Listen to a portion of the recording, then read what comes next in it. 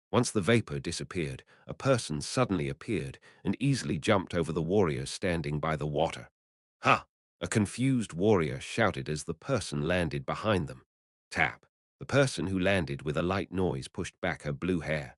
The whale tribe. Someone murmured in confusion. The whale tribe was known as the strongest beast tribe, but was also known as a tribe that was difficult for humans to see. Many people were thinking that this must be someone from the whale tribe. The appearance of these unexpected guests had caused everyone to be silent. However, someone inside the tent started to speak. Witira, long time no see. It was Cal Henitus who walked out of the tent. The three whales were naturally Witira, Pazetin, and the killer whale, Archie. All three of them had arrived on land. Witira, who was in front, started to smile and greeted Cal back. Long time no see indeed, young Master Cal. Cal nodded his head at her greeting and looked toward Albaru inside the tent. I have invited the future queen of the whales as you instructed, your highness. Albaru and Cal's smiles became thicker as they looked toward each other. This meeting between the four kingdoms and one tribe could not help but go the way that Albaru and Cal wanted it to go. Chapter 141. In the middle of the night, 3. Silence filled the area for a moment. Harol was still quiet while someone was whispering in Prince John's ear as he observed Cal and the whales. Witira started to speak at that moment. She seemed more confident than ever while looking at the leaders of the four kingdoms. She did not even bow toward them. My name is Witira, and I am here as the representative of the whale tribe. We came at the invitation of our benefactor, young Master Cal. Nice to meet you. She was respectful, but still showed her status. It was only obvious that she acted this way as the whales were the greatest faction in the ocean, especially after defeating the mermaids. As the future queen of the whales, there was no reason for her to be subservient to these four leaders. Furthermore, they were the tribe that was known to be the strongest after the dragons. The people present could all see the whip wrapped around Watira's forearm. Cal watched all of this with satisfaction. He had asked Watira to do this, set the tone for the meeting. Watira properly set the tone as an influential member of a strong tribe. Pazetin and Archie stood behind her with stoic expressions to help set the tone as well. The warriors and the respective members of each kingdom probably have a strong impression of the whale tribe now. Their impression of the Roan kingdom that was able to bring the whale tribe to this meeting should have improved as well. Not bad. Cal was satisfied with how things were going and slowly looked around. He then suddenly flinched. Latana, who had been anxious until a moment ago, was looking at him. Hmm. She was smiling at Cal as if she was looking at something very magical. Cal could not handle such a bright smile, so he turned his head away only to make eye contact with Harol, who was also smiling at him. Harol was giving Cal a similar look that Latana had given him. Why are all these people like this? Cal could not understand why they were looking at him like this. It was at that moment. Clap! A soft clap echoed through the area. Everyone's gazes turned toward the source of the clap. Crown Prince Albaru Crossman received everyone's gazes as he started to speak.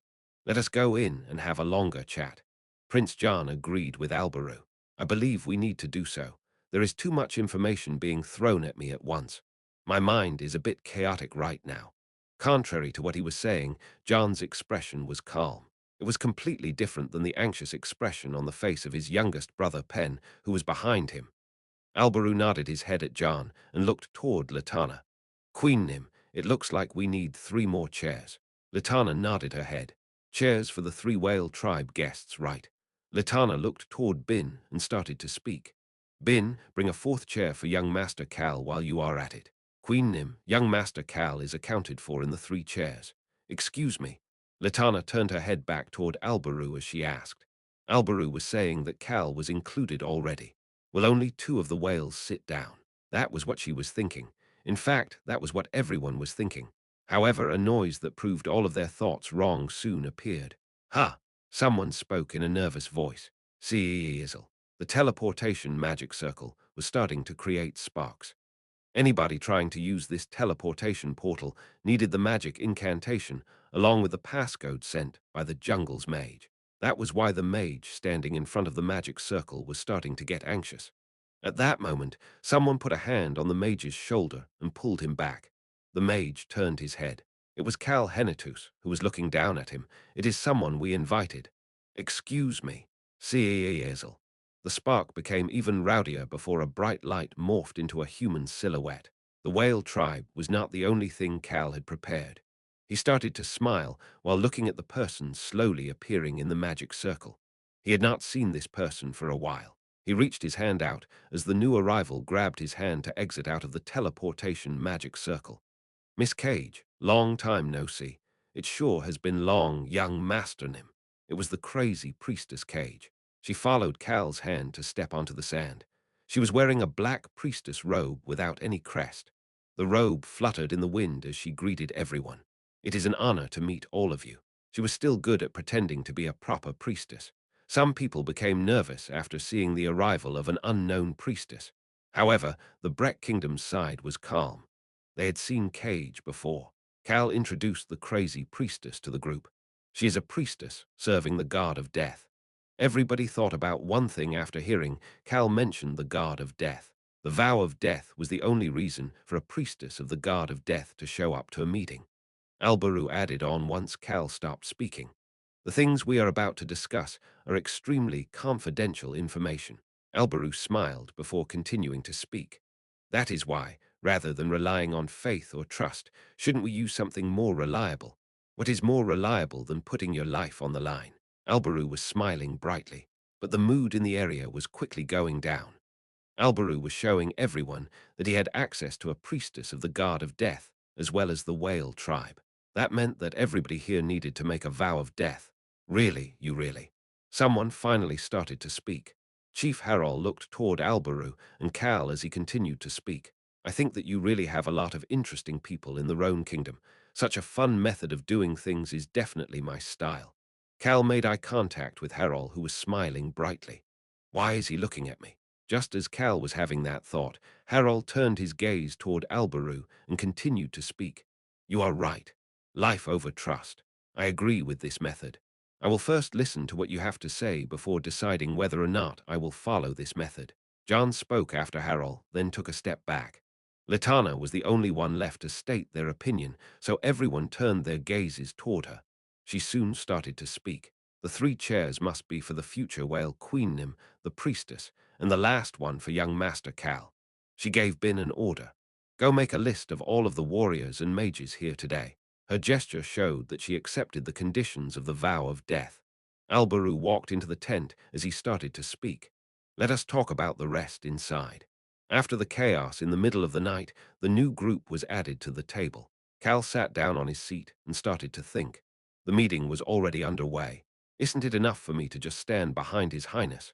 Originally, only Watira and Cage were supposed to sit down.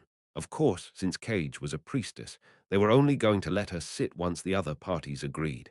Why am I sitting down as well? Cal held back his question as he observed the meeting with a stoic expression. Watira and Albaru had just started to share information about the secret organization as well as the Arm faction, which was the organization's battle faction.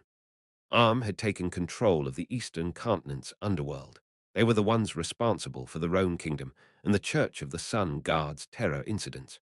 They attacked an elf village to try to steal the branch of the world tree. They also recruited the mermaids to try to take control of the sea route connecting the eastern and western continents. The mood in the room continued to go down as they shared these details with different pieces of evidence. How? Prince John could not keep his poker face up as he started to press on his temples with one hand. He started to speak almost as if he was sighing. So you are saying that such an organization is working with the Northern Alliance and the Empire, and that we didn't know about any of this, including what they have been doing on the Western continent? John was flabbergasted. How could there be such an organization, and how could we not know anything about them?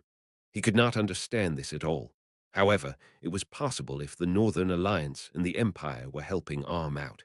Furthermore, there was no way that an organization that took over the Eastern continent's underworld was weak. A calm voice started to speak at that moment. What a terrible organization. We must get rid of such an organization that goes around causing magic bomb terror incidents everywhere.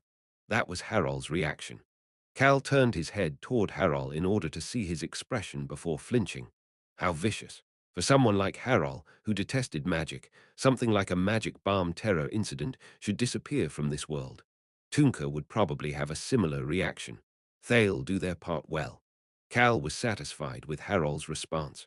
That was why a smile was about to appear on his stoic face. However, that smile instantly disappeared once he made eye contact with Latana. Latana was looking at Cal with an extremely serious expression.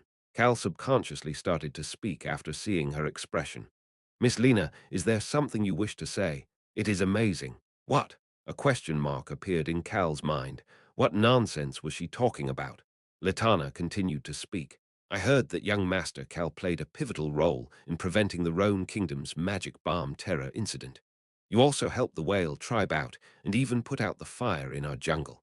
Litana really found it to be amazing. She could not understand how good of a person the man with a stoic expression sitting down in front of her was after hearing the information about Arm. You also saved the elf village. Does young Master Cal ever get any rest? How much suffering must he have gone through with that calm expression on his face to work for world peace? Litana was thinking that this person in front of her probably had many sleepless nights because of a heavy heart. Not only that, you worked hard to save the saint and the holy maiden. Looking past their friendship and the fact that Cal had saved the jungle, Latana truly felt that Cal was the person with the most qualifications to sit at this meeting. That was why she asked for Cal's opinion. Young Master Cal, what do you think our next step should be? Everyone's gazes slowly turned toward Cal. Cal started to think as they all looked at him. Why is she asking me? Isn't it all of your jobs to figure that out? Of course, Cal had already decided what he was going to do. However, he could not tell them about it, nor did he have a reason to tell them. Cal looked toward the group and was about to speak when Rayan started to speak in his head. Human, are we saving people again? Saving people is a great deed. It is very satisfying. Cal did not ignore Rayan as he usually did. A crown prince, a queen, a future queen, a chief, and a first prince. A simple noble's son's voice started to speak to this group of heavyweights. Cal's response to Latana's question about what they should do next was very calm. Shouldn't we save the Western continent? Shouldn't we bring peace to the citizens of our continent? It would also give himself some peace and quiet to slack off at home. I believe that the people here can make that happen. Please work hard so that I don't have to do much. That was what Cal was thinking about. Human, you are right. You really are a good person. He ignored Rayan's compliment. Cal finished speaking and looked toward Latana, who started to speak. Really, you are right, young Master Cal. You always seem to be walking down a path of justice. Cal saw that the others were looking at him with admiration and peeked toward Albaru. He then flinched. Albaru had a warm smile on his face, but his gaze seemed to be saying, "This bastard is saying things he doesn't mean again." Cal smiled back at Albaru, who understood his true feelings. John then started to speak. The Roan Kingdom. He stopped talking without finishing his sentence.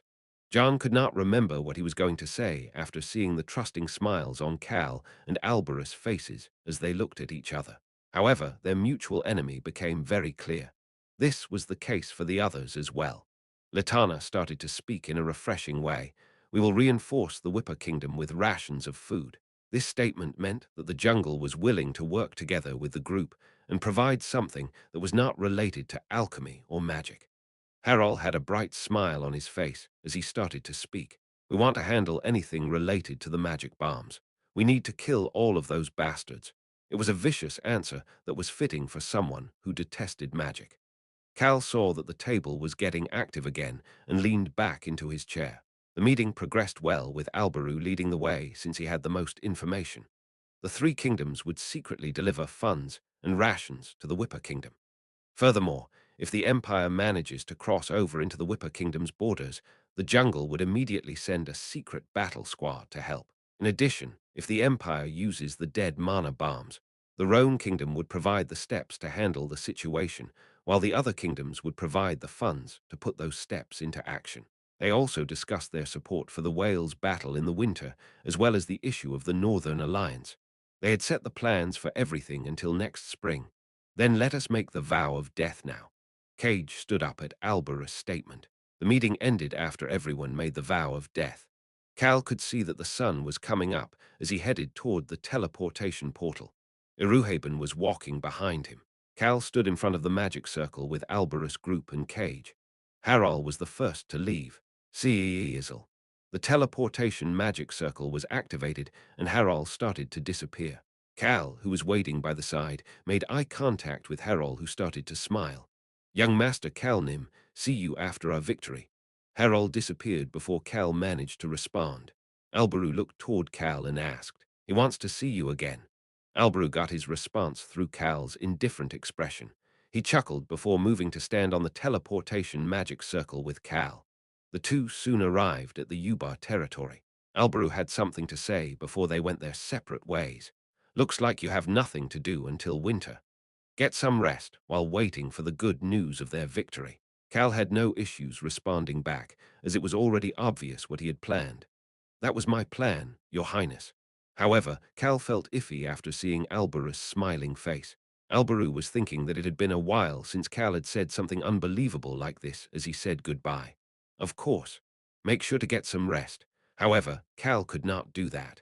Cal frowned while looking at Tunka, who had his face right up to the video communication device. "Ah, I can do it." These energetic shouts could still be heard outside Cal's window.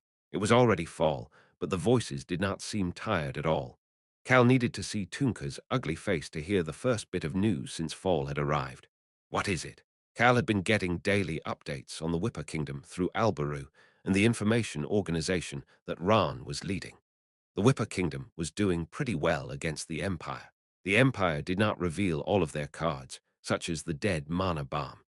This was only possible because, contrary to the belief that the poor Whipper Kingdom would eventually run out of funds, They were able to keep their soldiers equipped and fed, but it is moving too slow. That was the last piece of information Cal had heard. That was why he did not care to chat with Tunka right now. I wanted you to be the first to know. Tunka then added on. We've won about halfway. Cal's expression changed. We managed to take over a castle. Kuahaha. Tunka stepped back from the screen to laugh. This crazy bastard. Cal could then see that only Tunka's face was clean. The rest of his body was covered in blood. He could also see a lot of corpses behind Tunka. He had piled up the enemy's corpses before calling him to share the news. He really was a crazy bastard. I also did as you asked. Cal found it odd that Tunka would say something like that, like I asked. Yes, I didn't throw the injured soldiers away. I brought them with me. Did Tunka lose his mind? Cal was shocked at what Tunka was telling him. It was weird that he was doing something that he would not normally do. Tunka continued to speak with a proud look on his face. The strong need to know how to take care of the weak. Is this really Tunka?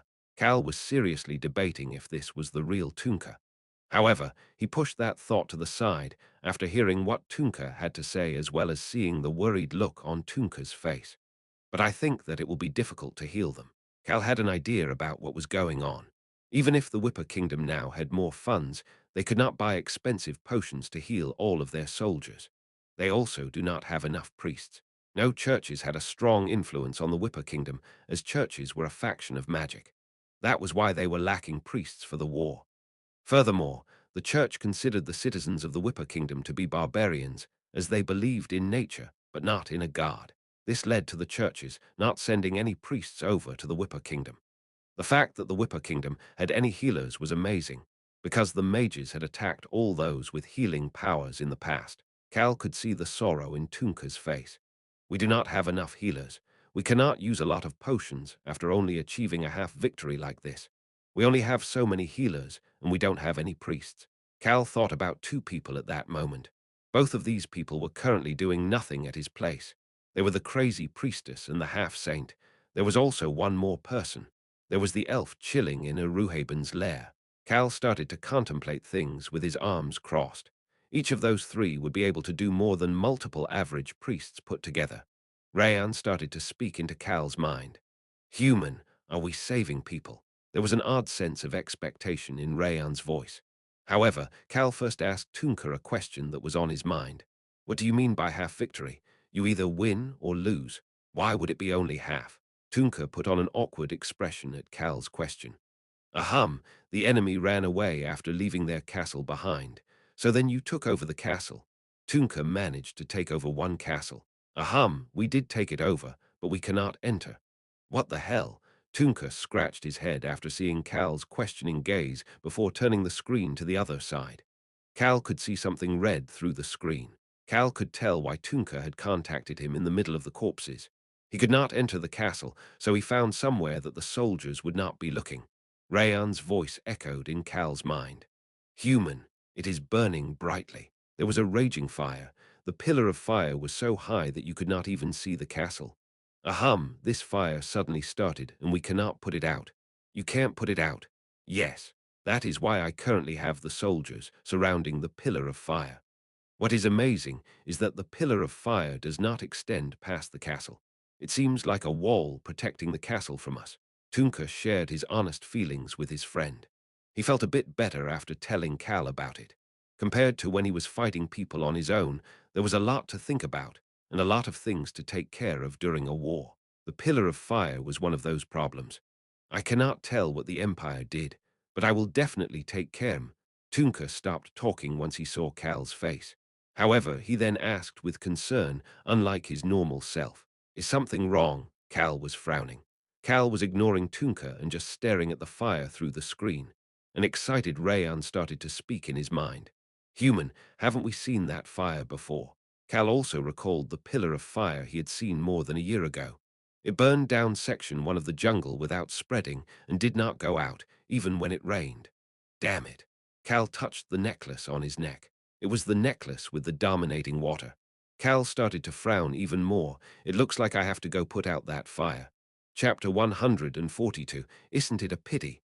1. Not a tear-jerker this time. Who? Cal let out a sigh. Tunka responded immediately to the sigh. No need to worry about it too much. Did you forget who I am? I am Tunka. I will find a way so you don't need to worry about me. Spit out your coordinates. What? Coordinates? Tunka could see the complicated expression on Cal's face. Cal then started to speak in an annoyed tone. Tell me the coordinates of your current location. I will head over. Why? Why? Cal became extremely annoyed at Tunka's question. No, he's right. Even I don't know why I have to go there. But it's not like I cannot go. The Whipper Kingdom needed to take control of this castle in order to reduce the power of the Empire. Although I don't know what the Empire is thinking. Cal didn't know why the Empire would do this and relinquish the castle. The Empire could be doing this in order to focus more of their forces on the other two castles that Tunka's side was aiming for, or they could be doing this so that they can ambush Tunka's forces while they try to put out the fire. He could figure things out once he got there. Cal looked toward Tunka, who was blinking his eyes in confusion. Why? Someone needs to bring over some priests and put out that fire. You're going to do that? Tunka asked with confusion before shutting up. There was no way that Cal Henitus, the man who was looking at him with a serious expression right now, would be joking about something like that.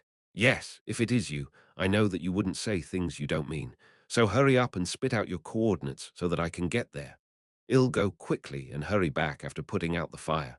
That was what Cal was telling himself. Tunka watched Cal pick up a pen and paper to write down the coordinates. Tunka was feeling odd. Even if Cal Henitus had priests among his people and knew how to put out the fire, there was no reason to come over. The war was not yet over, and nobody had given up. It was just a continuous standstill. That was why this battlefield could become dangerous at any moment. Tunka could not understand why Cal would have no qualms about coming to such a place. At the same time, he could understand Cal's current predicament. He's too nice. Tunka confirmed his opinion of Cal once more before starting to speak. I will tell the mage from the Roan Kingdom that you are coming. We will install a teleportation magic circle and give you the proper coordinates. Fine, just hurry up. All right, it's been a while since I've seen you in person. Cal nodded his head and started to speak. Ah, by the way, Tunka was smiling and telling Cal to say what was on his mind. Cal didn't want to look at Tunka's ugly, smiling face, so he turned away from the screen as he continued to speak. I'll be in a disguise. What? I'm hanging up now. Click. Cal ended the call. There was nothing else he needed to say to Tunka right now. He just needed to find out the coordinates of the teleportation magic circle later. He got up from the chair. Rayan appeared from the air and flew over to Cal's side. Human, what do you mean by disguise? Rayan's round eyes were sparkling with curiosity. However, Cal ignored him and opened the door to head down to the fourth floor. He then knocked on the innermost room on the fourth floor. Knock, knock, knock. Come in. A clear voice answered from inside the room. Cal turned the doorknob to open the door. Click. He could see in the room as soon as the door opened. Young Masternim. The Saint, Jack, jumped up to greet Cal. The innermost room and the room next to it on the fourth floor were protected by all sorts of protection and alarm magic. These were Hannah and Jack's rooms. Young Masternim, have you been well? The crazy priestess Cage also jumped up and greeted Cal as if she was a mercenary. Cal quietly observed the two of them before starting to speak. Saint Nim, is Miss Hannah currently training? Ah, yes. She is learning how to handle the darkness attribute from Miss Mary. Really? Yes. I heard that Miss Rosalind and Mr. Choi Han were with them as well. I see. The crazy priestess Cage found it odd that Cal opened the door in a hurried manner but seemed to be very calm. Maybe Cal realized what she was thinking as he turned his head toward her. Cage flinched. Miss Cage. Yes. Yes. Will you continue to stay in this villa? She was currently staying at Cal's villa because the guard of death kept showing up and whining in her dreams whenever she tried to leave. A guard you cannot see whining in your head is extremely annoying. That was why Cage ended up staying here and happened to make friends with the saint of the Church of the Sun guard, even though they were serving guards on opposite ends of the spectrum. She answered Cal's question. I wish to do so if it is okay with you, young Masternim. Jack added on from the side. It has been wonderful having Cagenim here. If it is okay with you, young Masternim, I hope that Miss Cage can stay here longer. Cage's existence made it possible for Jack to suppress his power of purification. She allowed Jack to approach Mary and his sister without any issues. Of course, he still couldn't even shake hands with his sister, But that was not important compared to having his sister being alive and well. Cal slowly nodded his head. I'm happy having you here as well, Miss Cage. That is why. Cal spoke to both the half-saint and the crazy priestess. Let's go save some people. Excuse me. The saint asked with confusion while Cage asked her question calmly. Where are we headed? Cal smiled at Cage's response before answering her question. The battlefield. Ha! This time, Cage was confused as well. However, Cal looked toward the two of them before saying what he needed to say. And let's disguise ourselves. Excuse me. I'm not sure what you mean, young Master Cal. Rayan, who was trying to peek into the room from behind Cal, started to shout. Are they disguising themselves too? Rayan's comments made Cage flinch as she asked. Are you disguising yourself as well, young Master Cal? Yes. I'm calling it a disguise, but we will all only do small things like changing the color of our hair. Hair color? You as well, young Master Cal. Cal answered back. Yes, something that makes me look holy. Ho, what? Cage looked toward him with disbelief, but Cal just gave Rayan an order. Go tell Miss Rosalind and Choi Han to come here. Will they be wearing disguises as well? Maybe. Bring them here first. I got it, human. Rayan flew toward Rosalind excitedly. Cal let out a sigh after seeing Rayan flying off like a missile. Cal had no choice but to wear a disguise. Tunka's soldiers had already seen Cal before. The Whipper Kingdom was currently in a war against the Margoru Empire. Although there may be none of the Empire's forces there right now, things would get complicated if a noble from the Roan Kingdom showed up at that location.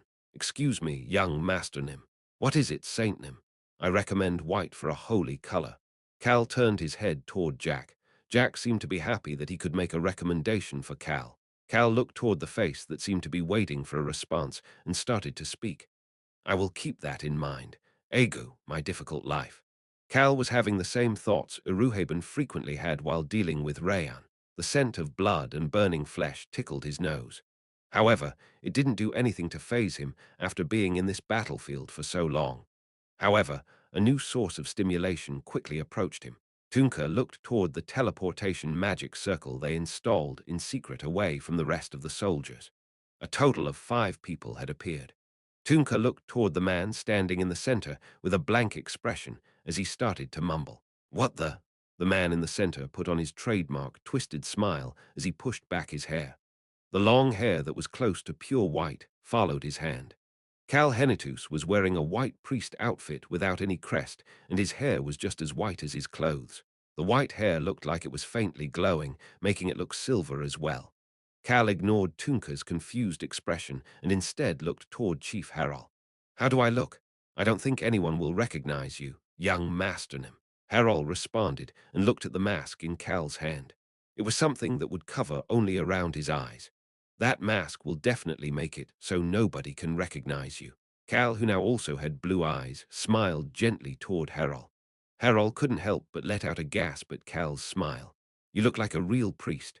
Then it was a success. Rayan, who had followed the coordinates to teleport himself in advance, was curled up in a corner of the tent in his invisible state. He started to speak into Cal's mind after hearing Harol's comment. It really is my masterpiece. Human, you look like the real saint.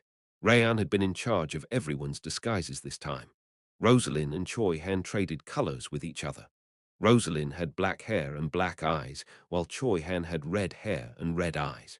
The crazy priestess and the saint had their hair dyed to the common brown color. They all had masks in their hands as well. Cal asked Harol a question. Where are the patients? Are you planning on starting right away? Cal put on the white mask and opened up his arms as he started to speak. Going to find the people in pain, going to help the people in need, that is truly the will of the Lord. Harol scoffed at how holy Cal looked and sounded before responding back sincerely. I will guide you to them. The Whipper soldiers were looking at the pillar of fire with concern. This was especially the case for the soldiers creating a barricade around the pillar. It had been raining all night, but this fire was not shrinking at all. That oddness instilled fear in people. Trying to take even one step closer to the pillar made them feel intense heat. One of the soldiers looked around before whispering to his friend. Do you really think the Empire is responsible for this fire? How would I know? If they know how to make such a fire, won't we all burn to death too? Bad. What nonsense are you saying? The friend scolded the soldier in shock. He was glad that there were no higher-ups around them. However, the friend saw the soldier's expression and started to frown.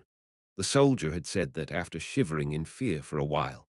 "No, I know it is nonsense, but I'm feeling uncomfortable after seeing the Empire run away after leaving this fire behind."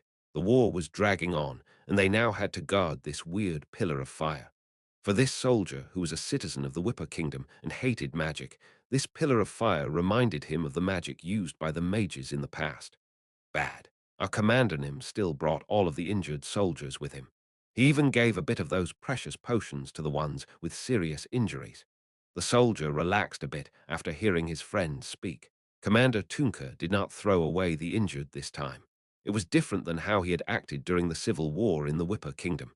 However, his expression soon stiffened up again. But they are all dying. They didn't have enough potions, and there was a limit to what a doctor without healing abilities could do. It was painful listening to the moans of the soldiers who were dying without a chance to return home. "Why are you saying such negative things? The Commander Nim and Chief Nims will find a way for us soon." The soldier put on a bitter smile after hearing his friend's response. He had participated in the war due to his anger about magic, but he was starting to see the reality of the situation as time dragged on. A doubtful voice came out of his mouth. "Do you really thigh her?" However, he could not finish his sentence. He saw a group wearing white heading toward the center of the formation. There were a total of 5 people wearing white masks and priest outfits heading into the tent with the injured alongside Commander Tunka. They were naturally Cal's group. Cal looked around as he headed toward the tent with the injured soldiers. The atmosphere was very heavy. "Human, do you see that pillar of fire? Are we getting rid of that? It will destroy the castle as well if you do it like last time." This was the Maple Castle, one of the 3 main castles at the border of the Margoru Empire and the Whipper Kingdom. "Break it. Why would I break such a precious thing?" Cal was planning on calmly taking care of business this time. He continued to look around until he made eye contact with one of the soldiers. It was the soldier guarding the medical tent. Cal smiled gently at the soldier and started to ask, "May we enter? Excuse me." The soldier became anxious at Cal's distinguished air. At that moment, Tunka started to speak. "Lift the flap." "Yes, yes, sir." The soldier who made eye contact with Cal, as well as the soldier standing next to him, quickly lifted the flap. The smell of medicinal herbs and the stench of injuries started to flow out. Cal slowly entered into the tent.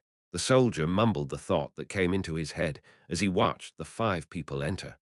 "Priestnim." The soldier could see that the 2 people walking in behind the white-haired priest. One had a black aura in her hand, while the other had a golden aura in his hand. They both had the power of healing. The tent that was full of the aura of death and pain slowly started to change as the patients and the doctors all turned their gazes toward the 5 priests. Cal started to speak. "Hello, everyone. We are here following the will of the heavens to help all of you who are working hard to fight." Someone let out a gasp. At that moment, Cal lifted his hand up. "Let us get started." The crazy priestess Cage and the Saint Jack moved in opposite directions to the left and right. Rosalind and Choi Han followed behind the 2 of them. Jack put his hand on a patient's arm. The injury started to quickly heal while glowing in a gold color. My arm." The patient started to tear up and cheer while looking at his arm healing. Choi Han and Rosalind took potions out of their respective magic bags to assist the 2 priests. Cal observed them for a bit before making eye contact with Tunka. Tunka started to speak with tears in his eyes. "You even brought so many potions. Really, thank you very much." Cal felt the gazes of the soldiers and doctors focus on him as he responded back in a dignified manner. Albaru had prepared the potions for him. Cal recalled the conversation he had with Albaru before heading over. "You're going to put the fire out like you did in the jungle. You're going to be wearing the secret organization. You're going to be wearing the arm outfit while doing it." Cal, Rosalind, and Choi Han were all wearing the updated arm outfit underneath their priest outfits. Albaru had laughed out loud. "Ha ha ha, I am sure the Empire is hiding somewhere observing the Whipper forces. It's going to be a great way to cause some chaos between the Empire and the secret organization.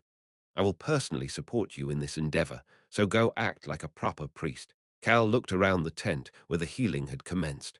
"Isn't it a pity to only put out the fire after I had to come all the way here anyway?"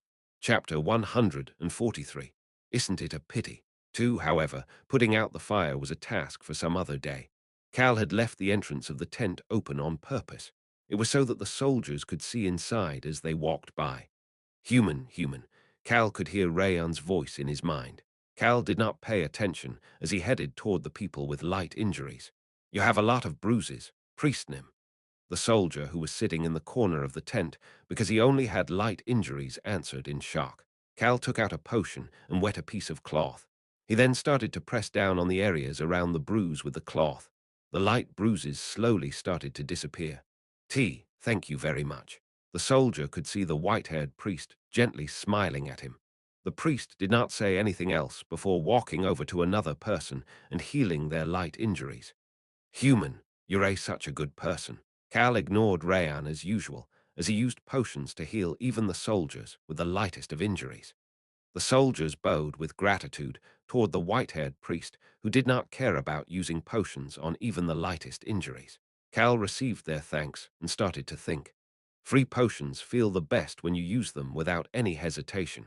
Cal was using the potions that Albaru had given him without holding back. Maybe it was because he was using someone else's potions, but it was quite entertaining. Thank you very much, Priestnim. Cal started to smile while thinking about how he was using Albarus money. He responded to the thanks in a manner that normal priests would respond. It was nothing. It is a priest's job to look after the injured. Cal took care of the soldiers with light injuries around him before moving toward the rest of his group. Jack and Cage were by the people who were close to dying. They were working hard. The saint, Jack, was sweating profusely as he looked after the patients. The patient Jack was currently healing was close to dying because of the deep cut on his side. Gold light continued to glow in Jack's hand as he healed the soldier's injury. Cal observed Jack and started to think. His healing skills are top-notch. The crazy priestess Cage was a talented priestess, however, an aura that she could not compare with was coming out of Jack right now. It was only natural that everyone's gazes would be focused on Jack. Cal looked toward this with satisfaction. He seems good enough to use against the Empire later. Cal got excited while thinking about how they could cause chaos in the Empire by doing the same thing in the Empire while wearing this white priest outfit and white mask. Ugh, ah. The soldier who was moaning and close to death slowly started to regain color in his face. Jack finally moved his hand away from the patient's side. Ha! Jack plopped onto a chair nearby and started to take deep breaths. Cal slightly clenched his fists after seeing the patient's side. The large wound that was rotting and made the man's organs visible was now completely fine without even a scar. Ho! Wow! The Whipper Kingdom's people could not hide their shock and admiration. Cal approached Jack, who was breathing heavily. He then took Jack to a corner of the tent and sat him down. Are you okay? Jack smiled in response to Cal's question. He brushed the sweat off of his forehead with his shaking hand as he started to speak. Young Masternim. Yes, I think it was the right decision to follow you here. What the heck is he suddenly talking about? Cal did not understand as he looked toward Jack. He then flinched. Jack was smiling brightly. He seemed to be happy. He started to speak in a quiet voice that only Cal could hear. When I was with the church, my life revolved around healing the important people. I have never seen people who truly needed the hand of God. But now, Jack's eyes were suddenly full of energy again. I finally realized what it is I have to do. Young Masternim, can I tell you a funny story? What is it? Jack clenched and then unclenched his fist. His hands stopped shaking. My healing abilities. Jack finally thought he could understand the will of his God. Young Master Cal, my healing abilities seem to be getting stronger. Wow. Cal was amazed as soon as he heard what Jack had to say. His healing abilities were getting stronger even though he could already heal someone who was at death's door. He really is a saint. He was a real saint. Cal patted Jack, who seemed to be very happy that he was able to heal people, on the shoulder before encouraging him further. I have faith in your abilities, Jacknim. Jack clenched his fists at Cal's comment. He was able to save his younger sister thanks to Cal. He had come to this place with Cal because that person had said he needed help. However, what he was doing here was saving someone once again. Jack lifted his head and looked toward Cal, who was taking care of patients in front of him. Cal's gaze seemed to be more serious than ever before. I should have lived like this from the start. Jack felt a sense of regret, but held it back as he stood up and headed back to the patients. Cal looked around the tent after seeing that Jack was returning to treating patients. He still had the same gaze that made Jack regret his past life. This was the thought going on in his head. Looks like we'll be up all night. There were a couple other patient tents as well. However, Cal did not need to do much even if they were pulling an all-nighter. He handed potions to Cage and Jack. It was the only thing he could do for these two who will suffer the most throughout the night. The next morning, the Whipper Kingdom's soldiers' gazes were focused on the priests who had spent all night treating the patients. The treated patients were coming out cheering as they were moved to other tents, while a new batch of seriously injured patients was being moved to the tent. And now another patient was crying as they showed their gratitude. "Thank you very much. Thank you very much. Really, truly, thank you very much. It was nothing. We just did what we needed to do." The soldier whose leg might have needed to be amputated was crying while holding Jack's hand. Jack seemed to be getting emotional as well, as he was tightly holding the soldier's hand back. This type of scene had been repeated multiple times already. Tunka, who saw this for the first time as he headed into the tent, flinched. Harol went up to stand next to him, commanding him. "Yes." Tunka looked toward the healed soldier with an odd expression. He had realized that the atmosphere among the soldiers was much brighter this morning. It was a different type of liveliness than when they would achieve a victory in a battle. "Commander Nim, welcome." The familiar voice spoke to him as if they did not know each other. It was Cal. Tunka looked at Cal, who was posing as a priest, and was starting to approach him before looking around at the rest of Cal's group in the tent. All of them had pulled all-nighters and were sweating hard as they continued to heal the patients. Tunka made eye contact with Cal, who approached him and started to whisper. "Tonight, I'm putting the fire out, so bring all of the files." Cal's tone was cold, but Tunka started to smile. "All right, I got it." After not sleeping a wink last night, Cal did not like Tunka's smiling face. He quickly turned around and walked away. Of course, Cal was fine even after not getting any sleep thanks to the vitality of the heart. "Thank you." Cal ignored Tunka's voice behind him. That night was the night of the new moon. Cal stood on top of Maple Castle as he looked down. It is completely dark other than this pillar of fire and the lights in the base. The fire shone even brighter without the moon. Cal recalled what Harol had told him as he handed him the report. "Is there really nobody inside of the castle?" "It is. Don't you know that I have 3 mages with me? Some of my trusted subordinates, and I entered the castle with their magic to verify." 3 mages, one each from Roan, Breck, and the jungle, were currently disguised as Tunka and Harol's servants for video communication and emergency situations. Cal had looked toward Harol, who had no issue with using mages, with amazement. Harol, who felt Cal's gaze, had responded back like this. "Sometimes you have to sacrifice the small stuff for the greater good. In order to get rid of all magic in the future, I need to use my enemies to my advantage as well." Cal ignored the gaze of this opportunistic, yet crazy bastard. He only focused on the information Harol handed him. In addition to nobody being there were no useful items nor even magic devices. It was just an empty castle. The mages verified that there were no magic devices. Yes, there was no trace of mana at all. It meant that the castle did not have the general magic devices used on the Western continent. It might be possible that there were variations hidden in the castle. Cal started to speak. "Let's go down." "Yes, Calnim, right away." Choi Han and Rosalind responded back, while Rayan started to speak in his mind. "I just have to let you down on the top of the castle." Cal's group stealthily and quietly landed on top of the castle that was surrounded by the pillar of fire. The invisibility spell around them was removed as soon as they landed. The soldiers guarding the pillar of fire did not notice Cal's group's actions. This was because Tunka and Harol had lowered the number of soldiers standing guard. "It's hot." Cal shared his sentiments as they stood on the terrace on top of the castle. It was hot due to the fire. Cal looked toward Choi Han and Rosalind. Choi Han was rubbing the embroidery on his outfit. It was 1 red star with 5 white stars around it.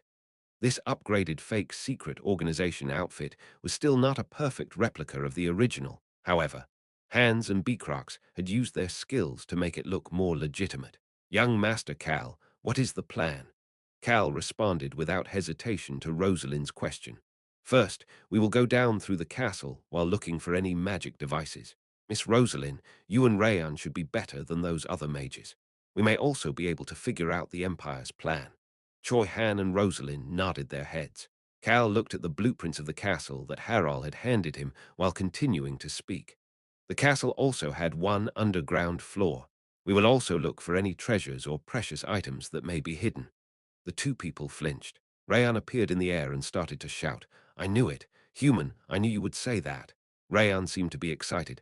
Choi Han looked toward Rosalind only to see that she was smiling. Not money nor food, but treasure, right? Yes. Miss Rosalind, I knew you would get it. They would leave the money and food for the soldiers. Cal was looking for more precious things. I will work hard. Yes, I will leave it to you, Miss Rosalind. Human, what about me? You as well. Choi Han watched Cal, Rosalind, and Rayan chatting as they started to head down with a blank expression before following behind them. Cal started to investigate this maple castle. However, there was not much to investigate. There have been no reactions until now. Is that so? Yes. Cal's group gathered at the first floor hall without having any luck. Well, let's still go look in the basement.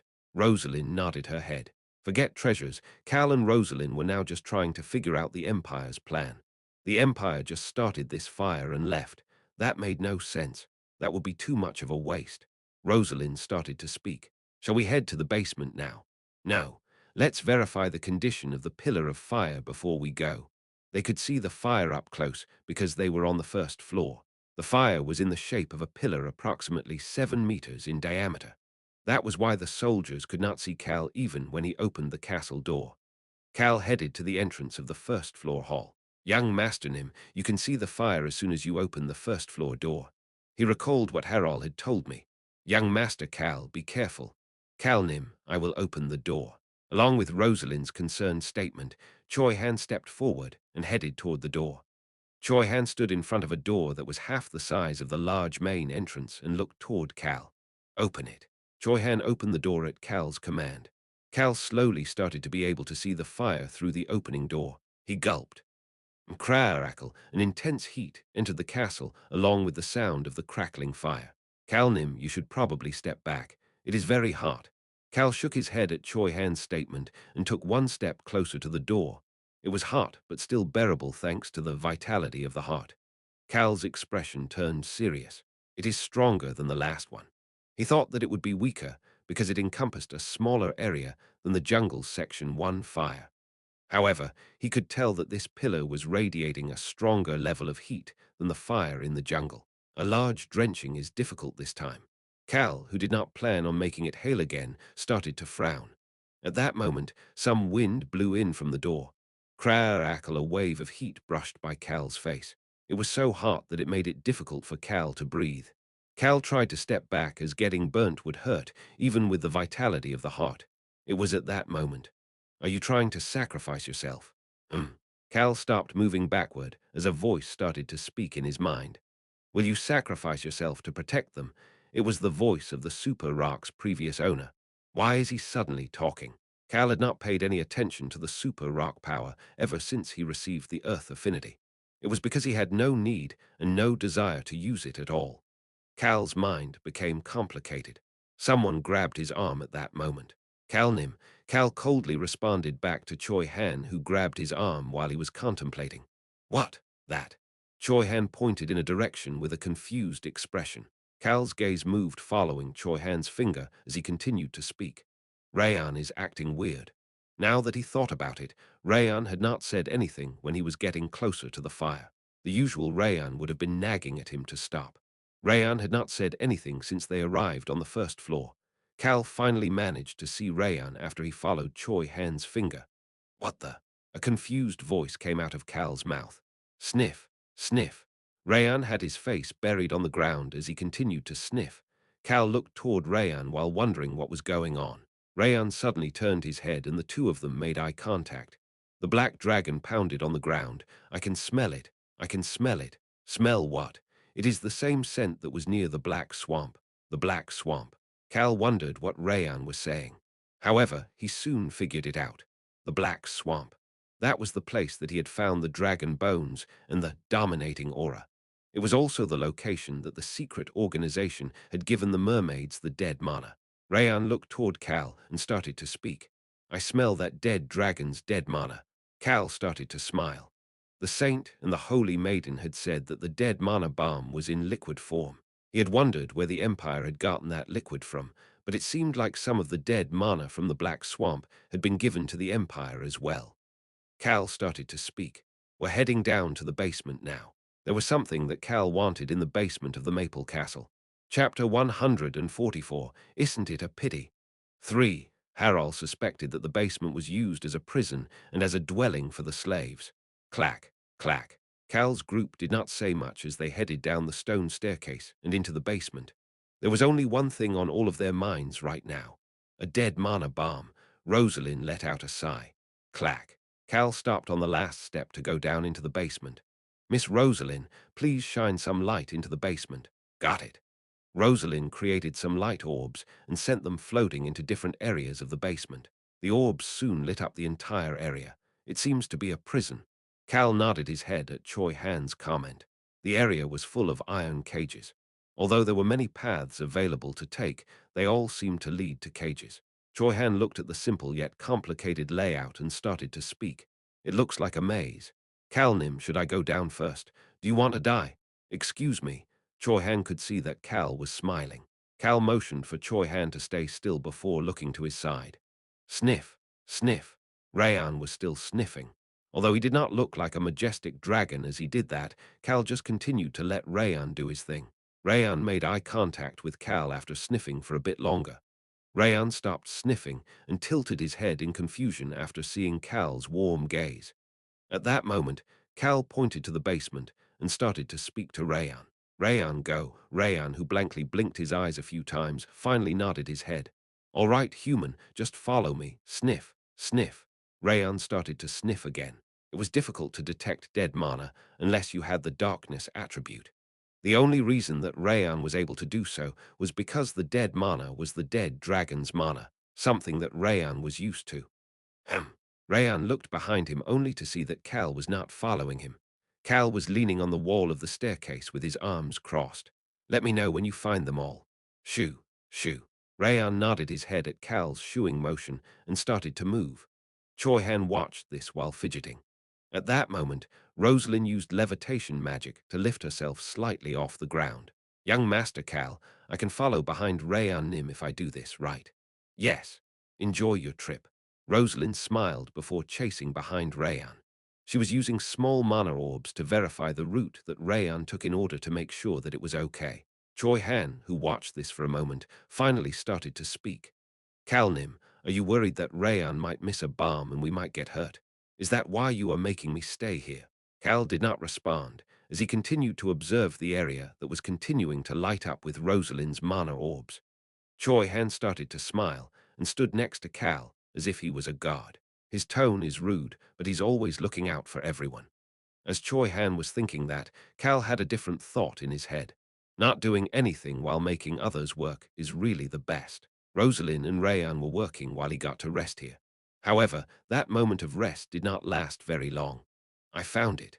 The center of the basement, the location that all of these winding paths connected to, was where Rayan was shouting from. You can follow me.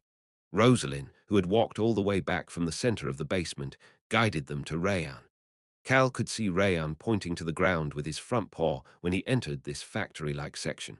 This is where it is coming from. It is very strong. Cal looked down at the ground. Contrary to the cages that were made of iron, the ground of this area was made of stone slates.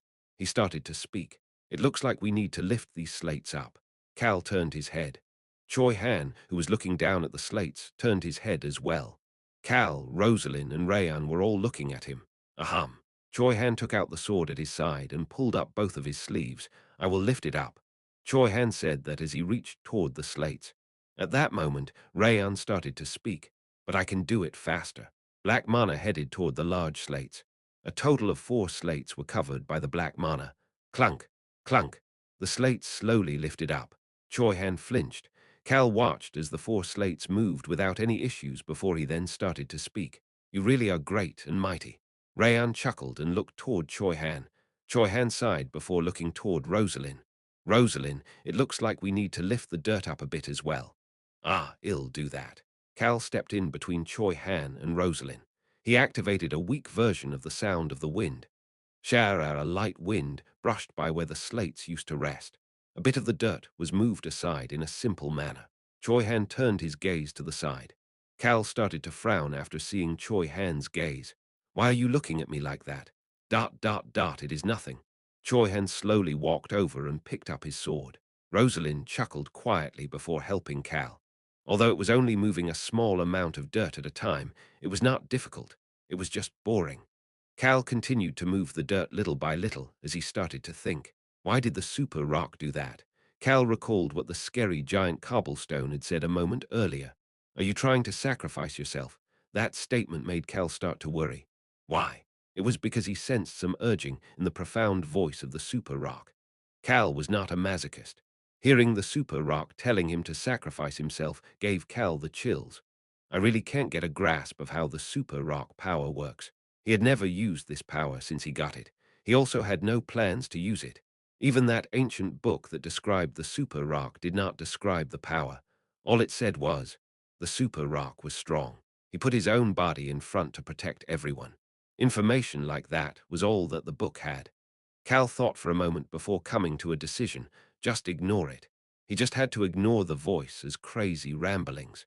Sacrifice myself. Why should I? Cal had no thoughts about doing that. Human, Rayan called out to Cal at that moment. Cal immediately deactivated the sound of the wind. The item he had been waiting for was finally visible. He also started to hear a noise. Tick-tock, tick-tock. It was the sound of a ticking clock. Rayan started to shout, "This is it.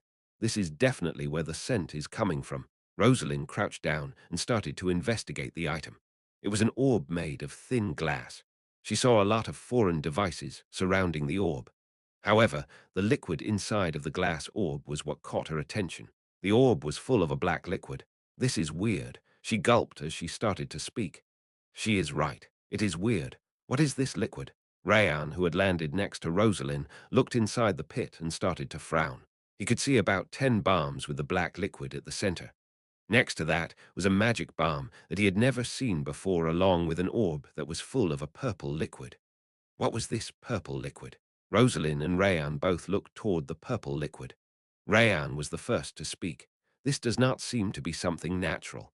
I will need to break the orb and take a closer look to figure out what it is." "You're right. Rayan Nim, we definitely need to research this."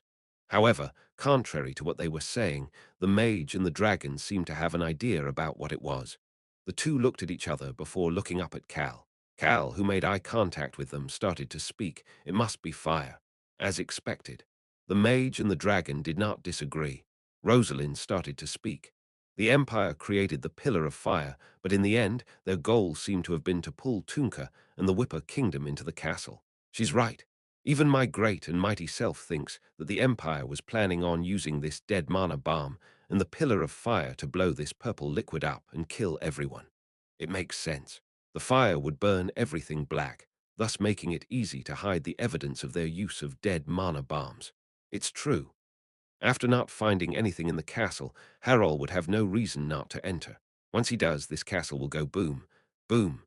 Rayan drew a large circle with his front paw. "They'll blow up and die." "You're right. Even if they do not all die, the Empire will have succeeded if some people end up being poisoned by the dead mana. As for Tunka's side that is deemed to not have any mages, they would need to escape from the Pillar of Fire while poisoned. That is difficult for anybody else other than that idiot, Tunka." Rayan stopped there and looked up at Cal. Tap, tap. Rayan lightly tapped on Cal's leg with his paw. Cal caressed Rayan's round head. "Good job, hee." Rayan snickered and looked proud. "I really am great and intelligent. I'm great even if my first growth phase is slow." "Yes, yes." Cal played along. The sound continued on even at that moment.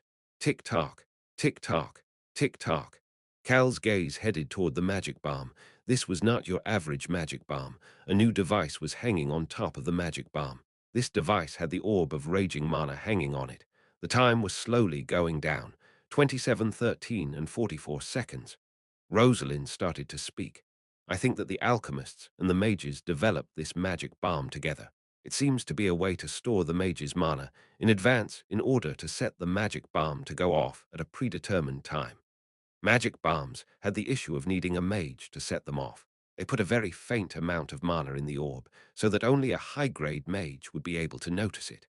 Although the mana was raging inside of the orb, there was only a small amount. Of course, based on the amount of mana in the orb, the strength of the magic bomb seems to be pretty weak. It seems to be only strong enough to break a boulder the size of an adult's head. However, this new magic bomb in front of them did not need to be any stronger than that. No matter what, it will have enough strength to set off the dead mana bomb. Tick-tock, tick-tock, tick-tock, 27, 12, and 7 seconds.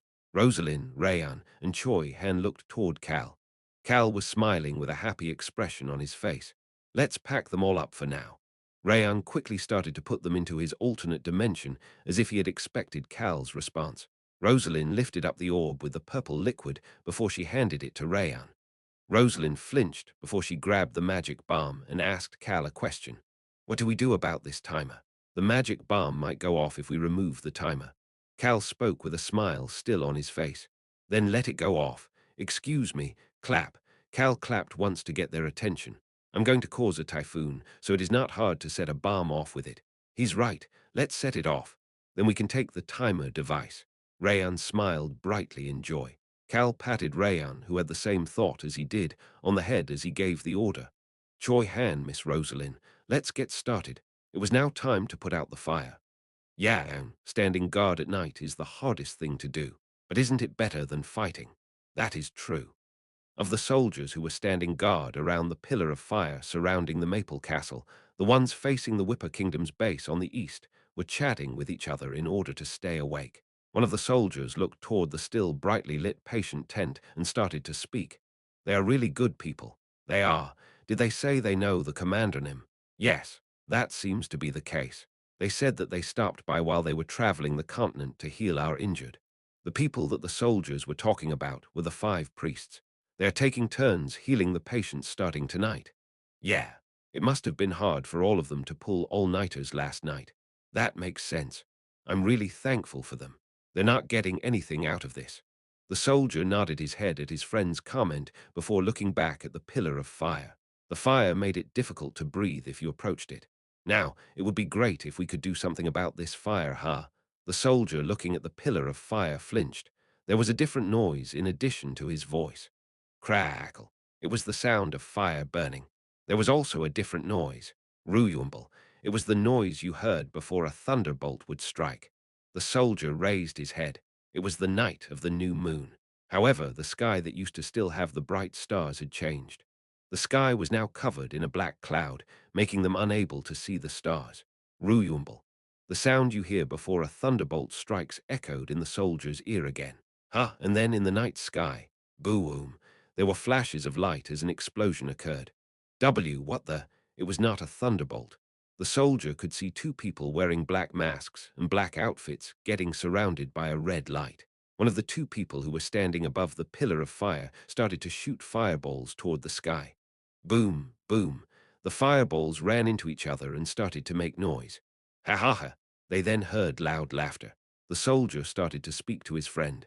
Hey, hurry up and go report this. I got it. The other soldier rushed toward the base. However, there was no need to do that. Pat. Multiple tents started to turn bright. Then the chiefs and the soldiers started to come out of their tents. The soldier clenched onto his spear as he saw them coming out. Ruyumble, the night sky started to rage. Small sparks started to appear from the black clouds. A storm, no, a typhoon seemed to be brewing. Ha ha ha. The masked individuals continued to laugh as they shot magic into the air. Magic was a source of fear and anger for the Whipper Kingdom. Both anger and fear filled the eyes of the soldiers who were seeing magic again. There was another person looking at the 2 people shooting magic into the air. Cal, who was standing on top of the Maple Castle while observing the pillar of fire that was even taller, looked toward Rosalind and Choi Han. Wow, Miss Rosalind is doing well as expected. Choi Han is doing well too. Rosalind was shooting magic while Choi Han was laughing as loudly as possible. They looked like stereotypical villains. Cal looked up at the sky. The rain cloud was only over Maple Castle. It seemed like a storm would start at any moment. Swoosh. The strong wind started to blow even stronger. Rayan is amazing as well. Cal finished his short assessment and opened his hand. Ooh, a blue light started to form from the necklace around Cal's neck. It was the dominating water. This water was making its appearance again. One drop, two drop. Multiple drops of water started to appear in the black cloud. Cal increased the number of water drops as he started to speak. Let's get started. I got it. Rayan removed the timer. Tick-tock, tick-tock, tick-tock. The timer stopped. Rayan then threw the magic bomb higher than where Rosalind and Choi Han were standing. A moment later, bang! A loud explosion echoed in the sky. The magic bomb went off in an area with no people. At the same time, Cal opened his eyes. Drip, drip. It started to rain one drop at a time.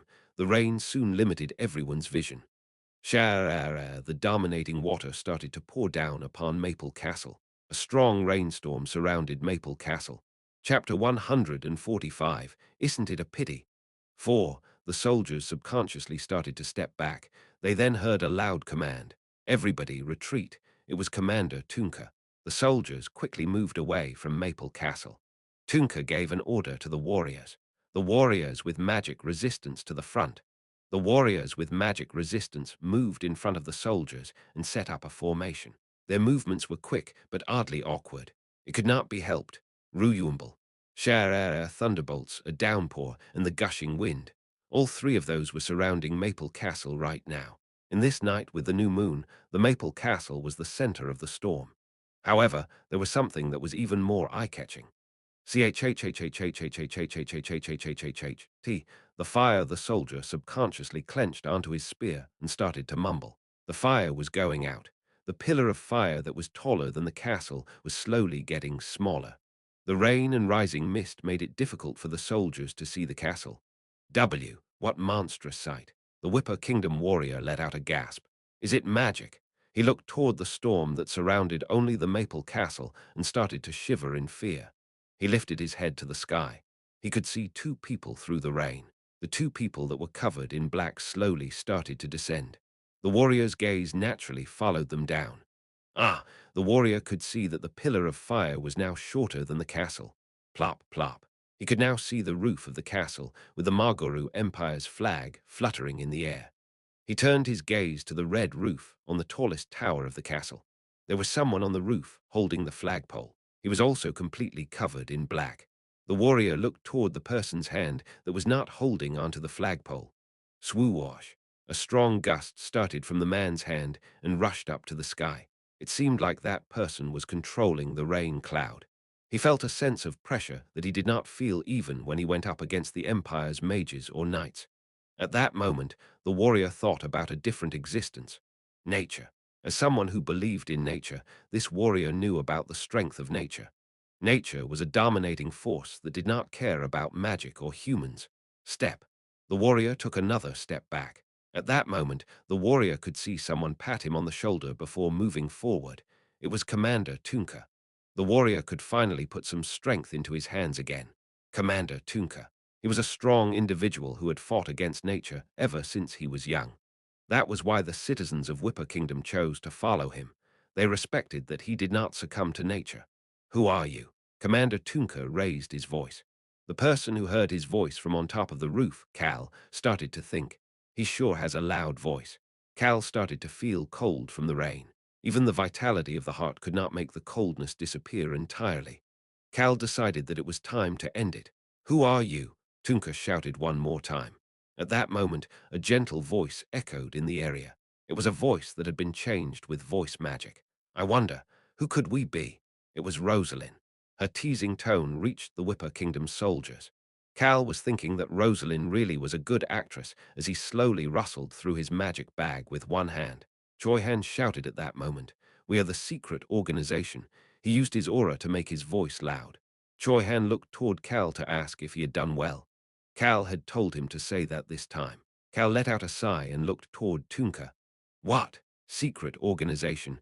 Tunka started to frown as the soldiers started to get restless. They did not know that he was acting. The warriors calmed the soldiers down. However, they did not turn their gazes away from the monstrous people that had shown up. It was at that moment. Ha! One of the soldiers' eyes opened wide. The person holding onto the flagpole started to move. Gasp. The warrior could not help but gasp. Reeb. The Margoru Empire's flag that had been fluttering on top of Maple Castle was ripped from the flagpole. The man on the roof used the dagger that he had used to rip the flag off to stab the Margoru Empire's crest. He then threw the dagger toward Tunka. Swoosh, the dagger, and a whirlwind rushed toward Tunka. Commander Nim, some of the shocked warriors called out to Tunka. However, Tunka only focused on the man on top of the roof. Pook, the dagger stabbed into the ground. It was right in front of Tunka. As people looked toward the dagger with shock, the man who cut the flag started to speak in a disguised voice. The fire is out. See, Isel, the pillar of fire was completely gone. Drip, drip. It was still raining slowly. The drops of water landed on the soldiers' cheeks. At that moment, the soldiers could hear Tunka's voice. Kahaha. His voice filled the void left by the storm coming to an end. Reeb. Tunka ripped the Margoru Empire's flag with his hands. The ripped flag was then stepped on. Tunka's calm voice echoed in the area. Advance to the castle. The fire was out. Capture them, the Empire, and anything else that is still here. Tunka gave the order. He then started to run in front of the group. This was Tunka's style. He rushed toward Maple Castle that was slowly becoming visible. He then arrived at the castle's first-floor entrance. He swung the metal club in his hand toward the largest wooden door. Bang! The door broke down. He didn't need something like aura. His natural physical strength was enough. He could see inside of the castle through the broken door. Everybody move, advance. Tunka shouted while Pelia, his right-hand woman, lifted her spear into the air. Tunka's direct subordinate warriors ran behind her. Ooah! Pelia and the warriors rushed toward the castle gate. Swoosh, a strong gust of wind blew by again. Ah! The strong gust of wind that pushed Pelia and the warriors back surrounded Maple Castle. Only Tunka was okay after being hit by the gust of wind. Commander Nim, up! Tunka looked up after hearing one of his warriors shout. Cal was up there. He had gathered with Choi Han and Rosalind as they floated in the air. Rayan, invisibility, please. Cal could hear Rayan's response coming from right next to him. All right. Cal's group slowly became invisible. Are you trying to run? Cal did not care what they were saying and instead just ignored them. Once they became invisible, Rayan used flight magic to quickly move them back to their tent. They disappeared. Commander Nim, what should we do? We will first go into the castle and investigate every corner. Make sure that you are thorough. Cal left Tunka's fake angry voice behind him as he had Rayan remove the invisibility magic inside their tent. Ah, so cold. Cal was very cold. He had been hit by rain for too long while trying to look cool as he ripped the flag. 2 towels appeared in front of him. Young Master Cal, here's a towel. I will use magic to dry you off. Calnim, you will faint if you catch a cold. I don't think it'll be that bad. Cal received the 2 towels with an iffy expression. A warm breeze brushed by Cal's body. Rayan started to speak in Cal's mind. Human, it will be bad if you catch a cold. You can't vomit blood and faint again. Cal was completely dry in an instant because of Rayan's magic. He put his priest outfit over his black outfit and looked toward the others. All 3 of them had removed their masks and put their priest outfits on. Cal went up to the entrance of the tent and lifted up the entrance flap. Chief Harol was standing there. Behind Harol was a warrior who guarded the chiefs and was one of Tunka's trusted subordinates. Priestnim, I hope you weren't shocked by the sudden commotion. Cal started to smile with the white mask on his face at Harol's question. I am okay, but I was thinking about going back to helping the patients since it woke me up. Are there any more patients? There are no more, I see. The 3 priests who were woken up by the commotion headed back to the tent with the patients and stayed up the rest of the night. The soldiers all saw this, but they did not pay much attention to it as they were busy with the castle that was no longer surrounded by fire. However, the soldiers still felt gratitude toward the priests. Of course, Harol, who was one of the most thankful, whispered in Cal's ear, Thank you very much, young Master Nim. Cal looked toward his priests working in the tent and started to speak to Harol. It is a debt. Remember it. I will not forget it. The top of Maple Castle. The Whipper Kingdom's flag was flying up there now. Are you leaving? We must go. Saab, thank you very much. One of the soldiers was holding St. Jack's hand while thanking him over and over. The crazy priestess cage was in a similar situation. There were soldiers bowing in front of Cal as well. 2 days had passed since the fire was put out. The 3 priests wearing white masks were standing in front of the castle while preparing to leave. The soldiers surrounded them. Tunka pushed them aside and walked to the front. "It's a pity that you cannot rest for a few days in the castle. Not at all, Commander Nim." Cal rejected Tunka's offer and looked around. He made eye contact with each and every one of the soldiers. The white-haired priest started to speak. "Resting is not fitting for us. I'm sure there are still people in pain right now." Cal looked up at the clear sky as he continued to speak. "That is where we should be." The group behind him all showed their agreement. Tunka looked toward the soldiers as if he had no choice. "Open a path. Do not block the path of the priestnims." The soldiers created a path, even though they were filled with disappointment. The priests who had been healing patients without getting much rest for the last few days had given the Whipper Kingdom's soldiers potions while telling them not to get hurt again. They also used amazing powers to save those who were about to die. The soldiers felt reverence for these priests. One of the soldiers subconsciously started to shout, "Priestnim." The gaze of the white-haired priest in front headed toward the soldier. The soldier must have received strength from the gaze as he started to speak. "I am curious to know which god you serve. Although I do not believe in a god, I would still like to know." Although this soldier believed in nature more than those so-called gods, he wanted to learn more about the priest who worked so hard to save him. That was why he wanted to give a prayer to thank their god. The soldier could see the priest pointing to his god. The priest was pointing to the sky. He could see the sun. The soldier looked back down. The priest smiled at him before starting to walk again. The priest said one more thing as he left. "The sun shines down without discriminating on life." Ah, the soldier let out a gasp. The Church of the Sun God that the Empire believes in. Although it was currently falling apart, it was the closest thing to their national religion. The soldiers finally understood why the priests were wearing masks. Tunka confidently started to speak at that moment. "If you are thankful to them, do not forget them.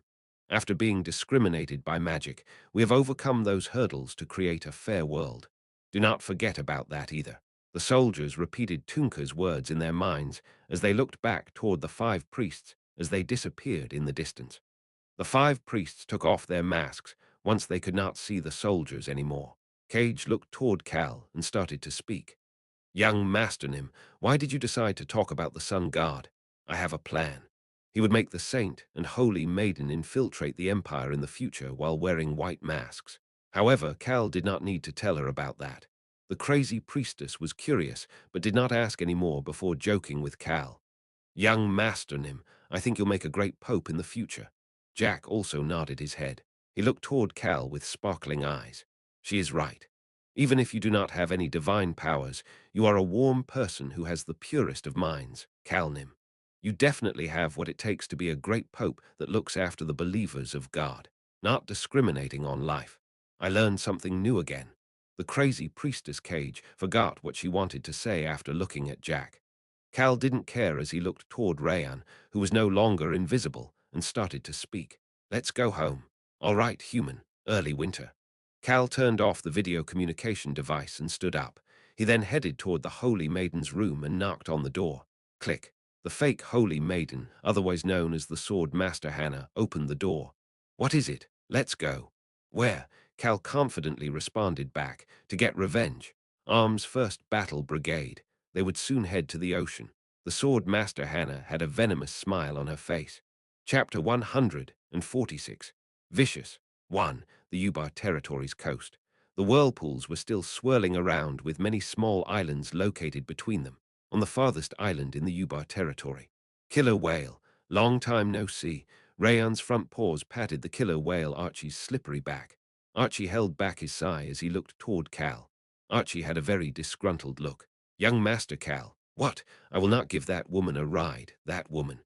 He was talking about Hannah, who was wearing a white robe. "Archie Nim. Pazetan Nim, some things cannot be allowed." Pazetan, the small humpback whale, could not say much else after hearing Archie's stern tone, and gave Cal an awkward smile. This was the sword master who had attacked the whale tribe and killed many whales. Even if she was betrayed by Arm and they were currently working together, there were still things that they could not allow. The killer whale Archie had no plan on putting this former bitter enemy on his back. Cal started to speak. "Do whatever you want. We're going to tie a boat to you again like last time, so she can ride there." They were going to tie a boat to Archie and another killer whale and have most of the group riding on the boat. Archie did not look happy but still nodded his head. He then peeked toward the white robe. Tusk, he could see her ugly face. His raging anger and Hannah's disgusting face made him click his tongue. He thought that she got what she deserved and was happy about it, but was also angry at the fact that she was still alive. However, he also felt a bit sorry for her. Cal looked at the group getting on the boat and the whales before approaching Hannah. You get on the boat. Got it. Cal then casually asked. The whale tribe's anger will be directed at you as well. Will you be okay? Hannah responded with a question. Why do you ask such a question with a smile? Cal touched the smile on his face at Hannah's question as he answered. Then why are you smiling too? The sword master Hannah. She was trying to hold back a smile as well. Cal could tell that the current smile on her face was the result of suppressing her smile over and over again, many times already. Cal could tell how much Hannah had been waiting for this moment based on her words. Because I am happy. I can make them feel as much pain as I felt. Hannah smiled brightly and touched her sword. Her face that was covered in black lines had a beautiful smile. I will dye the ocean with blood. Cal looked toward her and started to think. She definitely is not normal. Of course, Cal preferred people like this. Hannah started to speak after seeing Cal staring at her. Why are you staring at me like that? Should I cover my face? At some point, Hannah had started to not cover her face unless she needed to avoid people's gazes. Cal shrugged his shoulders and answered back, do whatever you want. It isn't my business whether you cover it up or not. Hannah blankly stared at Cal's indifferent response before starting to speak. Do you know why I'm showing my face? Not really. Cal did not really want to know. He didn't care whether someone else covered their face or not. Hannah had a twisted smile on her face after seeing that Cal did not respond. People frown whenever they see me. Some look at me with pity, while others think that I got what I deserved. But before they get to that point, they are all disgusted. There was anger in Hannah's eyes. Each time someone does that, I think about what I went through. It'll make it so that I can never forget it. That is why I will not cover my face. Hannah said that, and then looked toward Cal. Cal had the same expression as before as he nodded his head and started to speak. Whatever you want. Hannah's eyes lit up for a moment before returning to normal. A different kind of smile appeared on her face for a moment before disappearing as well. The necromancer Mary, who was watching the two of them, touched the sides of the hood, covering her face. Mary started to mumble to herself. It is difficult, but I am curious. I do not know if they would understand. Nobody heard her mumblings. Cal turned his gaze toward the whales.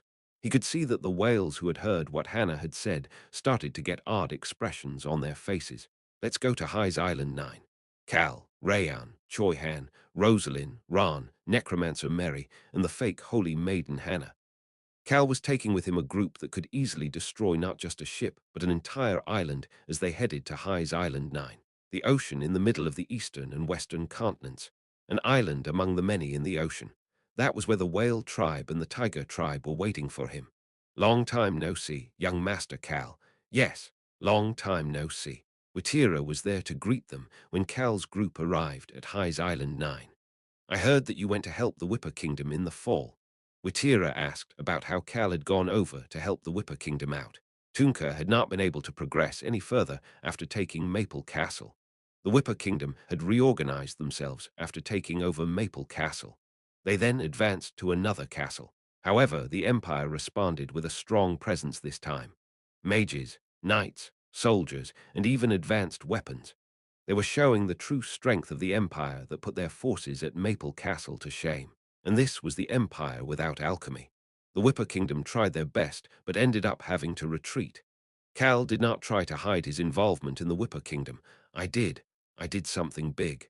Watira smiled after seeing that Cal was not hiding his involvement before she asked.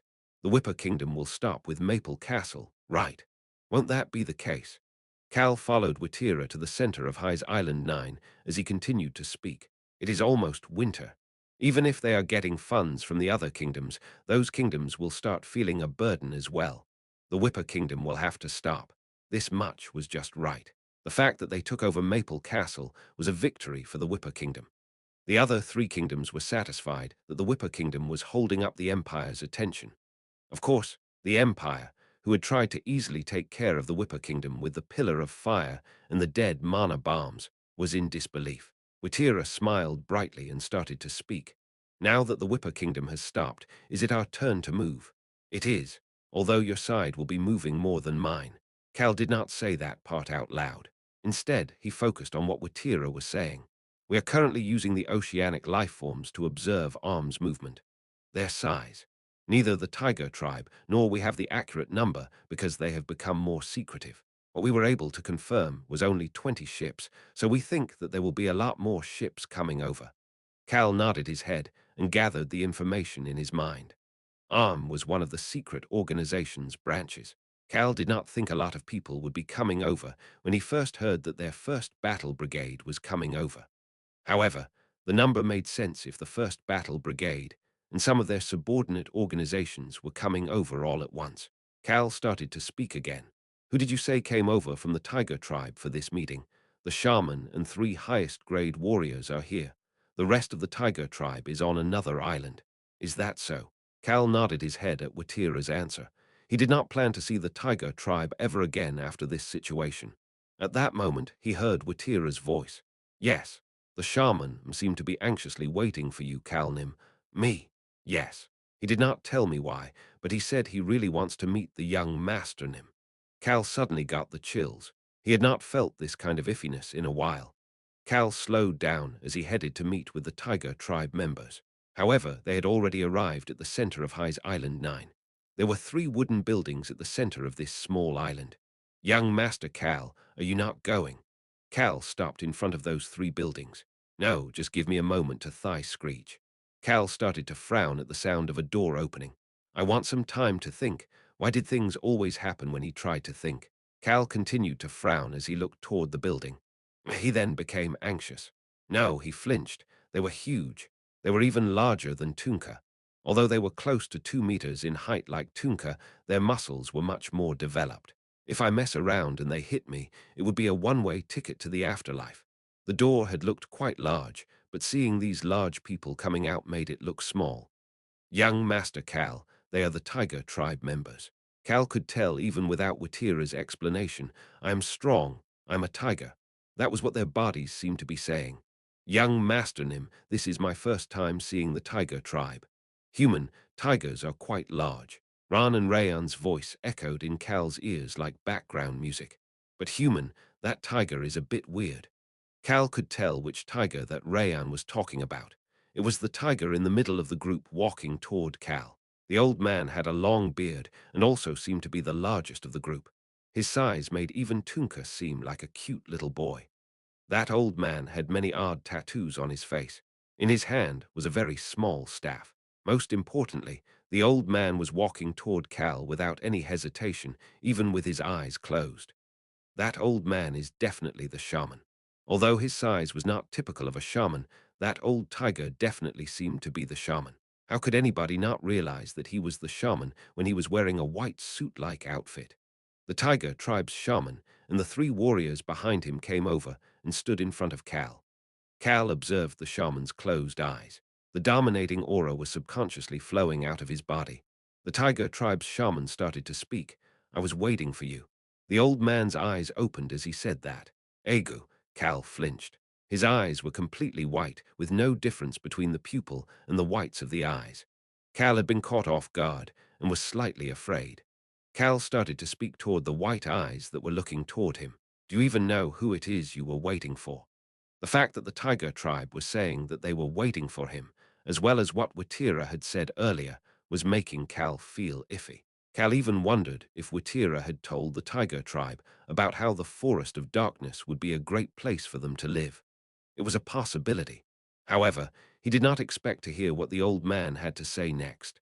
Do you believe in the Tao? Cal flinched once again. Cal, who had been looking into the white eyes of the old man for a while now, was no longer afraid. It was now more of a feeling of caution. This old man seems weird as well. He had a bad feeling about it. However, Cal answered back with certainty. No. Cal was satisfied with his cold and short response. The old man answered back. I grew up hearing that I was spiritual. He feels more like a medium than a shaman. This tiger in front of him was different compared to the shamans that Cal knew about. Shamans. These could be considered the mages of the eastern continent.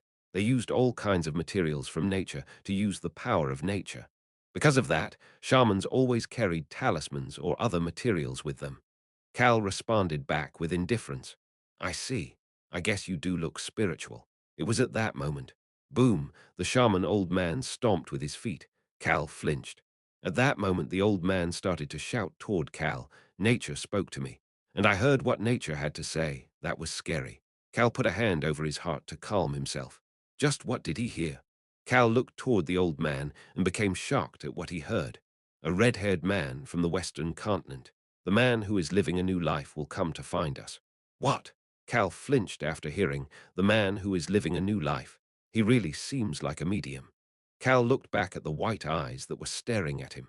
The old man's beard was shaking as he suppressed his voice and continued to speak. It told me to flip it over. Cal caressed his arm that was covered in goosebumps. The tiger shaman looked toward Cal and raised his voice. Nature told me that the red-haired man would be the one who flips over the ships of those damn bastards, the secret organization. His loud voice made it seem like the small forest on top of the island was roaring. Everyone else's gazes headed toward Cal and the shaman. Cal subconsciously asked the shaman who was looking at him, how did it know? How did nature know about his thoughts? That was giving him the chills. Chapter 147. Vicious, too, Witira and Cal's group flinched at Cal's response. A shocked Witira walked over to Cal. Young Master Cal, you're going to flip them over. Rosalind seemed to be debating the plausibility of Cal's plan, while Choi Han just stood there with his mouth open in shock. Cal Nim, are you really going to flip them over? Other than Rayan, who was smiling brightly, everybody else seemed to be shocked. Cal answered them with indifference. No. Well, you see. His calm voice echoed throughout the forest. I was thinking that it might make it easier for them to leave this world if we shook their ships a bit. Wouldn't it be better if we could send them to the afterlife without dirtying our hands as much? Even the tiger tribe warriors that were standing behind the shaman slightly flinched and looked toward Cal. Witira had told them about Cal, however. The smiling dragon behind Cal made them even more nervous. Cal smiled awkwardly at the shaman's white eyes and the tiger tribe warriors' gazes that were directed at him. At that moment, Cal heard a familiar voice coming from behind him. Ho, it was Ron. Young Master Nim, this shaman Nim does seem to be spiritual. He was able to guess your thoughts, and he even knew that you used to act like trash but changed your ways. Why are you suddenly talking about me being trash? Cal looked toward Ron with a confused expression. Ron seemed to be satisfied with the question as he started to smile. The man who is living a new life. Wouldn't that be talking about how you changed from your trash ways to become your current noble self? Cal flinched. The man who is living a new life. That was not actually talking about how he stopped being trash. However, Cal could not object to Ron's explanation. It was at that moment. There was a time when young Master Cal was trash. That's not possible. Young Master Calnim is not trash. Witira and Mary's robotic voice asked in shock. Mary was still speaking in a robotic tone, but she managed to say everything she wanted to say. The sword master Hannah looked toward Cal with an odd gaze in her eyes. Cal responded to the gazes directed at him. I am still trash. He thought that he was still trash. Although it was so that he could have a peaceful future, he seemed to be going around causing all sorts of issues. He also scammed people a lot. That was what Cal was thinking. Smirk. Cal could see Witira smirking at his response. She responded back with a gaze that seemed to be saying that she understood. I thought you were saying that you really were trash. I guess you meant it like that. What does she think I meant? Cal could not figure out what Witira was thinking about to respond to him like this. However, based on how Mary's black hood was nodding, Mary seemed to have accepted it as well. At that moment, Choi Han started to speak. Cal Nim's past actions were all just an act. He used to live a peaceful life until he decided on a goal and started to move. What kind of messed up version is this one? Cal looked toward Choi Han with disbelief. Choi Han smiled with satisfaction as he continued to speak. We know the truth even if you pretend it is not because you are embarrassed. My goodness. Cal really was in disbelief. At that moment, Rosalind, who had been quiet, started to speak. Actually, the fact that young Master Cal was trash was quite popular in the noble society. I trusted that rumor until I met young Master Cal and learned that he had been hiding his true self. Witira gasped at Rosalind's explanation, while Mary just continued to nod her head. Cal was at a loss for words. He wanted to say that his true self was someone who hoped to live a slacker life. However, he thought that they would understand it completely wrong if he tried to explain. At that moment, Cal felt like he was being stared at, so he turned his head. The sword master, Hannah. She was looking at him like he was a terrible guy. Her look of disbelief made Cal feel more relaxed. He then looked toward the shaman with an even more relaxed demeanor. The shaman was still looking at him with those white eyes. How psychic. He really seemed to have spiritual powers. He seemed more like a medium rather than a shaman, though. Cal became curious. Would they know who I am? He started to speak. Who am I? Cal's unexpected question made everyone look at him with confusion. Would there be anybody here who doesn't know who he was? However, Cal was waiting for the tiger shaman's response. The shaman started to speak. What I have said is everything that I heard. I see. Cal felt disappointed at the shaman's words and nodded his head. However, the shaman had more to say. One more thing. There's more. Cal became curious and looked toward the shaman with anticipation. I was told that the red-haired man will give us a new home. That is wrong. Cal immediately responded to the shaman's statement. A new home. Although it would be great to use the tiger tribe to fight against the Northern Alliance's knights, Cal shook his head. He was trying to get rid of the useless thought in his head. The shaman started to speak. He had closed his eyes once again. My introduction has been delayed. My name is Gashan, and I'm a shaman who is here as a representative of the tiger tribe. It is my honor to meet Dragon Nim and the amazing individuals of the Western continent. The shaman Gashan pointed to the wooden building. Let us continue to speak inside. Sure. Cal headed toward the wooden building as he started to think about the Highs Island map. Highs Island 9. The Highs name was the name given to the collective group of 15 islands. Highs Island 2 and 12 were currently being used by the Whale tribe and the Tiger tribe, respectively. Cal was currently flying in the air. They were not visible because of invisibility magic, so he openly asked his question. Is it them? Yes, young Master Cal. Cal looked on while hearing Watira's voice. They were currently in the middle of the ocean. There were tens of large and small ships sailing through the water. Even the small ships were just small in comparison to the large ships, as they were truly at least medium-sized ships. Cal started to frown. He then started to speak again. There are more than I expected. There were many people to respond his statement. Cal was currently flying and invisible with Rayan's magic, while Watira was doing the same with Rosalind's magic. The last person with them was the shaman Gashan. Cal looked to his side. This crow next to him was the only non-invisible presence. Gashan was still on Highs Island 9, but had created a crow to accompany them. They could hear his voice through the crow. Although there may seem to be a lot of ships, the strongest of them are gathered on the 5 ships in the center. That is where we suspect Arm's 1st Battle Brigade is located. There are supposedly 20 members in that team. 20 people. The 1st Battle Brigade did not have as many members as the other brigades. Watira started to speak. The oceanic lifeforms are continuing to observe their movements. They should arrive near the Highs Islands in about 5 days. Cal remembered what Ran had told him. Young Master Nim, I have fought against Arm on the eastern continent. Although they were members of the underworld, they specialized more in battle and murder instead of stealth and assassination. There were also a lot of people with special abilities. Even the subordinates of the members of the 1st Battle Brigade will be stronger than your average mercenaries. Cal looked down at the group of ships and shared his sentiments. They seemed to be strong. The enemy was stronger than he had expected. And Cal was thinking with his arms crossed. They had 10 whales and approximately 20 tigers. They also had his group. Gashan started to speak. Something like this would not have happened if all of our tigers were still alive. It is very embarrassing. Cal heard how the tiger tribe ended up being in danger of being extinct. Tigers do not live in a streak. Similarly, the tiger tribe also did not live in streaks. The eastern continent has a lot of mountains. The tiger tribe was spread out across the eastern continent with only one family living in each mountain. Arm had found them one by one in order to kill them all. They were said to have brought hundreds of people broken up into 5 teams to attack each group of tigers. Gashan said something else as he explained. I heard a message from nature one day. I was told to gather the tiger tribe. At that moment, a messenger that one family managed to send out before they died arrived and explained the situation. The tiger tribe lived like hermits in the mountains and did not know much about the situation of the continent. They lived so far from each other that they barely knew the situation of their own tribe members. That was how the tiger tribe went from having 200 members to 20 tigers. All of them had gathered together and come to Hai's Island. That was why only about 15 out of the 20 tigers would be involved in the battle. Cal, who was still thinking things over, could hear Witira's voice. Young Master Cal, will we have a lot of casualties with our current numbers?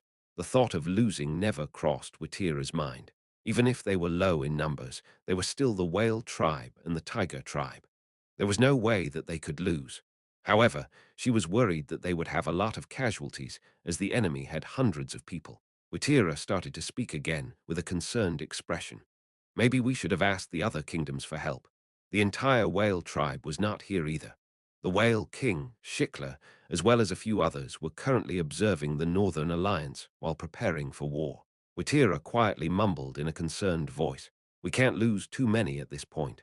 Cal started to speak at that moment. Wouldn't they be most scared of natural disasters? Excuse me. Cal looked down at the ships and started to speak. What would happen if tens of whirlpools suddenly appeared in the ocean as they crossed? Swoowoosh, a whirlwind the size of a palm appeared from the middle of nowhere. It was Cal using the sound of the wind. He continued on with a confident voice. They will try to avoid the whirlpools once they see them. At that moment, they will see the islands. They will see the row of 15 Hai's islands. Then wouldn't they head for the islands? Cal thought about what would happen 5 days later as he continued to speak. Some of the ships with captains who do not have the skills to avoid the whirlpools will end up being destroyed. The people on board will fall into the ocean. They will not be able to fight properly in the water. Witira looked down at the ships in the ocean. She could hear Cal continuing to speak. And if we put whirlpools in between the 15 Hai's islands, the ships will gather in order to select islands to avoid them. Rosalind, Witira, and Gashan, the three of them did not say anything as they listened to Cal. What do you think? Witira's lips started to move. The tiger tribe and Cal's group would be at the islands that the ships decide to congregate at. The whale tribe and the whales would attack the shipwrecked enemies. Witira looked at the small whirlwind in the air. The ships down below would not be able to see this small whirlwind. She opened her mouth to speak. However, there was someone who was faster than her. Human, let's try it. It was Rayan. Cal could feel a gust of wind against his face from Rayan fluttering his wings. I'm stronger now after learning from Goldie Gramps. Let's flip over all of those ships. Cal started to think. Dragons really are scary. How could he talk about causing a natural disaster with such joy in his face? Cal looked down at the tens of ships below and started to speak. Then let's plan for when they arrive near the islands in 5 days. Compared to the vast ocean, the Hai's islands were fairly close to each other. Would experience hell once they arrive at these islands. All different kinds of hell would be waiting for them. Even if they managed to get out and escape to the ocean, they would then have to face the whale tribe. That would be a type of hell as well. Cal started to frown while imaging the sight. How terrible. It would not be a pretty sight. At that moment, he heard Gashan's voice. We can finally get our revenge in 5 days. For the whale tribe, tiger tribe, and the fake holy maiden Hannah, 5 days later would be the great day that they could finally get their revenge on and show them the meaning of hell. Let's go back. Cal turned away from the ships and quickly headed back to Hai's Island 9. He then started to think. It's going to be tiring. He would need the maximum support of the vitality of the heart in order to use his ancient power. I'll rest until spring after doing this. That was Cal's cute plan. Chapter 148, Vicious, 5 days later. Cal looked at the sun setting over the horizon as he started to speak. The winter ocean is cold. Human, are you cold again? Should I use temperature regulating magic again? No, I was just making an observation. To be honest, Cal was not cold at all. He had just said that because the wind was strong. Cal felt nostalgic while watching the sunset as he started to speak. They're finally here. Choi Han, Rosalind, Rayan, Gashan, and Pazitan, in his small humpback whale form, all looked toward the horizon after hearing Cal's comment. They could see small specks beyond the horizon. Those specks would be the tens of ships headed their way. The humpback whale, Pazitan, approached the boulder where Cal was standing and started to speak. Young Master Calnim, my sister wanted me to tell you that we are ready. There were whale tribe members and tens of whales currently waiting in the ocean to move. Cal started to speak. Gashan, please prepare. The closed eyes of the shaman opened. Caw, caw, caw. Tens of crows appeared from the forest behind him. Gashan started to speak. Go. The crows broke into groups and started to head toward the other Highs Islands. They would serve as messengers for the Tiger Tribe, Whale Tribe, and Cal's group, who were all stationed at the different Highs Islands. Rosalind approached Cal and started to speak. Young Master Cal, I understand why you dispatched Miss Mary and Mr. Ron together, but will it be okay to leave Miss Hannah on her own? Mary and Ron. The two of them were in charge of one of the Highs Islands together, even if Miss Hannah said that she can take them on her own. Rosalind could not hide her concern. The sword master Hannah. She had said that she would defend an island by herself. Choi Han started to speak before Cal could respond to Rosalind. She'll be fine. In your opinion? Choi Han smiled toward Rosalind. Yeah, she'll be fine in my opinion. I taught her. Rosalind closed her mouth at Choi Han's confidence. Swordsmen would understand each other the best. Choi Han had taught Lark and Hannah until the winter. Rosalind did not say anything else as she trusted Choi Han's judgment. At that moment, Cal remembered what Hannah and Ran had said earlier. Young Master Nim, please leave the island with the densest forest to me. I will stealthily kill all of them. Ran said that before replacing his benign smile with a chilling smile. Hannah had laughed before saying her part. Cal Henitus, I am fine on my own. Don't send anybody else with me. Will you be fine on your own? It's not a matter of if I will be fine or not. I don't think I'll be able to differentiate. Once I start to see blood, I can't stop myself from killing anything in front of me. Cal quickly tried to erase the memories of these two vicious people. He didn't know why Arm would turn those two scary people into their enemies. Cal felt bad for them as he looked back toward the horizon. He could hear Rayon's voice. Human, the sun is setting. It is time to destroy everything. What a vicious dragon. Cal let out a sigh and started to speak. Step back. Swoosh wind started to gush around Cal's body. All of the preparations were ready. Cal had never used his powers to the max. Even the thunderbolt from the fire of destruction was not at max power. However, at this moment, he used the sound of the wind at the maximum power. Swoosh, Rayan had something else to do and could not do this. He was the most suited for this task. Plop, plop. Rosalind grabbed the end of her robe that was fluttering and moved away from Cal. Little Rosalind, let's do it. Rosalind nodded her head at Rayan. The magic circle that Rayan had created was huge. Plop, plop. The sound of clothes fluttering became even louder. Shh. The trees in the forest started to shake. Rosalind lifted her magic staff into the air. She had never performed such grand magic before. However, she was about to do it. A storm. She stabbed her staff into the center of the magic circle that had 5 highest-grade magic stones in it. Pook. At that moment, red mana started to rise up from Rosalind's body. She could hear Gashan's voice at that moment. Wind, that is the breath of the tired. Please gather in my undeserving body and become a large typhoon. Rosalind lifted her head. The black dragon had his 2 front paws pointed to the sky. The sky that was slowly turning dark, along with the setting of the sun, started to become filled with black rain clouds. The large rain cloud covered half of the 15 Highs Islands. There was also thunder and strong gusts of wind. Rosalind clenched onto the staff that she had stabbed into the magic circle. Just thinking about it amazed her. Plop, plop. She looked toward the source of the wind. Both Choi Han and Rosalind were looking at the same spot. Swoosh, tens of small whirlwinds were rising into the air with Cal in the middle. Cal's shirt was fluttering wildly. He was using the sound of the wind to its maximum to do this. This is quite difficult. Whenever he ran out of strength while using the sound of the wind, the vitality of the heart would activate in order to energize him once again. This is weird. He was able to call forth the wind as easily as a squirrel running on a wheel. Although he was running out of strength, the vitality of the heart would active every time a whirlwind the size of a fist was created. But something was weird. Ah, this is weird. He was starting to summon new whirlwinds faster than before. Will I be able to get rid of them at the end? Were ancient powers always this strong? Cal's forehead started to get covered in sweat. Swoosh, splash, splash. Waves started to form in the water. Pazitan quickly moved away from the shore. Gashan and Pazitan were looked at Cal with shocked expressions. It was hard to see Cal as he was surrounded by a ton of whirlwinds. Ah! Cal let out a groan. Humans, stop. I will destroy everything if you get hurt.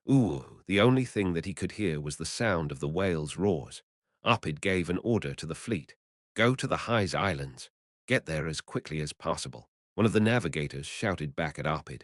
But the whirlpools, dodge them. The whale tribe is rushing toward us. Get to the islands if you don't want to die. They could fight properly if they reached the islands. However, it was a stormy night. Meeting the whales in the ocean during a storm would solidify their deaths. Leader, I woke up all of the members. Upid Nim, we will not be able to anchor all of the ships on one of the Highs Islands. Upid verified the speed of the whales approaching them from a distance and quickly gave the order. Divide up and get to whatever piece of land you can find. Greetle, divide up the members to the different ships. Each of the members of the 1st Battle Brigade had their own large group of subordinates. Barang. He could see one of the ships in the back getting caught up in a whirlpool. Ah. He could hear the screams of the people on board. Should we go save them? Upid heard something as his subordinate asked that question. Guararara, it was the whales. No, we will continue to move forward no matter what. We will be able to survive until tomorrow if we get to an island even while losing some ships. Contact Central as soon as we arrive at an island. Screech. Ooh-oh. Upid held onto the railing. The ship tilted to one side. The high-grade assassin and swordsman Greetle had already started to move in order to follow Upid's orders. Damn it. Why was this suddenly happening?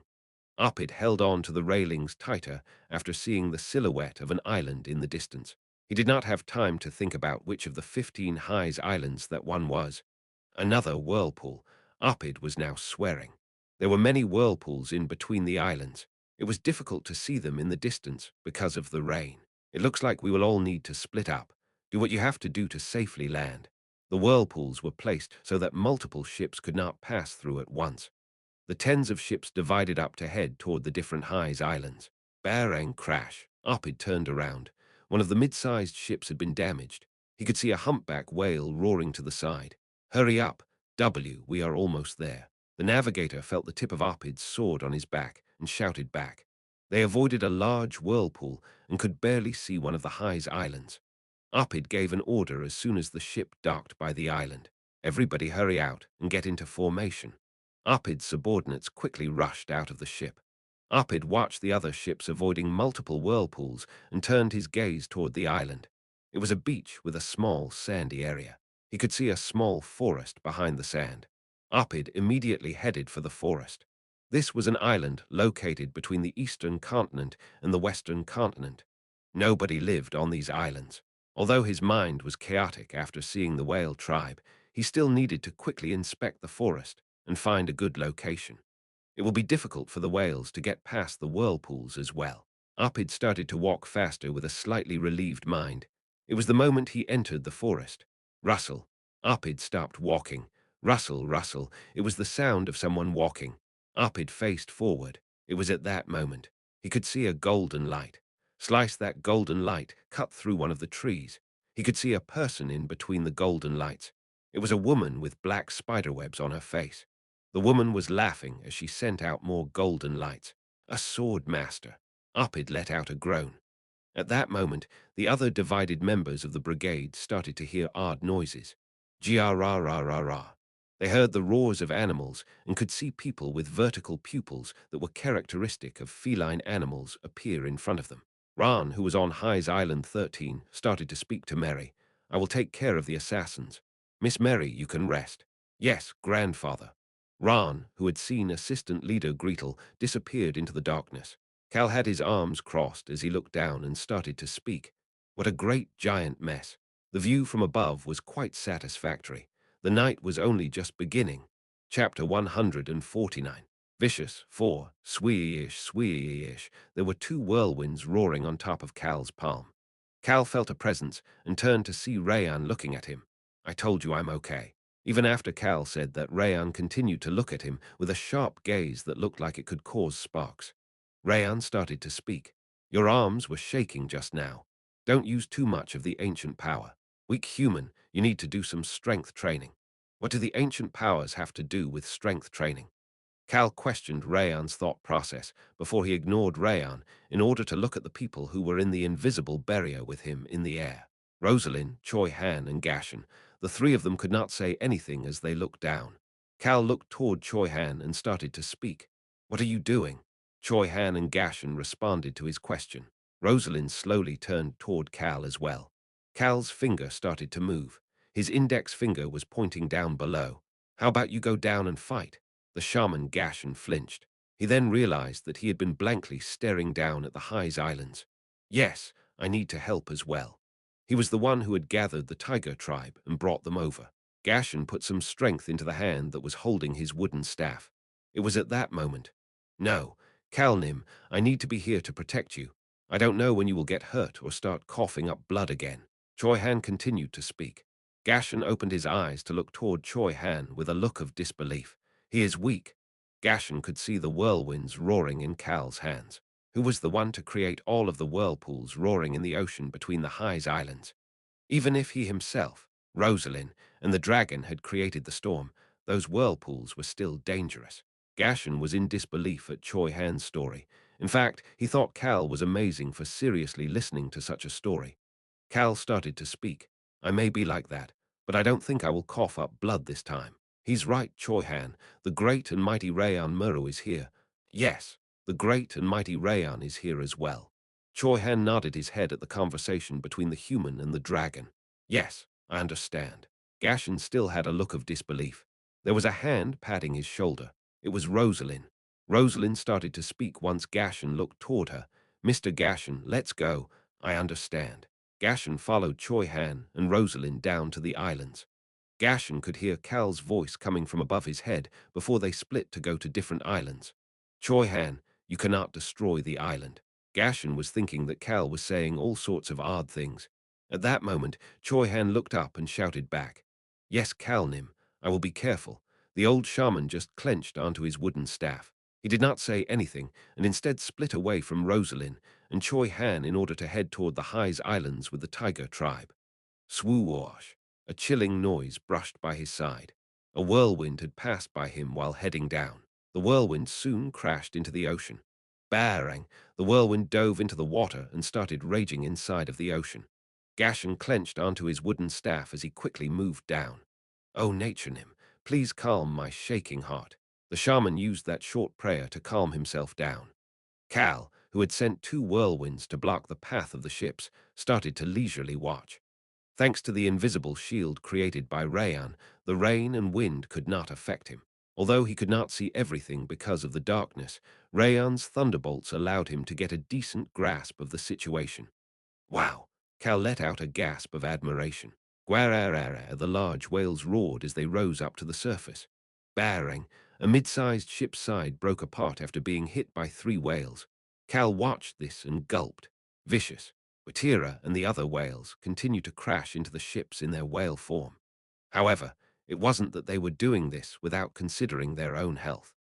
They were using the whales they brought with them to threaten the ships and only crashed into the ships that were trying to get away from the whirlpools in order to strategically guide them toward the Highs Islands. Rayan shared his thoughts as Cal watched them while thinking they were scary. The whales listened to you very well, human. Apparently, it had been Cal's command. He just did not expect them to do so well. He could see the broken ship through the thunderbolts. Ah, the people on the ship who could not dodge fell into the ocean. They could not calm down in the darkness. Their trip had been fine until the sun had set. But why was all of this suddenly happening?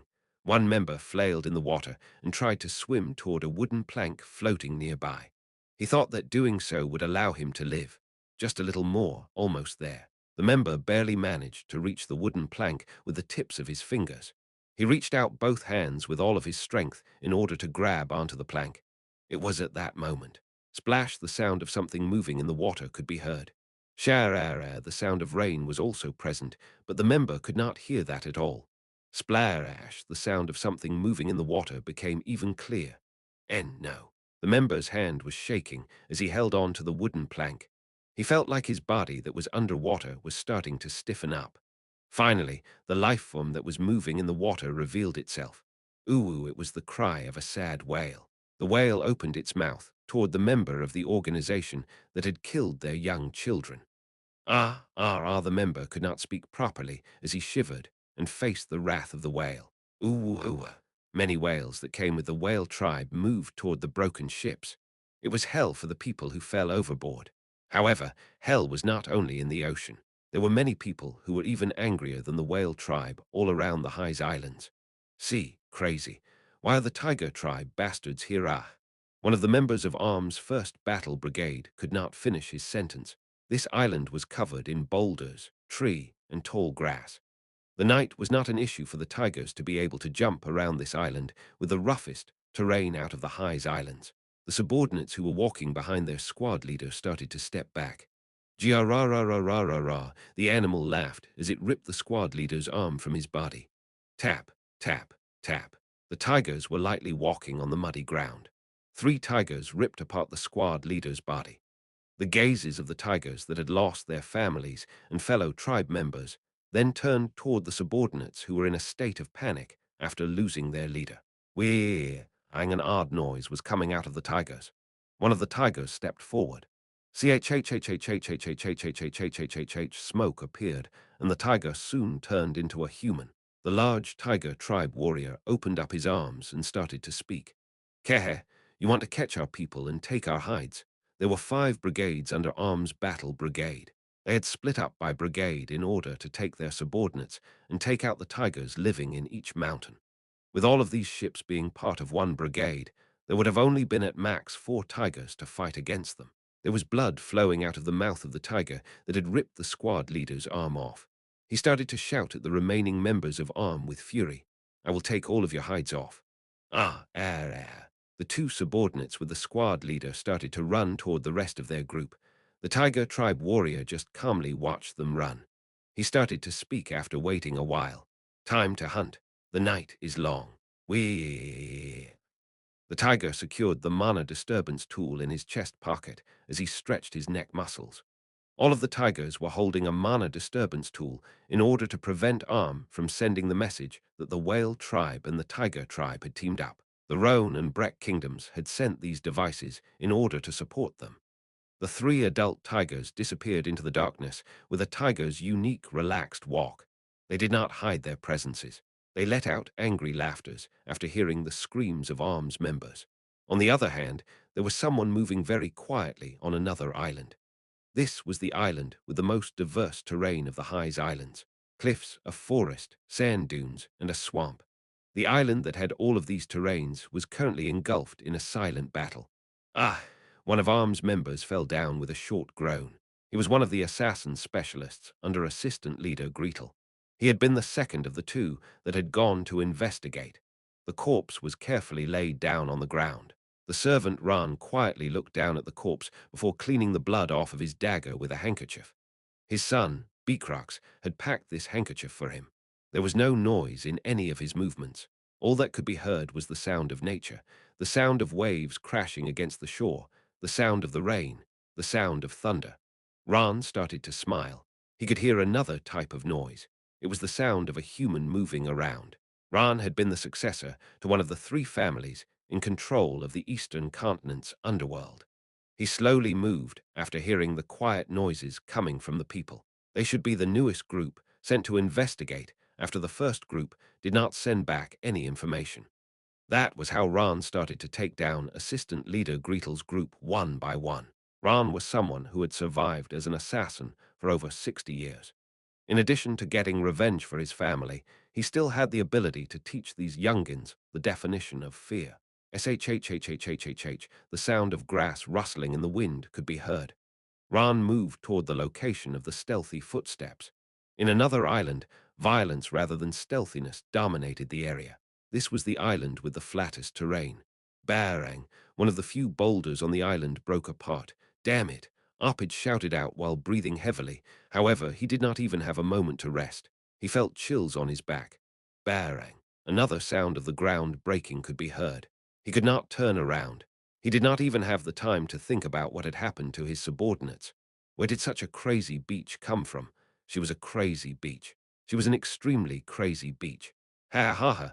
Laughter echoed through the forest. It was coming from a sword master using a golden aura.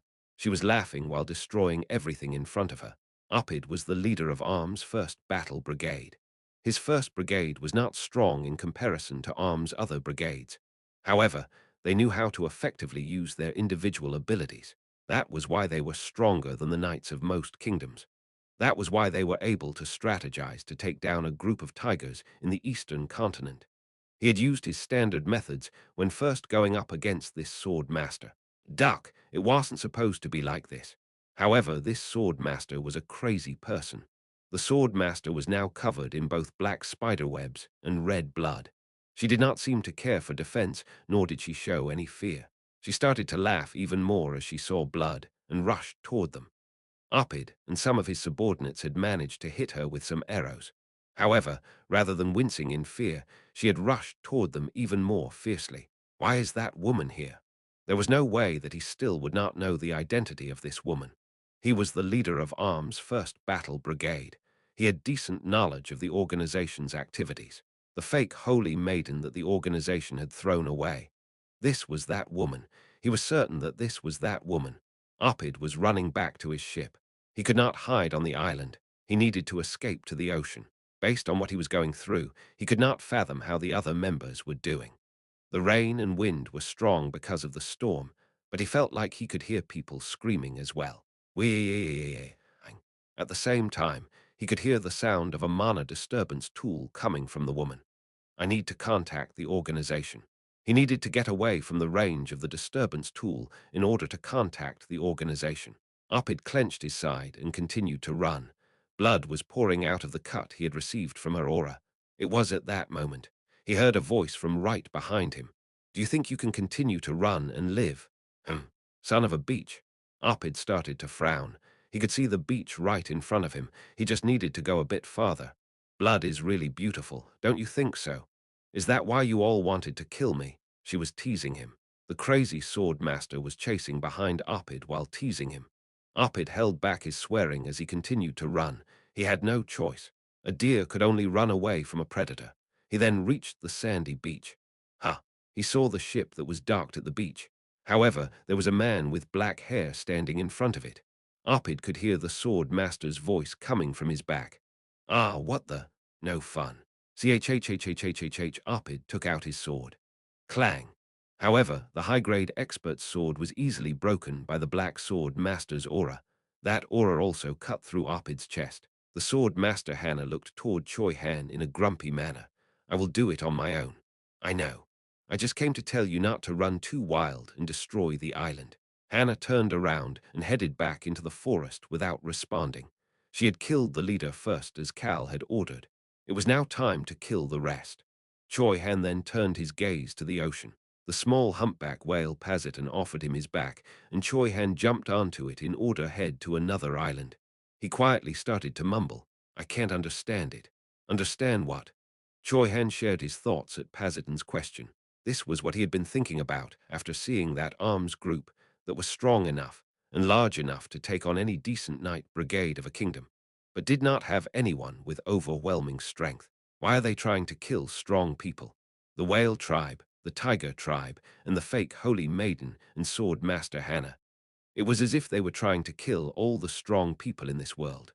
Choi Han thought about the people that the secret organization tried to kill instead of roping into their organization and could not understand their thought process. Pazitan responded to Choi Han's question. Maybe because it is easier to rule if they are the strongest. Anyway, what good will it do even if you knew what they were thinking? Choi Han nodded his head at Pazitan's comment, which seemed to say that the reasons did not matter. It was true, it was not his problem. It was not important who the leader of the secret organization was nor what their thoughts were. All he had to do was destroy them so that they could not continue doing what they were doing. That was his role. Pazitan, let's head toward the island with the weaker tigers. They avoided the whirlpools as Choi Han headed to where he needed to go. At that moment, Cal could only see glimpses of the battlefield through the light provided by the thunderbolts. He could not see all the blood being shed. However, Rayan, who could see everything, peeked toward Cal every so often. It was because he didn't want the weak human to have second thoughts after seeing what was going on. Rayan. What is it, human? I cannot see anything. What is he talking about? Cal looked toward Rayan with confusion. Rayan avoided his gaze, but he could hear Cal's voice. You brought the dead mana bomb with you, right? I brought it because you asked me to. What is it? Rayan looked toward Cal with curiosity. Cal was speaking with a smile on his face. I'm thinking about leaving some evidence on the most destroyed island. The evidence of a dead mana bomb. Cal looked down at the ocean below. He could only see darkness. Even though the Tiger tribe and some of our people have mana disturbance tools, Gramps Ran doesn't have one. Yes, Ran doesn't have one. But anyway, some of their mages would have sent out emergency communications after seeing the whale tribe. The focus of Cal's side as they observed Arm the last 5 days was on the existence of mages in the group. They sent out crows and the oceanic lifeforms to thoroughly investigate the number of mages. Rayan nodded his head. It is obvious that they would have done so. Then wouldn't the secret organization come here to investigate? You're right. They will do that. Cal resolved Rayan's curiosity. What would they think when they see the faint traces of someone trying to erase the residue from the Empire's dead mana bomb? Rayan started to laugh. Hee hee. That sounds fun, human. Cal started to think after hearing Rayan's response. What a scary dragon. However, contrary to his thoughts, Cal was smiling as well. 1. The author uses squad for both the first battle brigade and the squads underneath them, so I am using brigade for the group of 20 and squad for the subordinates under each member. Chapter 150. Vicious. 5. Dawn was approaching. The ocean was calm now that the storm was over. Cal looked up at the sky that was no longer covered by the large rain cloud that covered half of the High's islands, and then lowered his head. He had a single thought in his head. Scary bastards. Cal was scared. Everything was destroyed. Other than the ships that reached the islands, all of the ships were floating in pieces after the whirlpools and the whales got to them. He could see corpses floating like black darts as well. Human, are you shocked? Cal looked toward the black dragon, Rayan. Human, is this too much for you? We had no other choice. Rayan shook his head as he started to speak in a serious tone. Sometimes, one side must die or get injured badly in order for the other side to live. You need to firm your resolve to survive the upcoming chaos. Goldie Gramps said that there is nobody as unlucky as you. Rayan, yes, I can understand how unlucky you are, so just trust me, the great and mighty Rayan. Let's go down. All right. Cal let Rayan's comments in through one ear and out the other as he headed down to the Highs Islands. The battle had continued from the moment the sun went down to right before the sun came back up. This overnight battle was, as expected, won by Cal's side. It was a battle that they could not lose. The Whale tribe, the Tiger tribe, and Cal's group, who would expect all of these strong forces to gather together to fight a common foe. Tap. Cal's feet landed on the sand. High's Island 6. This was the island that the sword master Hannah was fighting on last night. What a mess. Cal's gaze headed down in a diagonal direction to see Hannah just casually sitting on the ground. Her bloodied blade was stabbed into the sand. Hannah raised her head and started to speak as if she was responding to Cal. Isn't it great to look at? She was covered in blood. Cal felt disgusted after seeing that Hannah's blonde hair and black scars were not visible because she was completely drenched in blood. It was not because she covered herself in someone else's blood. Cal took out a potion and threw it toward Hannah. Enjoy it after you check your own condition. The Saintnim will faint if he sees you like this. Hannah caught the potion and then started to laugh. Cal looked away from Hannah, who was laughing even while bleeding from the injuries she received from the enemy's swords and arrows. She really is crazy. Both of these twins had something wrong with them. Cal continued to look away as he watched the rising sun, as well as the rest of his group slowly approaching High's Island 6. Hey, Cal Henitus. What? Cal responded to Hannah without looking back. She continued to speak in a quiet but crazy voice. That was not enough blood. I know. Even I know by now that you are crazy for blood. That was why there was something he wanted from her as well. Young Master Cal. Witira quickly rushed to shore. He heard a quiet voice along with Witira's shout. Thank you for keeping your promise. Cal had kept all of his promises. He kept her alive and gave her an opportunity for revenge, just like he said he would. Hannah looked toward Cal, who was pretending to not hear what she said while walking toward Witira, and opened the lid of the potion. Cal and Witira were soon in front of each other. Young Master Cal, there are no living humans in the ocean. Cal just nodded his head after hearing Witira saying that they killed everyone with a smile on her face. She thought that this serious look was more Cal-like than being happy and continued to speak. First of all, we took care of all of the 1st Battle Brigade members. We are currently looking for the few subordinates who are hiding in cracks in cliffs. caves, or other random locations. I presume that we will be able to take care of all of them by lunchtime. She was someone who had overwhelming strength, but this battle was difficult due to the number of enemies. We will take care of all of the bodies and the broken ships. Cal, who had been quietly listening, started to speak. What about the ships that are still intact? That made Watira look toward the ship currently docked at Hy's Island 6. Each island had some ships in good condition as well. I'm not sure. How should we take care of them? We don't really need them, so should we give them to another kingdom? Watira, who intentionally did not finish her sentence, could hear Cal's voice. Can I have them? Excuse me. Cal asked without any hesitation. I wish to take the remaining ships with me. Is that not allowed? Watira thought about how hard Cal had worked to create the whirlpools.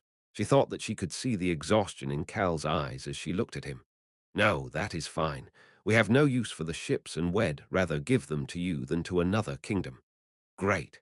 Cal worked hard to prevent himself from smiling. The ships he needed to use with the golden turtle ship had rolled into him as a bundle. It would be a great sight to receive the Northern Alliance's ships with the secret organization's ships. Cal could hear Rayan's voice in his mind.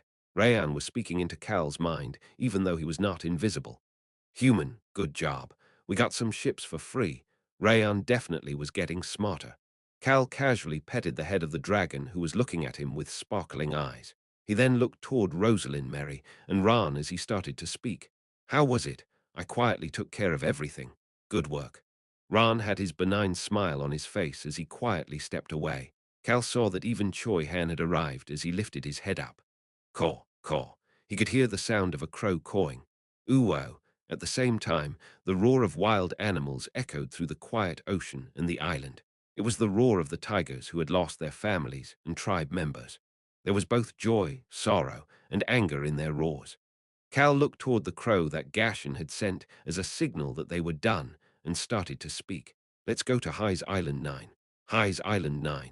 This was where everyone had agreed to gather. Cal had let down his guard. Cal realized his mistake once they got to Hy's Island 9. The 20 tigers with Gashan at the center were looking toward Cal with reverence as soon as he got to Hy's Island 9. Male, female, young, and old. These tigers that were huge regardless of whether they were young or old were all smiling at him with a bright smile that only tigers could have. Gashan approached him with his eyes closed. He has a smile on his face. Unfortunately, all of them except for the very young and old were covered in blood. They were all covered in the blood of their enemies. Gashan cautiously started to speak to Cal. Young Masternim. No, the Forest of Darkness was not an option. Cal was taking that out of the equation right away. No, I just wanted to thank you. Cal looked toward Gashan with a gaze that was full of suspicion. The shaman gently continued to speak. He sounded like a grandfather reading a children's book in his old and gentle voice. The only issue was that he was speaking with a mouth covered in blood. We were able to get proper revenge, thanks to your abilities. We were able to hunt properly for the first time in a long time. One of the young tigers that had not reached their full size yet thanked him with sparkling eyes. Young Masternim, thank you very much. Gashan lowered his head toward the child and continued to speak with a bitter smile on his face. I need to take them to the Western continent because I think that we will continue to run into harm if we stay in the Eastern continent. It would be great if there was even a small plot of land where we can stay until these children can grow up. We still have not gotten enough revenge either. Cal started to frown. Gashan continued to speak. We have also brought some offerings to give to the landlord. Offerings. Cal looked toward Gashan.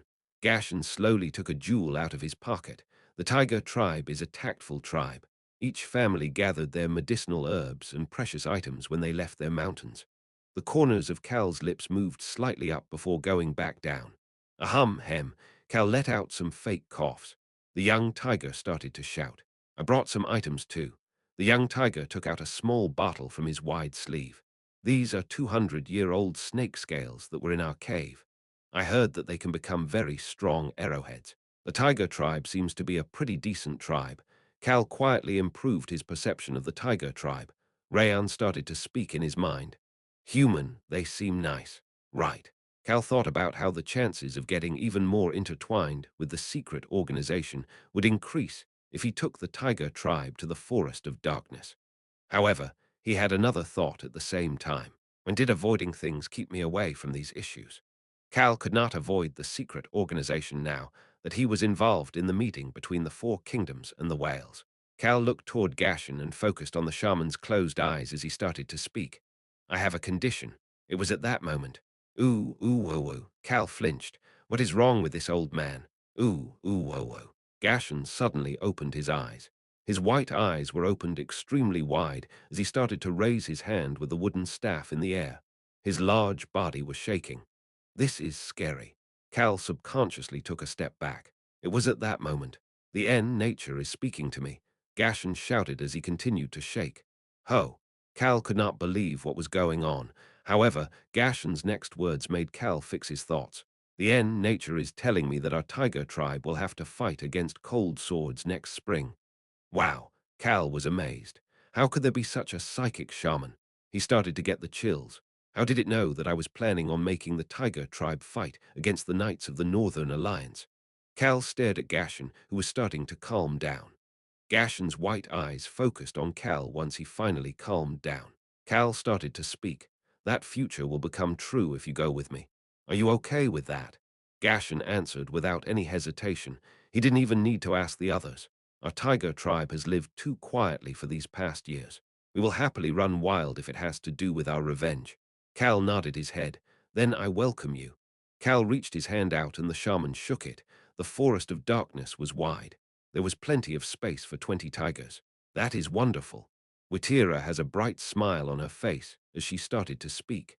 She had finally figured out why Cal hadn't been willing to accept the tiger tribe until now. He didn't want the tiger tribe to have to fight against the Northern Alliance.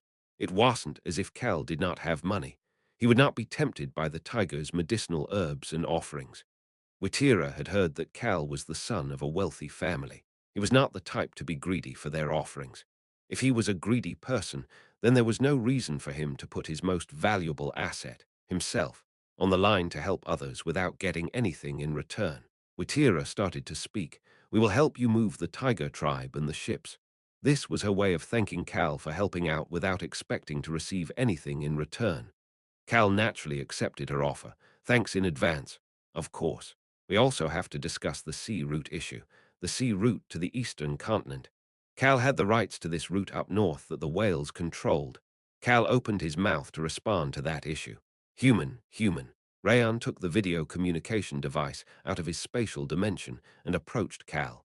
The video communication device was shining red from a call.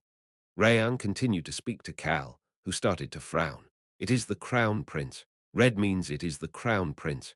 It was Albaru that was calling. Should I connect the call? Cal sighed at Rayan's question and started to speak. Let's connect him inside of the wooden building. Witira, Gashin, let's talk about the other issues later. Sure thing. Please respond to the Crown Prince first. Witira answered back, and Gashin nodded his head. Cal immediately headed into the wooden building after receiving the two leaders' responses and asked Rayan to connect the call. He then sat down on a wooden chair across from the video communication device. Although it was hard compared to his usually soft couch, Cal did not care. Albaru Crossman, the person who had told him to get some rest, was suddenly calling him. He had a bad feeling about this. Cal greeted Albaru once his face appeared on top of the device. Albaru ignored Cal's unhappy expression and started to speak. He launched a straight without any jabs. You don't know the Imperial Prince's face, do you? The Imperial Prince was the Margoru Empire's future king. Cal was at a loss for words. He had an ominous feeling. Cal tried to answer the best he could. I know the things I need to know, like the color of his eyes and hair. I bet I'll recognize him if I see him. Whatever. Basically, you're saying that you've never seen him before. Albaru continued to speak to Cal, who was avoiding eye contact in a tone that seemed to be saying that he knew what Cal was thinking about. I heard that you are guaranteed victory if you know your enemies and yourself. Go there. Cal started to speak. Your Highness, maybe my ears are going bad, but I believe that I heard something weird just now. Go there. To the Empire. Why would I? Cal did not understand why Albaru, someone who knew his personality well, would say something like that. Ah, I said it wrong. Let me fix that. Albaru raised his hand in a way that seemed to admit that he was wrong. Let me rephrase. An even greater straight landed on Cal as Albaru started to speak again. Go to the Empire with me. Go to the Empire with him. To do something big. To do what? Something big. Cal could finally see the smirk on Alberus' face. Cal's frown quickly disappeared. Cal leaned back into the wooden chair and started to speak. Let me hear what you have in mind. 1. Not sure what a tiger-specific smile really is. Chapter 151. To the Empire 1. I presume that the bastards of the Empire think that I am really annoying. Why was the Crown Prince suddenly criticizing himself? Cal quietly waited for the Crown Prince to continue to speak. It was because the Crown Prince looked extremely happy. I've never seen him looking like this. Cal suddenly started to feel iffy. I was the Crown Prince who sought justice for my kingdom, as I sought out the organization responsible for the magic bomb incident in our own kingdom. Cal's expression became even worse. On the other hand, Crown Prince Alberus' expression became even brighter, as if he was very happy. I looked like a crown prince who had set his goal toward getting rid of those damn bastards from the Western continent, rather than paying attention to what was going on. I had shown sympathy to the Empire for having suffered a similar incident and had urged them to work together to find the culprits. Cal started to speak. The Empire probably had a major headache. Yes, I enjoyed it. Alberu was smiling brightly in front of Cal for the first time in a long time. Cal avoided his gaze and started to think that the Empire was put in an awkward position. The Roan kingdom. It was a so-so kingdom that was neither strong nor weak. However, it was a kingdom with a long history on the Western continent. If the crown prince of that kingdom becomes filled with justice and causes a scene, the Empire would not be able to ignore him. However, they also could not scream justice with him, since they are accomplices. Neither Cal nor Alberu could confirm whether the Magaru Empire was in cahoots with the secret organization arm and their magic bomb terror incident on the Roan Kingdom. However, the Empire was definitely involved with the secret organization's attack on the Church of the Sun God, and they had also tried to kill the Saint and the Holy Maiden. That was why they would want to push aside the terror incidents as quietly as possible. So this crown prince who continued to bring it up would be extremely annoying to them. However, Alberu was acting like that in order to hide their alliance with the other kingdoms. But what does that have to do with doing something big? As I was acting like that, Cal shook his head at Alberus' words. Acting. Your Highness has always been such a person. You are just and pure. Enough with the nonsense. Alberu started to frown, so Cal shut up. Alberu started to speak to the person who was even worse than him. Anyways, I asked day and night for an investigation of the bombing location.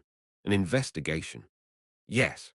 I said I wanted to find even the smallest clue and said that I wanted to look around the Church of the Sun God's Vatican and the plaza in front of it. I continued to ask, even when they were at war. Did the Empire not get angry? I jabbed at them slowly. Cal did not believe him at all.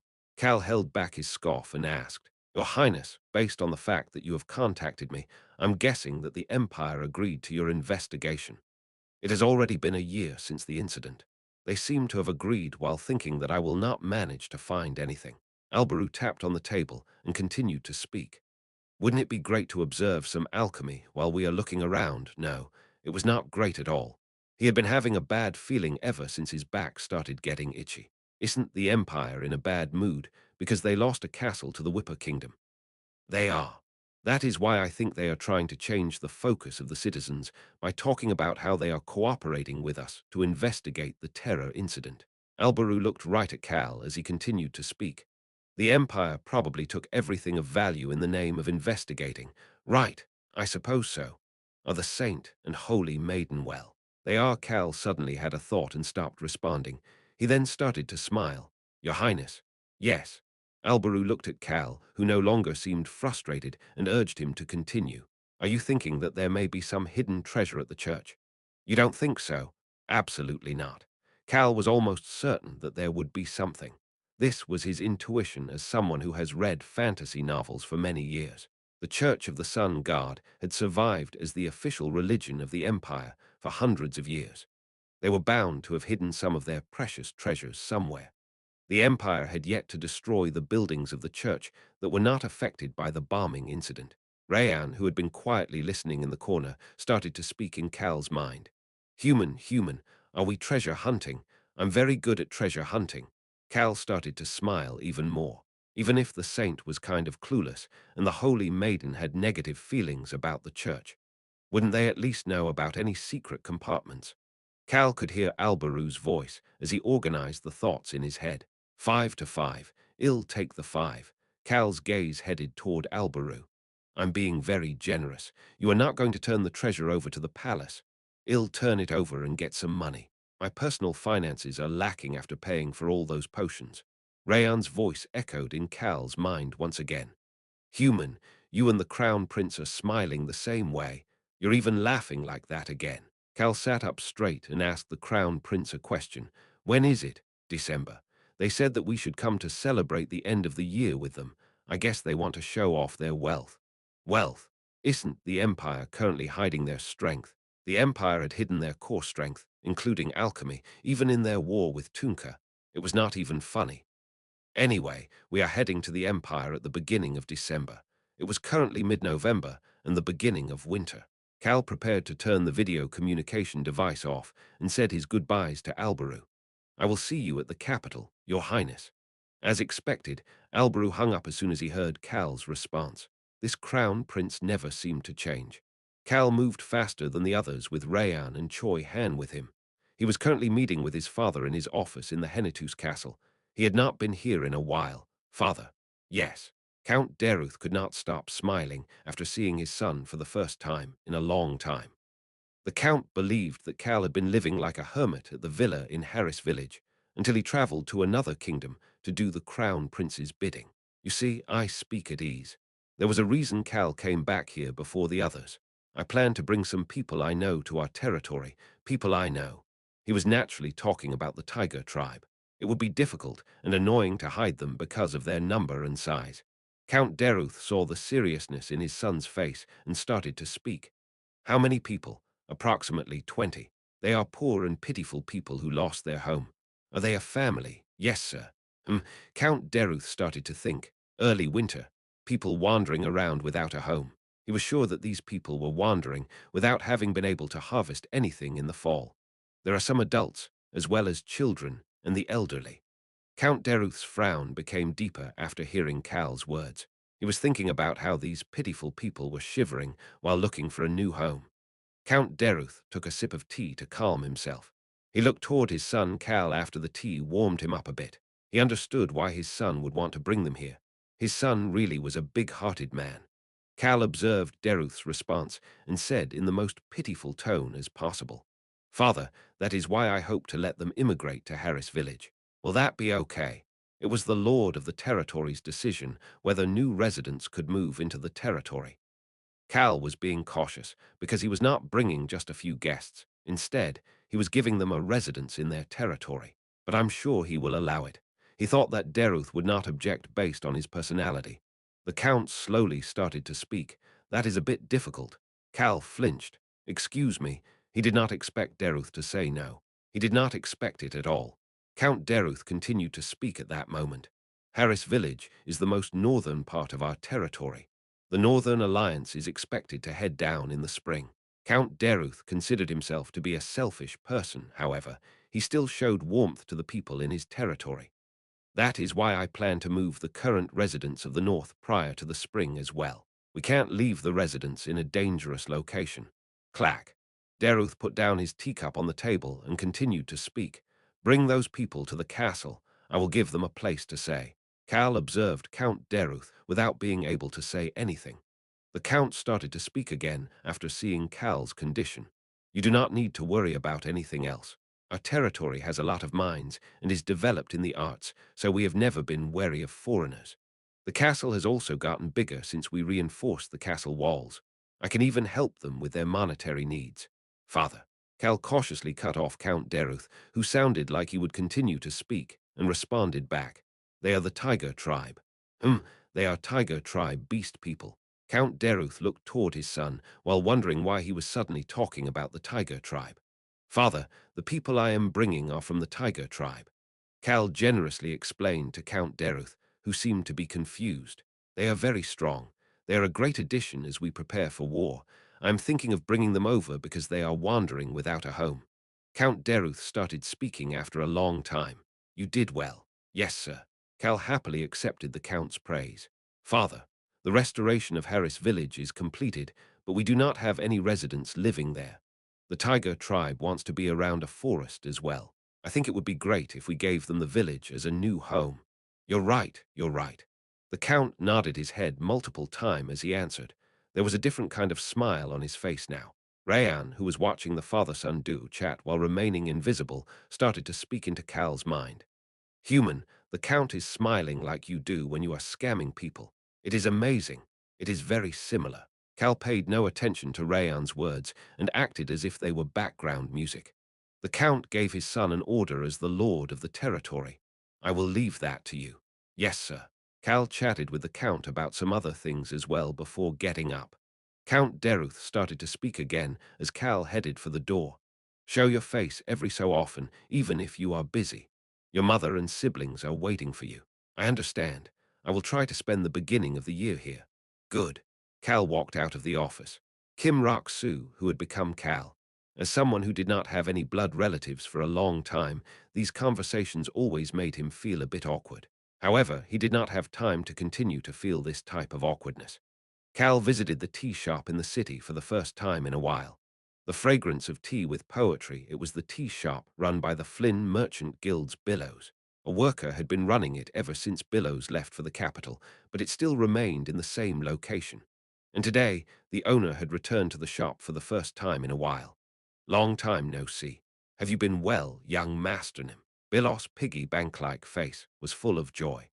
He was currently using the magic devices Cal had handed to him, as well as the benefits he got from the Whipper Kingdom's civil war, to increase his influence in the Flynn Merchant Guild. So, I didn't expect you to come right away after I contacted you. I happened to be in the area. I should come right away when you call for me anyway, young Master Nim. Billows shared his honest sentiments. The reason he had no choice but to come was because Cal never wasted his time. His intuition as a merchant was telling him something. It was telling him that something always happens whenever Cal called him. He had rushed over right away because he was curious what it would be this time. Cal slowly started to speak. Let's go to the Empire. The Empire. Billows was not shocked. It was because he had prepared himself for anything Cal might say. Cal casually added on, yeah, but do you know any alchemists? Excuse me. Tap, tap. Cal tapped on the table as he continued. He was speaking in a contemplating tone. I'm sure that there are some alchemists who were pushed aside by the Empire without having been able to be a part of the alchemists' bell tower. Just like in the Whipper Kingdom. Just like in the Whipper Kingdom.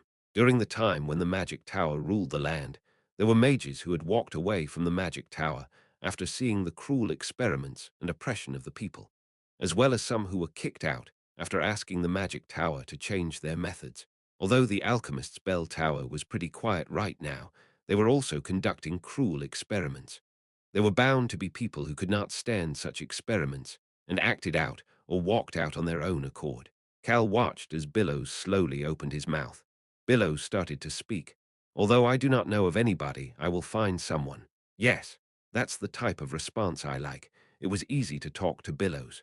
Billows cautiously asked Cal, who seemed to be satisfied. But what do you plan to do if you find such an alchemist? Put them to work. Excuse me.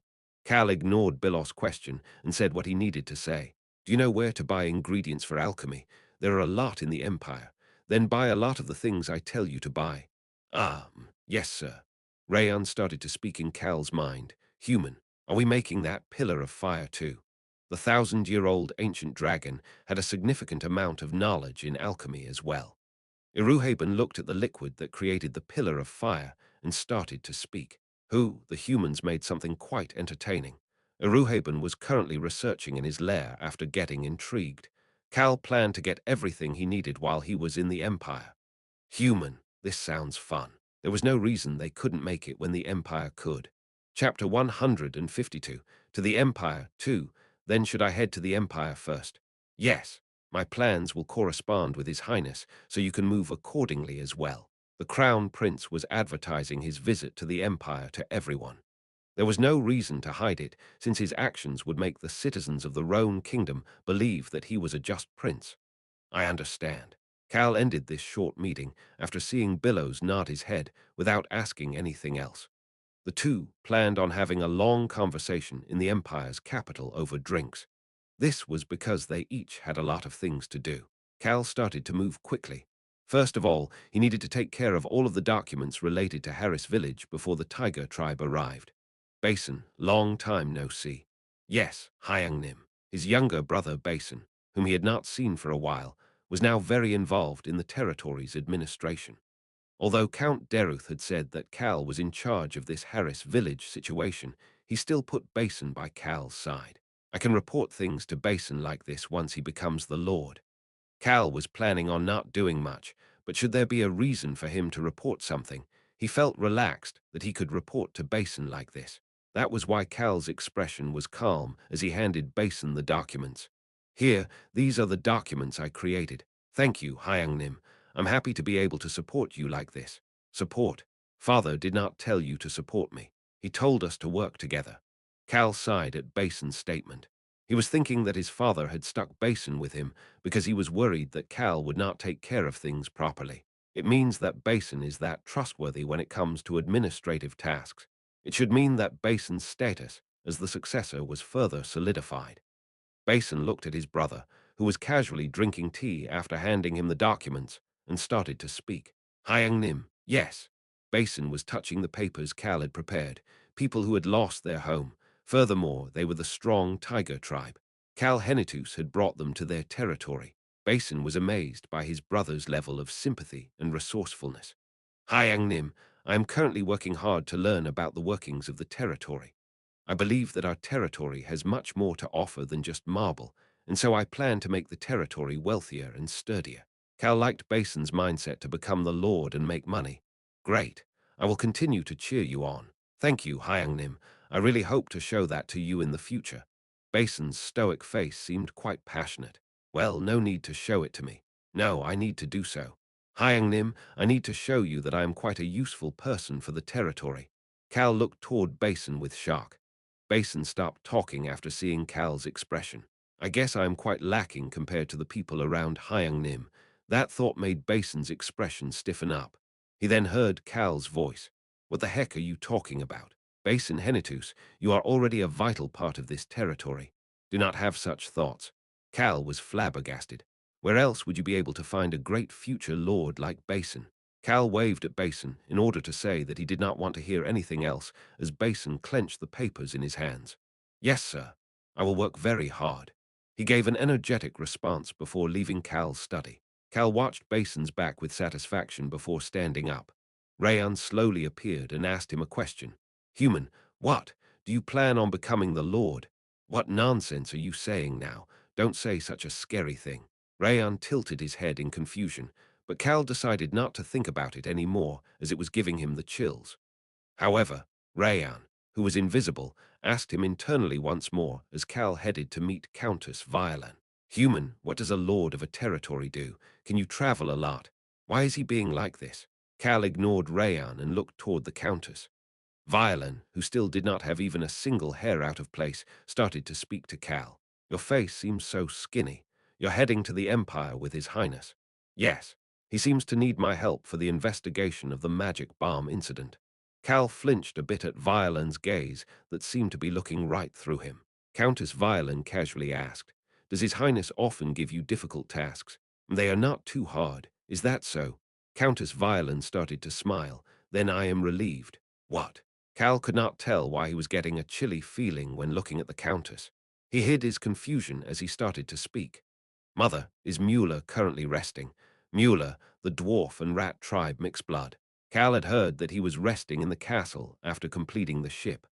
The Countess, who was responsible for the sculptures and construction in the territory, looked at her son's face before starting to speak. I will send him to Harris Village. She easily understood his intentions. Thank you for your help. Sure. Cal finished the short conversation and headed back toward his study when he ran into Lily. His youngest sister, Lily, was standing in front of his study. Human, your sister has gotten strong. Yes, she does seem that way. The sword on Lily's back was even larger now. She had a medium-length sword on her waist and a great sword on her back. She looked very scary. Orabuni. Cal caressed Lily's head as she slowly approached him. You've improved quite a bit. Lily scratched her cheeks as if she was embarrassed about the compliment. Cal was genuinely impressed. Compared to Cal, whose skin was white, Lily was dark and tanned as if she had trained a lot underneath the sun. She was also tall for her age. He could feel the effort that she had put in. Lily, it looks like you will become the strongest of us siblings. Lily energetically nodded her head. I will get stronger and protect the territory. Splendid. Cal shared his true feelings. I know that you will do well. I think twin blades would suit you well. Yes. My master told me that defense is more difficult than offense. I will become a knight who knows how to protect. Lily was young, but had heard about everything her older brothers had done. The majority of the stories were about her oldest brother, Cal. Her master had told her this when she shared those stories with him. Lily, when I was the knight captain of a small territory, there was one important thing I learned. Master, what was it? The door needs to be sturdy. The door. Yes, the door. If a sturdy door protects the entrance of the territory so that nobody can be tempted to take it, the people inside will have no fear. So I should become a knight that is like that door. Yes, you must become a door that is even sturdier than the castle wall. Lily shared that with her oldest brother. I will become a knight that is like a door. Cal flinched while wondering what she was talking about, but nodded his head while thinking that a young child should have a vivid imagination. All right, work hard. Just don't try to rush anything. Yes, sir. Cal watched as Lily headed back to train with excitement on her face before opening the door to the study. The smile on his face quickly disappeared. Frisia, long time no see. The assassin who is pretending to be a sculptor. The woman who had sculpted the devil-like rabbit bowed her head at Cal's greeting. Cal picked up the cup of tea Ran offered him as soon as he sat down on his chair. Frisia. Yes, sir. Did you say you are from the Southwest District? You needed to cross the border from the Roan Kingdom's Southwest District in order to get into the Empire. The Crown Prince was planning on teleporting to the Southwest District and then crossing the border with the envoy. Yes, sir. I am from the Southwest, the territory that was at the Southwest border, the Jaira territory. It was Duchess Jaira's territory. Cal quietly observed Frisia. The people who were a part of Cal's information network along with Frisia were all originally assassins. They used to roam the Southwest while taking jobs from the nobles. Cal started to speak. The reason all of you ran away from the Southwest District was because of your attempted assassination of a noble after killing your leader. Yes, sir, that is correct. The Assassins' Guild had only killed nobles. However, the leader had accepted a job to kidnap a young child. Frisia, who disagreed with it, killed the leader and attempted to assassinate the noble who ordered the job. And that noble was a vassal of the Southwest Territory's lord. Yes, sir. One of Duke Jaira's vassals had done such a terrible thing. He ordered the kidnapping of a child in the Roan Kingdom where slaves were outlawed. Frisia cautiously started to speak after seeing Cal starting to smile. Young Masternim, may I ask the reason you asked about it? A reason. Cal answered without any hesitation, to grasp their weakness. The Southwest's Jaira territory. That was the door to the Empire. They could not allow such a door to be weak. Since he did not know what would happen in the future, he needed to make it so that they would be able to defend it with their lives. Cal casually continued to speak to Frisia, who seemed very concerned about Duke Jaira's territory. I have a very sturdy backing. What would be the problem when I have the Crown Prince? Cal thought about Antonio Jaira, the future successor to Duke Jaira's position. They said that he is authoritative and cares a lot about other people's perceptions. Cal looked toward Frisia and started to speak. I will be spending some time in that territory on my way to and from the Empire. Frisia, you understand what I mean, right? Frisia, the gentle-looking middle-aged woman, understood exactly what Cal was talking about and answered back. I will work hard to prepare the blackmail in order for you to start as soon as you return. Blackmail? Why would you say something like that? Excuse me. Frisia could see Cal starting to smile gently. He then started to speak to Frisia in a gentle tone, almost as if he was whispering. I am simply a just noble. What the? Frisia questioned Cal's response, but still nodded her head. Yes, sir, you are correct. You are definitely a just noble, young Masternim. She could see Ron smiling the same way Cal was smiling once she looked up. Cal became happy after seeing Ron and Frisia in front of him. They were definitely trustworthy enough to rely on. Cal finished his preparations and only took the people he needed to take with him. There was no need to talk about Rayan. who was following in his invisible form, as well as the others. All right, my guardian knight. Are you ready? Choi Han smiled back at Cal's bright expression. Yes, Cal Nim. Yes, sir, yes, sir. Young Master Nim. Vice Captain Hilsman peeked to his side as he responded. Finally, the person, well, the ancient dragon pretending to be a person just sighed. Ha! Choi Han, Hilsman, and Eruhaben. These three were going as Cal's guards. They got into the Henitus territory's teleportation magic circle and immediately headed for the capital.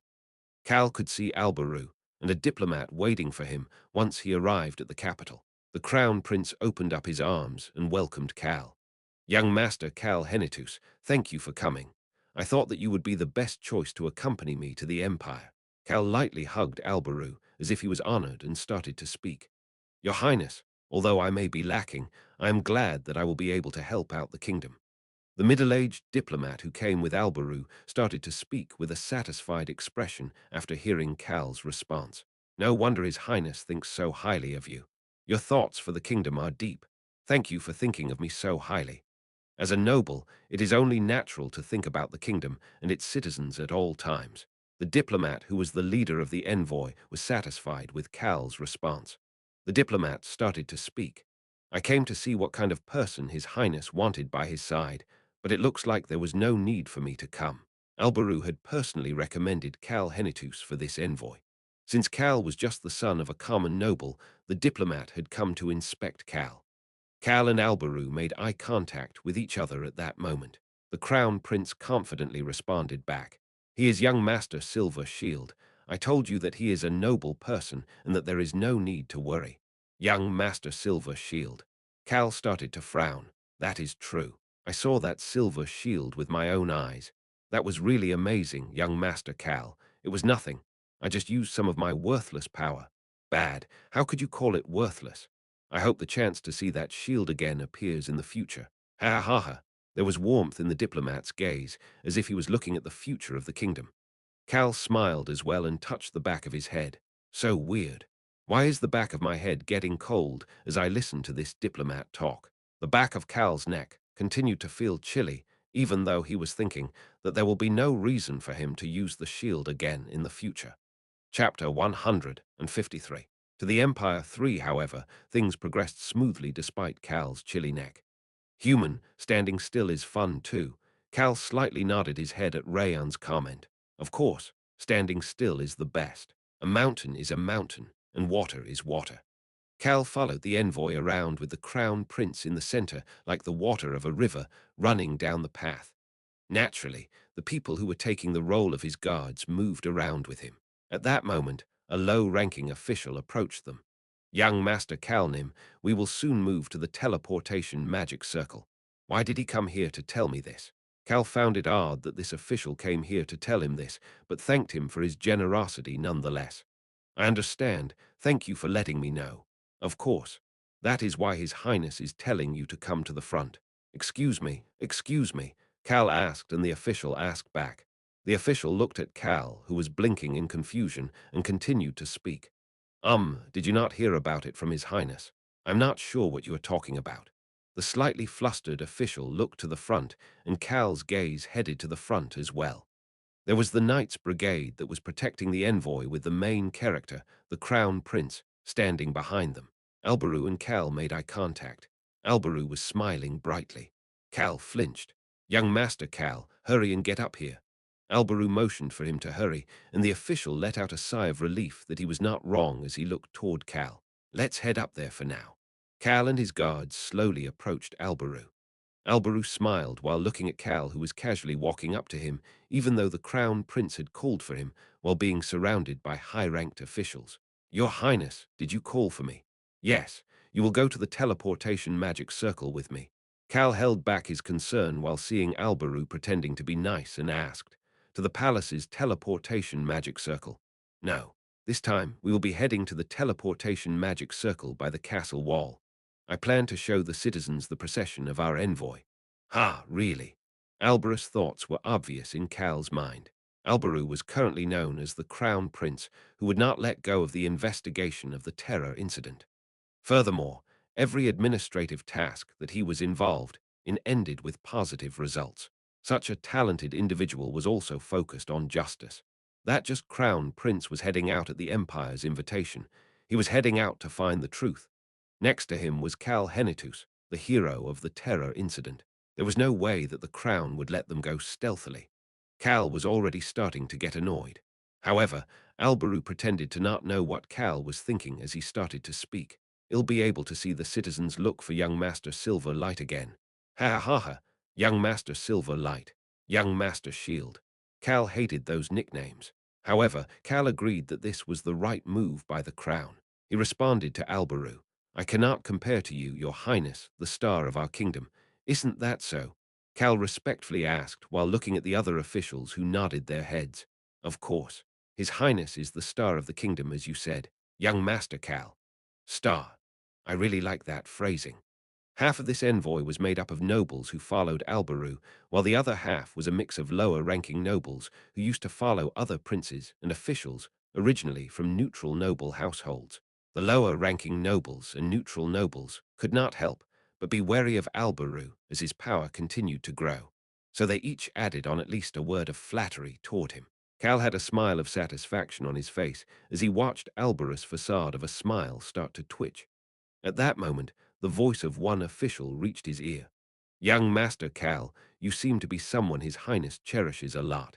Many prying gazes reached him after hearing those comments. Cal Henitus, the man that the crown prince that was gaining power had personally summoned. This man was a noble that the citizens were curious about. Each of the officials' gazes had different meanings as they looked at this son of a noble whom they didn't know how they would end up interacting with in the future. Cal just smiled and started to think. What did they say was delicious in the Empire's capital again? Although they were going to do something big, he did not plan to put in much work.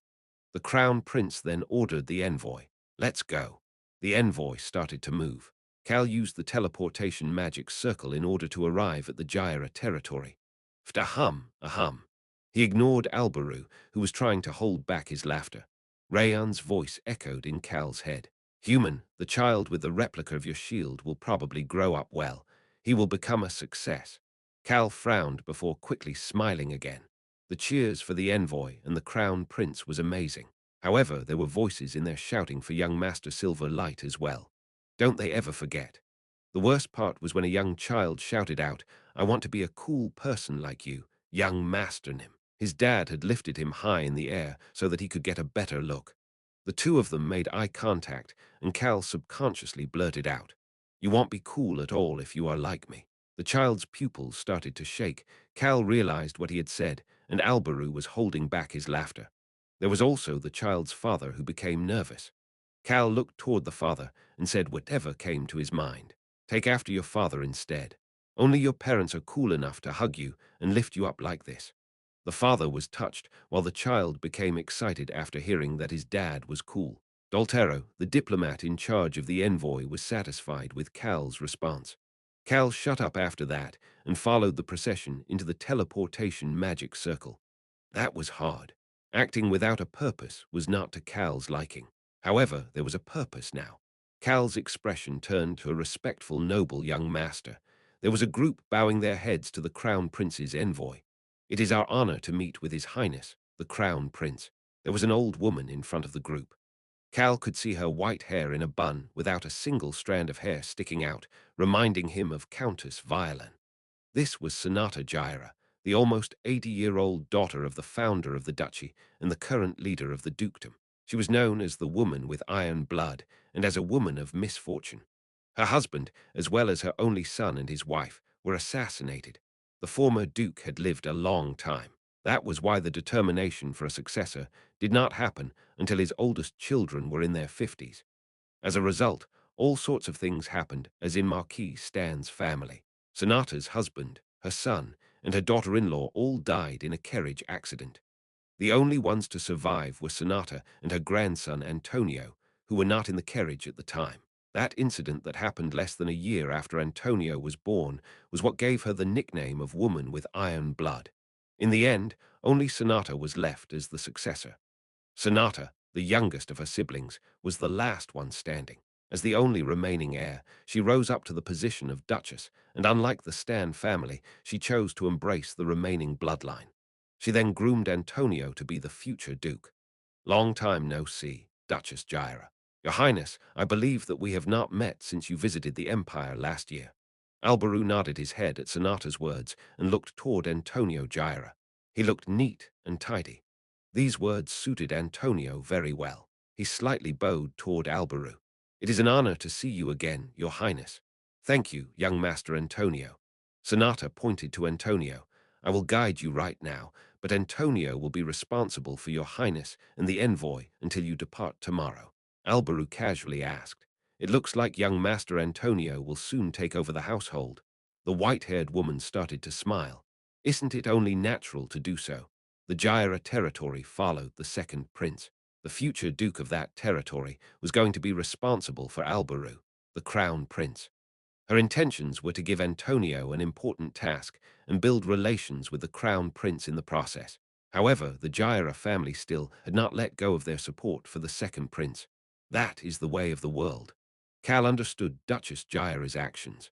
Cal turned his gaze away from Alberu and Duchess Sonata and instead looked toward Antonio. He ended up making eye contact with Antonio. Why is he looking at me? Cal did not know the reason. However, Cal smiled toward Antonio with a smile that was full of curiosity. Antonio slightly flinched before smiling back. Human, why are you smiling like that again? Why does he always ask that when he already knows the answer? Cal ignored Rayon's question and looked toward Alberu, who was moving under Duchess Sonata's guide.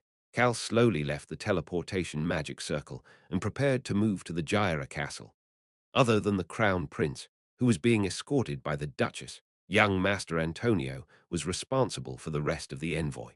He greeted the officials who had been next to Alberu. Naturally, Cal was with those officials, as well after being next to Alberu for the procession. Young Master Cal Henitus, nice to meet you. Antonio Gyra.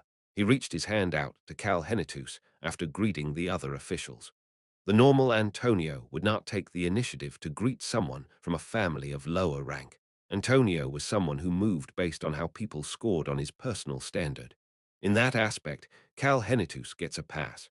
Contrary to the rumors that he was trash, Cal had seemed quite noble-like when they met last year at the capital. He also had an ancient power and fame. Most importantly, he is someone that the crown prince treasures. Someone the sly first prince treasures must be talented. Antonio had heard from his grandmother many times that, although Alberu had an innocent smile on his face, he was an extremely sly individual. The first prince is not an average person. Antonio, you will lose if you look down on him. Do you understand what your grandmother is trying to say? That was why Antonio had been looking forward to meeting with Cal. Cal seemed to know Antonio's thought as he reacted in a way that Antonio liked. Cal had a confident yet respectful attitude as he shook Antonio's hand. Young Master Antonio Gyra, it is an honor to meet you. I am happy to meet the family that guards the kingdom's southwestern border. No, it is my honor to meet someone from the Henitus family that protects the kingdom from the forest of darkness. Cal Henitus, the eldest son of the Henitus family, the strongest family in the leaderless northeast region. Antonio Gyra, the heir to the Gyra family, the leader of the southwest region.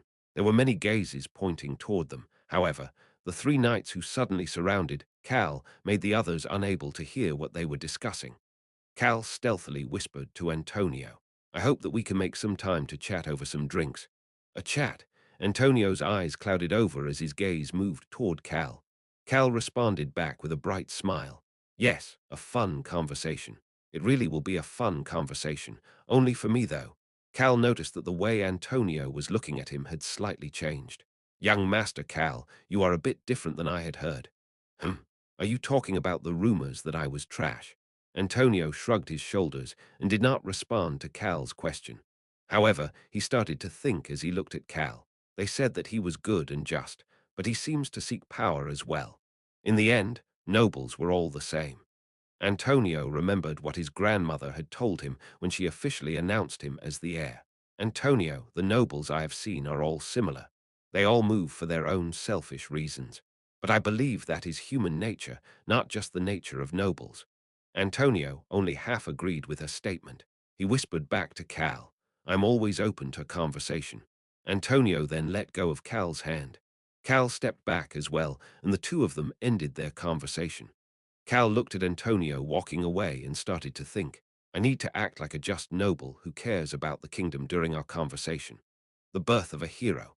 While Marquis Stan's family had shown up as the villain in the novel, Antonio Gyra was introduced as someone who was neither an enemy nor friend. There was a short description of his personality. There was one more line.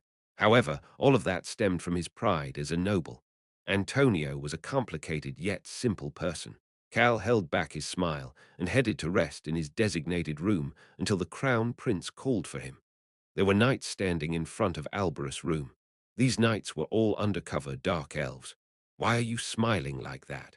Your Highness, why are you speaking in that tone all of a sudden? Cal gently started to speak to the wary Crown Prince. Your Highness, wouldn't it be great if you gained more loyal subordinates? Alberu quietly observed Cal before finally starting to speak. Who? The owner of this house. Alberu took some time to stare at Cal again before casually adding on, take care of it. You can use my name as you will. Yes, sir. I understand. How about a 7-3 split if I succeed? Alberu let out a sigh and nodded his head. That much is worth it if it is the owner of this house. By the way, yes, your highness. The Margoru Empire's imperial prince probably knows about you, right? Cal confidently nodded his head. He should know me as young Master Silver Light and the bastard who put out the jungle fire. Cal Henitus had not hidden his identity when he put out the fire in Section 1 of the jungle. He had also prevented the Roan Kingdom's terror incident. Won't the Imperial Prince greet you friendlier than he greets me? Absolutely not. Albrew sighed at Cal's response. He did not seem to agree with Cal. A few days later, when Cal arrived at the capital of the Margoru Empire, contrary to Alberus' expectations, the Imperial Prince did not treat Cal the best. He showed most care for Alberu.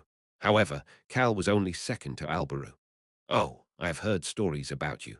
They say that you are the young hero who prevented the terror incident in the Roan Kingdom. The Imperial Prince was a large man who reminded Cal of a big dog. This was Adin, the Imperial Prince of the Margoru Empire. It is an honor to meet you, your highness.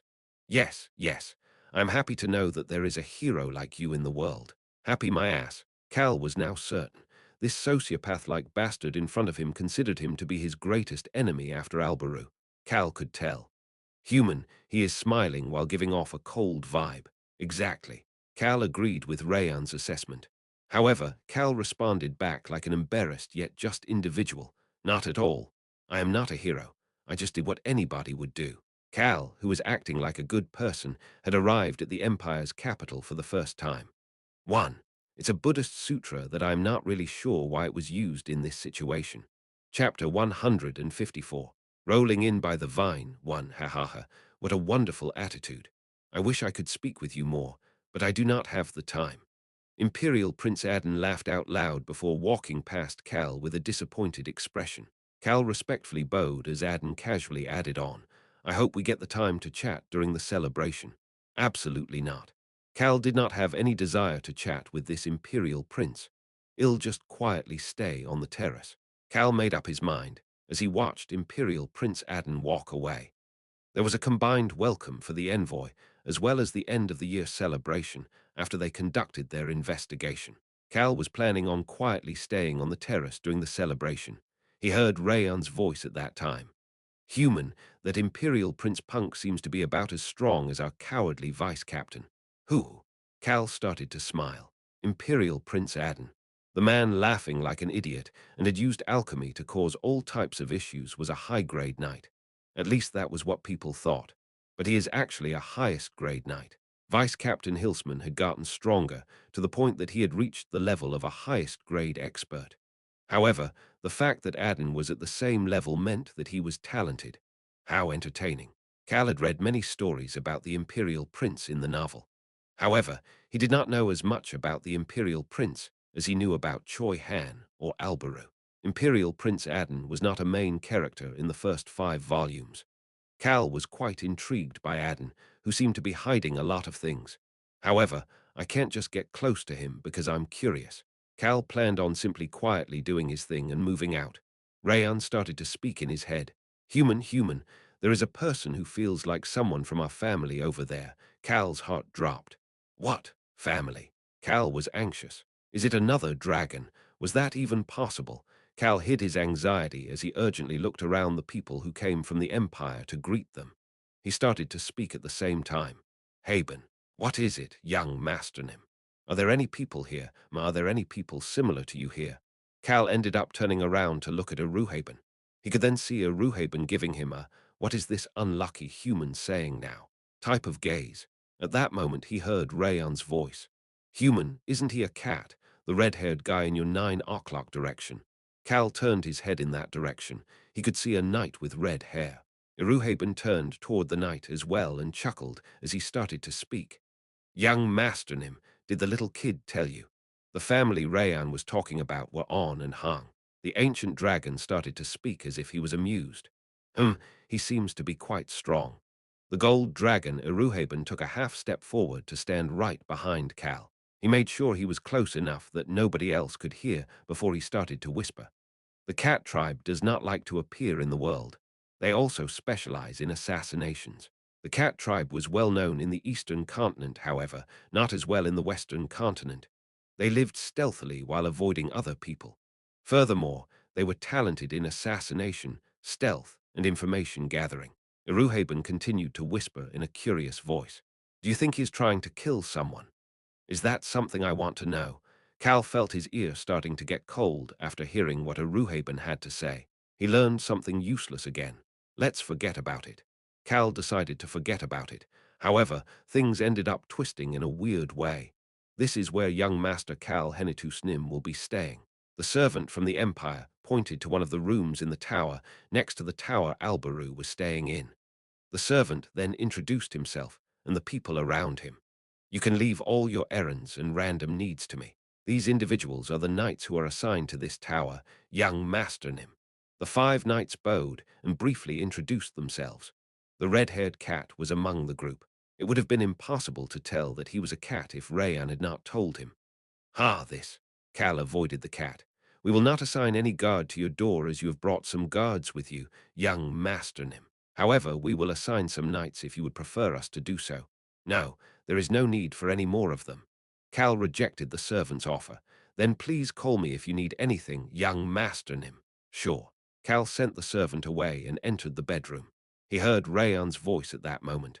Human, there is someone hiding in the ceiling above your bed. He is spying on you. Oh, his stealth is at the level of the sculptor who made the amazing rabbit. It's pretty good. I knew it would be like this. Cal looked indifferent. Although there were many rooms in the tower where Albaru was staying, they had assigned Cal to the next tower over. It was different than the rest of Albarus' assistants, who were all assigned to the same tower as Albaru. Adin must be curious about me. Although the Imperial Prince may have been hesitant to spy on someone in the envoy, he must have been curious about Cal, since I put out the jungle fire. Cal was the person who had single-handedly put out the fire in the jungle. Originally, a shaman would come over from the eastern continent at a later time to put out the fire. But that is weird as well. Knowing that Arm and the Empire were working together, Cal was suspicious of that shaman who had come over from the eastern continent in the novel. How did the shaman put out a magic fire that water could not put out? What if that shaman was a member of Arm? What if that was all part of the ploy? Then all of those highest-grade magic stones that the shaman found would have gone to the Empire and Arm. How terrible. It sounded like a terrible situation. However, it was a possible theory. That incident would lead to shamans being welcomed into the jungle. It is one of the Empire's preferred methods. Implanting spies was something that the Empire did often. If the shaman became a spy like that, then the jungle would have eventually fallen to the Empire as well. Hoo! Cal let out a sigh before starting to speak to Choi Han and Iruhaben. Let's go out. Right now. Cal answered the confused Choi Han's question. I need to exchange some money. I also heard that Billows was in the Empire. I should go meet my good friend. Cal said it a bit louder than usual for the spy to hear. He put on a robe and threw masks toward the other two. Put on robes and the masks so we can go without any commotion.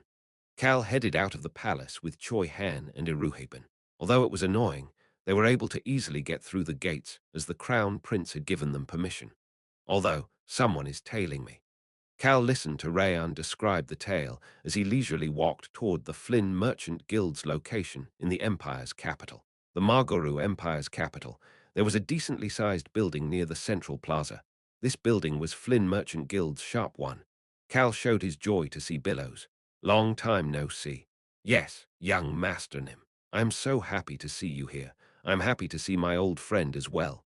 Billows started to speak to a staff member. I will not be taking any more guests today. He then turned back to speak to Cal. I will escort you to my room. Cal, Choi Han, and Aruhaben followed Billows to a corner room on the second floor of the Flynn Merchant Guild building. Cal jokingly asked Billows, "This can't be your room, right?" It was an average-looking room. Billows smiled before pushing the bookshelf on the wall to the side. A staircase heading down appeared. Cal sat down on the chair located in this small underground room and started to speak. "Your room is smaller than I expected. It is a nice room because it is modest and quiet." Billows joked back with Cal. However, he soon got down to business. "Young Master Nim, I found it. He had found an alchemist who was not part of the alchemist's bell tower." Cal drank the cup of tea Billows offered him as he asked, "What kind of person is it?" "He is a famous alchemist in the underworld." The underworld. This was something that existed no matter what city or country you went to. However, it was not important to Cal where that alchemist was famous. That was why he asked once more, "So what kind of person is he?" Billows smiled as he responded back, "He is a good but bad person." Cal could deduct a couple of things from that answer. He seems to be a bad person based on how he works in the underworld, but he is still a good person. Billows quietly observed the silent Cal before starting to describe some details about the alchemist. Choi Han frowned after hearing the information. It was different than what he had expected. Cal said just one thing a few seconds after Billows finished his explanation. Good. He was what Cal was looking for. A decently good and decently bad person was best to put to work. Cal casually added on, "I should go meet him right away." "Already?" "Cal Nim, you mean right now?" Billows and Choi Han both voiced their shock. Cal looked toward the shocked Choi Han. Cal started to speak once Choi Han flinched at his gaze. "Choi Han, yes sir, I will escort you if you plan on go. Take it off." Silence filled the room. Cal looked toward Choi Han, who was standing there with a blank expression, and started to frown. "What are you doing?" "Excuse me, let's change clothes." Cal took off his robe and took off his formal jacket underneath as Choi Han let out that stupid sound. "Billows, yes, yes, sir." Billows, who had been watching with confusion, answered in shock. Cal told Billows what he needed. "Look up some more information on that alchemist. Bring me the files." "Oh, and Billows, there's a residence you are staying at, right?" "There is."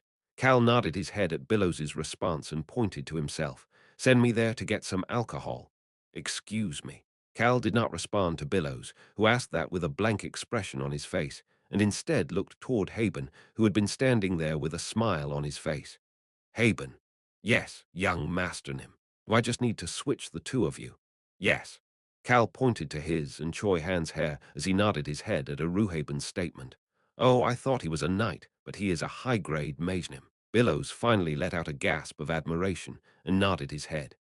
It was because he understood why Cal had brought a precious high-grade mage while disguising him as a knight. Cal smiled toward Billows, who was looking at him as Iruhaben used magic on him and Choi Han. A moment later, Billows walked down to the first floor and gave the staff member an order. "Prepare some fruits and food. Get some alcohol as well." Right now, Billows nodded his head with a happy expression on his face toward the anxious staff member.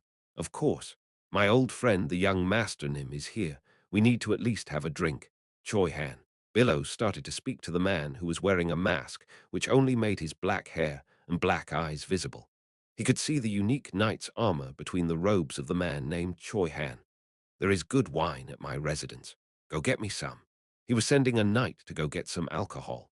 Although it would make sense for him to get angry, the person named Choi Han silently bowed his head and headed out of the building with a map in his hand. A voice echoed in the black-haired man's head. "Human, there is only one person following you. The rest are still hiding around the Flynn Merchant Guild building. One makes this easy." Cal headed toward Billows's residence with light footsteps. Cal showed the butler the message on the back of the map once he got there. "I will escort you to it." Cal followed the butler into Billow's study. The butler soon left, and Cal looked out the window once he was left alone.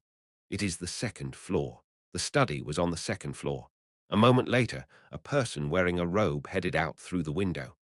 "Human, the person tailing you is still at the entrance of the residence." Cal nodded his head and stealthily left the building using the sound of the wind. He headed to a place that existed everywhere, just like the underworld. The slums. He was walking toward the slums. Cal's hair that was sticking out of the robe was white. Knock, knock, knock. A person knocked on the door of a house that looked like it was about to break down. It was in the corner of the slums where no light shined down from the sun. These buildings that even the people in the slums avoided served as a resting place for animals or people escaping from the rain. This house was located around those broken buildings. Knock, knock, knock. However, there was no response even after knocking for a while. The person who was knocking on the door let out a sigh before starting to knock a bit louder. Bang, bang, bang. My goodness, why can't you just go away? The sound of someone grumbling inside could be heard before the old door slowly opened. Screech. A tired, middle-aged man appeared through the open door. The man slightly flinched before starting to speak. Who are you? The man who had been knocking on the door respectfully bowed his head. That action made the man inside the house start to speak with a stoic expression. Why did a priest nim come all the way here? The man that was called a priest. The man with the long white hair was wearing a white priest robe with no crest on it. That man, Cal, smiled gently and started to speak. Rayan spoke in his mind. There is nobody around. Cal started to speak as well. I came because I wanted to destroy the bell tower. The expression of the man in the house, the alchemist, quickly changed. Chapter 155. Rolling in by the vine, 2. Cal looked toward the stiff alchemist and started to speak. May I come in? The alchemist opened and closed his mouth a few times before verifying that nobody else was around and then moving to the side. Come, Herr, come in for now. Cal immediately walked in. He was walking with a relaxed pace, as if he was going into his own living room. He then walked over to a chair with a broken back and sat down. He could see alchemy tools that have not been sanitized properly as he looked around. Alchemy in this world was similar to alchemy on Earth. It was used to make gold. However, the methods of doing so were different. The alchemists of the Western continent sought to use natural elements to create gold. Specifically, they tried to use water, wind, earth, wood, and fire. These 5 natural elements were the main elements used to attempt to create gold. These 5 elements were intertwined with mana as well. Clack. Cal looked toward the table with broken corners in front of him. There was a round bowl sitting there. There is only cold water in the house. I do not know what kind of priest nim you are, but please drink this cold water and then get on your way. The alchemist filled the bowl with cold water and pushed it toward Cal. Cal did not even look at the bowl. His gaze was focused on the alcohol bottles in the room amongst the alchemy tools. What are you looking at? Egu, just what? The middle-aged alchemist saw that Cal's gaze was on the alcohol bottles and kicked them to one side. Ah, damn. Clang, clang, clang. The alcohol bottles made loud noises as they ran into the alchemy tools. The mess made the middle-aged man start to frown. He heard the priest's voice at that time. Alcoholic fake alchemist. Makes poison and small bombs for underworld organizations to use when they fight against each other. Alchemists were unable to make bombs that were as strong as magic bombs. However, they were able to borrow the power of nature in order to create small bombs. However, compared to magic bombs that had a 100% rate of success, their success rate depended on whether the power of nature could release mana or not. That was why it could be said that the timed magic bomb they found in Maple Castle was amazing. The tired and drunk man's gaze turned toward the priest. The two of them made eye contact. I heard that you would make anything as long as you got paid. Am I wrong? Kel did not know the man's name yet. There were only a few things he knew about him. This man was someone who had not appeared in the first 5 volumes of The Birth of a Hero, and Billows had only brought a small amount of information about him. He is said to have been acting in this fake alchemist role for approximately 10 years. The underworld organizations think he is fake because his poisons and small bombs are only made properly half the time. A fake alchemist with a 50% chance of success. That made Cal let out a snort. It means that he knows how to make 50% of the real thing. That was enough. What Cal wanted was someone with basic alchemy skills and something else. This middle-aged man had that something else. Fake alchemist. It was said that nobody knew his name. However, he had many nicknames. So, are you saying that you want to pay me to do a job?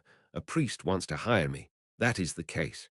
Ho! The alchemist picked up a bottle of alcohol on the floor. He opened the bottle and started to chug.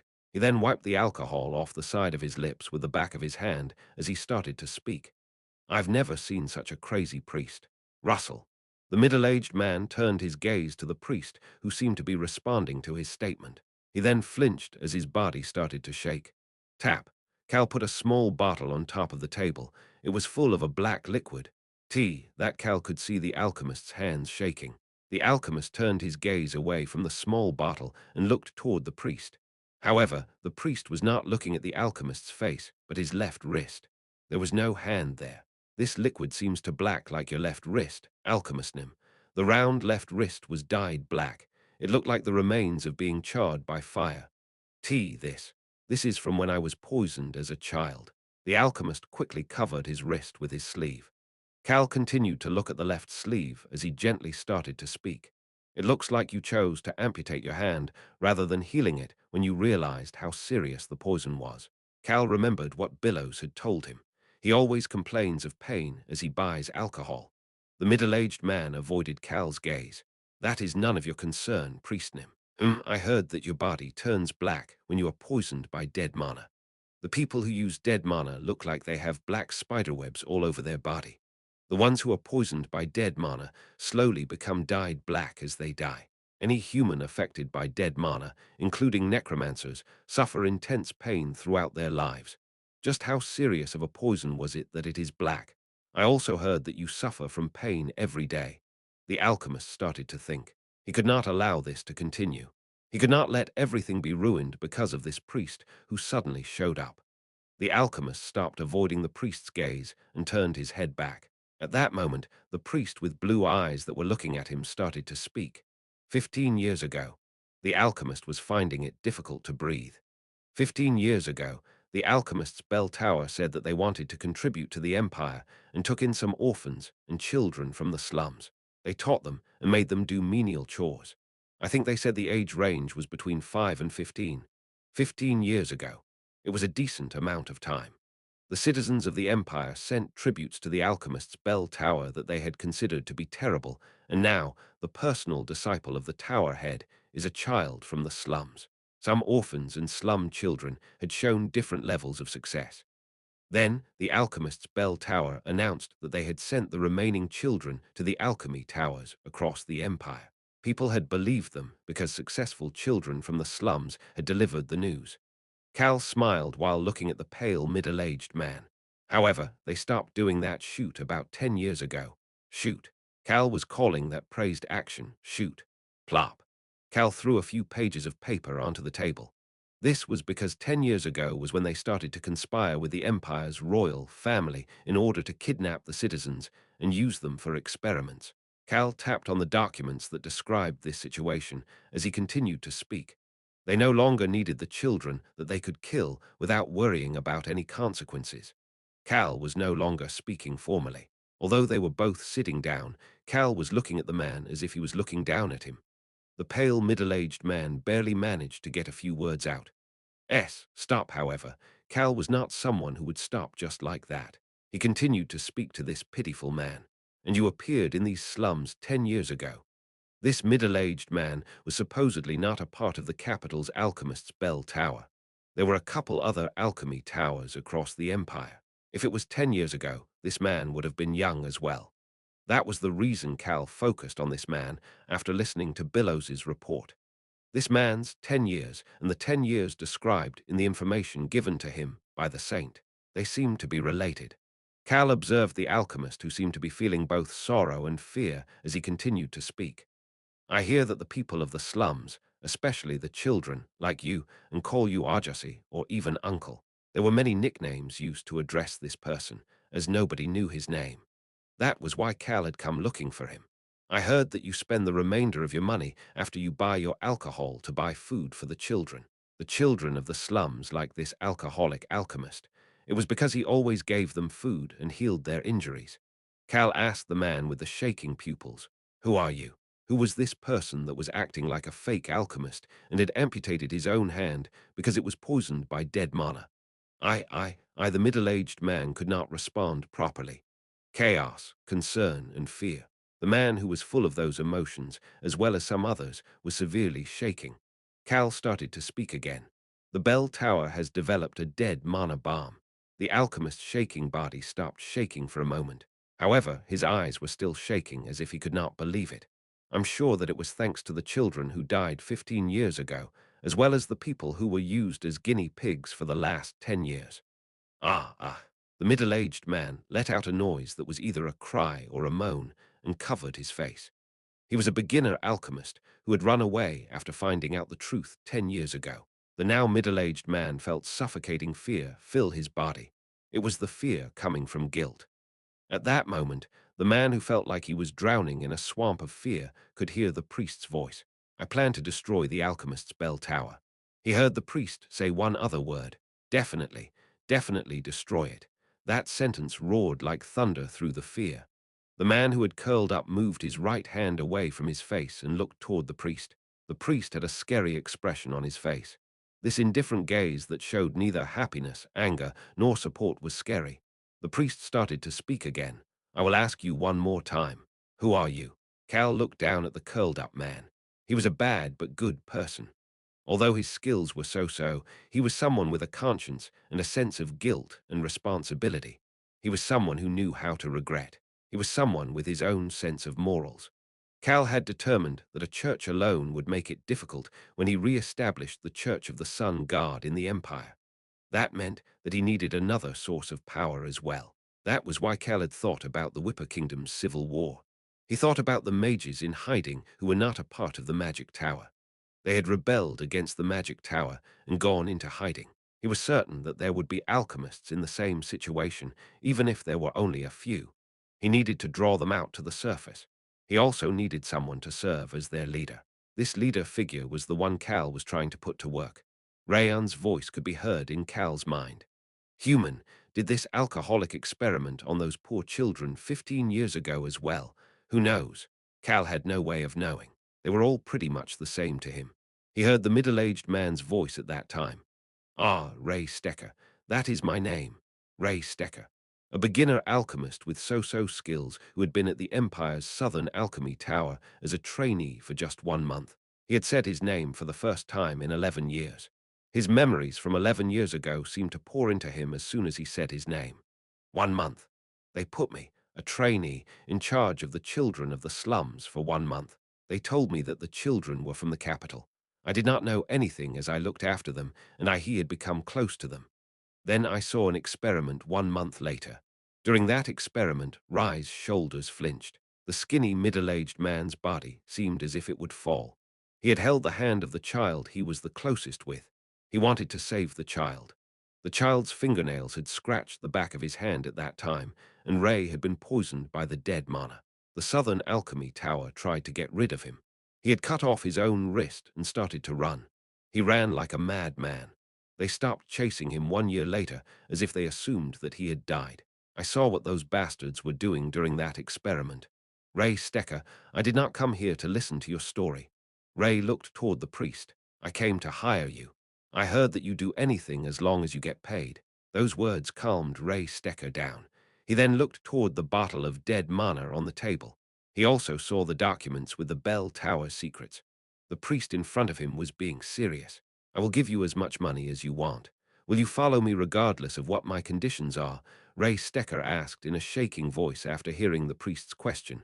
You plan to destroy the bell tower? Yes, definitely. Ray jumped up. He then walked over to a corner of the room and lifted up a wooden plank. There was a box underneath it. Ray opened the bottle and took out a glass jar. Clack. He placed the jar on top of the table. There was a black hand inside of the jar, a hand that would not rot. There was a small scratch on the back of that hand. Ray Stecker could not throw away the hand that had held onto the child. Cal could see that guilt and anger was burning in Ray's eyes. Cal started to speak. Wait for me. I will return with a contract. I do not need money. Please help me resolve my guilt. Cal stopped for a moment before getting up. He looked toward Ray, who was looking at him intently, and started to speak. If that is what you want in return, that is what we will do. Although Cal looked calm, Ray started to frown. The corners of his lips were shaking. Cal said one last thing to him before he left the shabby house. Drink the cold water and return to your senses. I don't care much for alcoholics. Screech. Cal left after saying that, and the door closed behind him. Ray Stecker looked at the door for a while before lifting up the bowl of cold water and drinking all of the water inside. Ah, clack. He put the bowl back down on the table and started to speak. Now I feel refreshed. He had not felt this way for 11 years. The first day of the investigation. Crown Prince Albaru looked at the Church of the Sun Guard's Vatican and whispered to Cal, "There is a secret table in a secret room."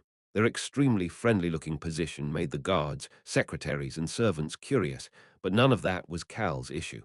Cal sincerely responded to Albaru's question. "Yes, Your Highness. Apparently, it is a pile of treasure." Albaru grunted and hid his smile. Cal watched Albaru and recalled what the saint, Jack, had told him. "I am not sure if they managed to find the condemnation of the sun." The condemnation of the sun. The name alone was amazing enough for the saint to wield as he fought against the enemies and gathered the believers. Chapter 156. Rolling in by the vine 3. Does the condemnation of the sun actually exist? That was the crazy priestess Cage's response. She seemed to be shocked. That made Cal realize something. It is not an ordinary item. Jack started to speak as if he knew what Cal was thinking about. It is a divine item. A divine item. An item gifted by the god. The thief that was the owner of the sound of the wind, ancient power, had died while running away with a divine item. That was how precious they were. The reason that the secret organization arm was able to kill the strong Blue Wolf tribe was because they had a divine item. That was why Cal was excited as he asked, "Where is the condemnation of the sun located? I will retrieve it." However, Jack shook his head with a bitter expression. "I do not know." Jack had only heard about the existence of divine items while being taught by the Pope the ways of a saint. After that, the Pope responded to Jack's questions of, "Are there divine items?" with divine items. Something like that does not exist. The fake holy maiden, Hannah, who had been quietly listening to Jack, let out a scoff. The Pope said that it does not exist. That means that it is definitely somewhere. That greedy old man probably hid it somewhere safe. Jack said something interesting at that moment. However, the Pope would not have been able to use the divine item even if he knew where it was located. Why is that? The popes have not directly been appointed by the Sun God since the Pope from about 500 years ago. The rest since then were all selected in a meeting by the church's leaders. Hannah put on another smirk. Meeting of leaders, my ass. It was more of an ugly fight for power. Cal listened to the crazy priestess, the saint, and the fake holy maiden chat for a while before asking Jack a question. What kind of divine item is the condemnation of the sun?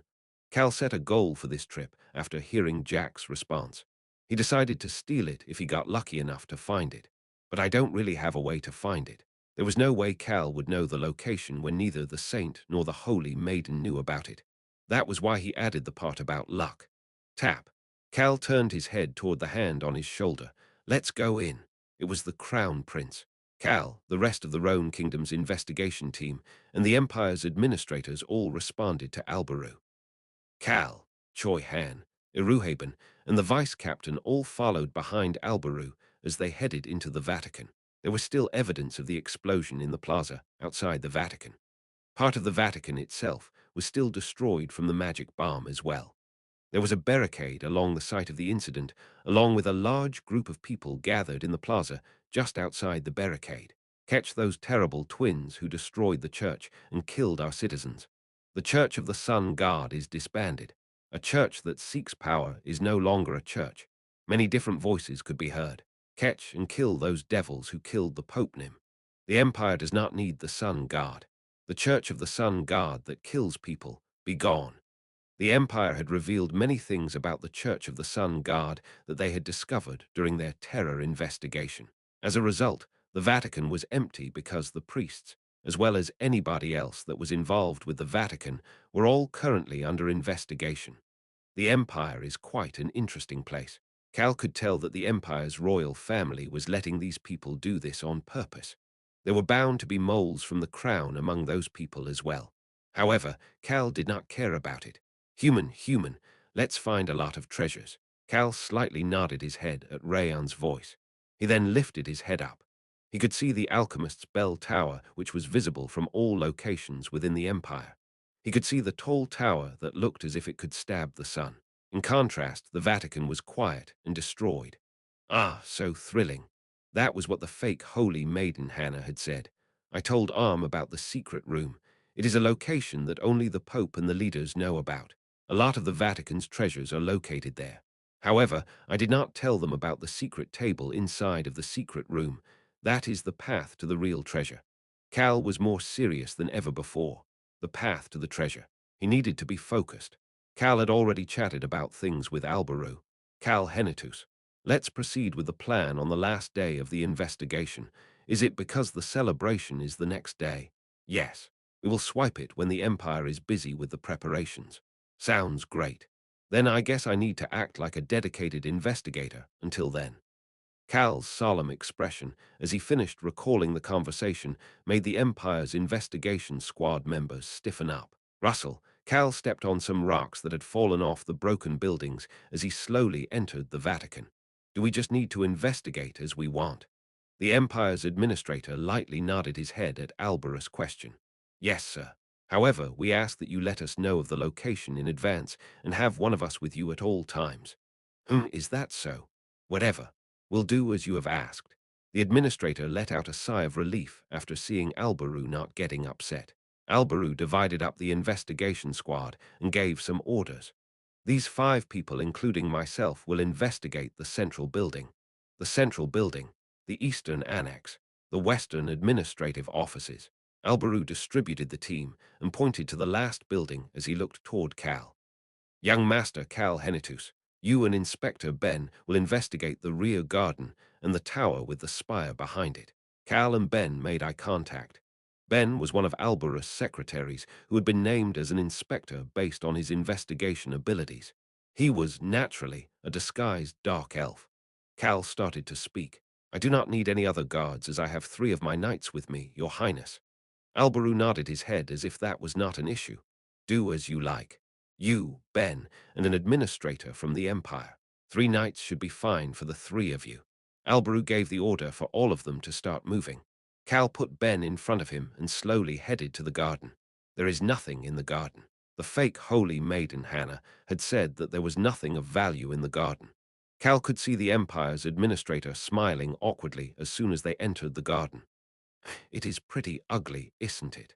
The administrator could see the flowers that were trampled. There were also blood stains, making it look more like a battlefield rather than a garden.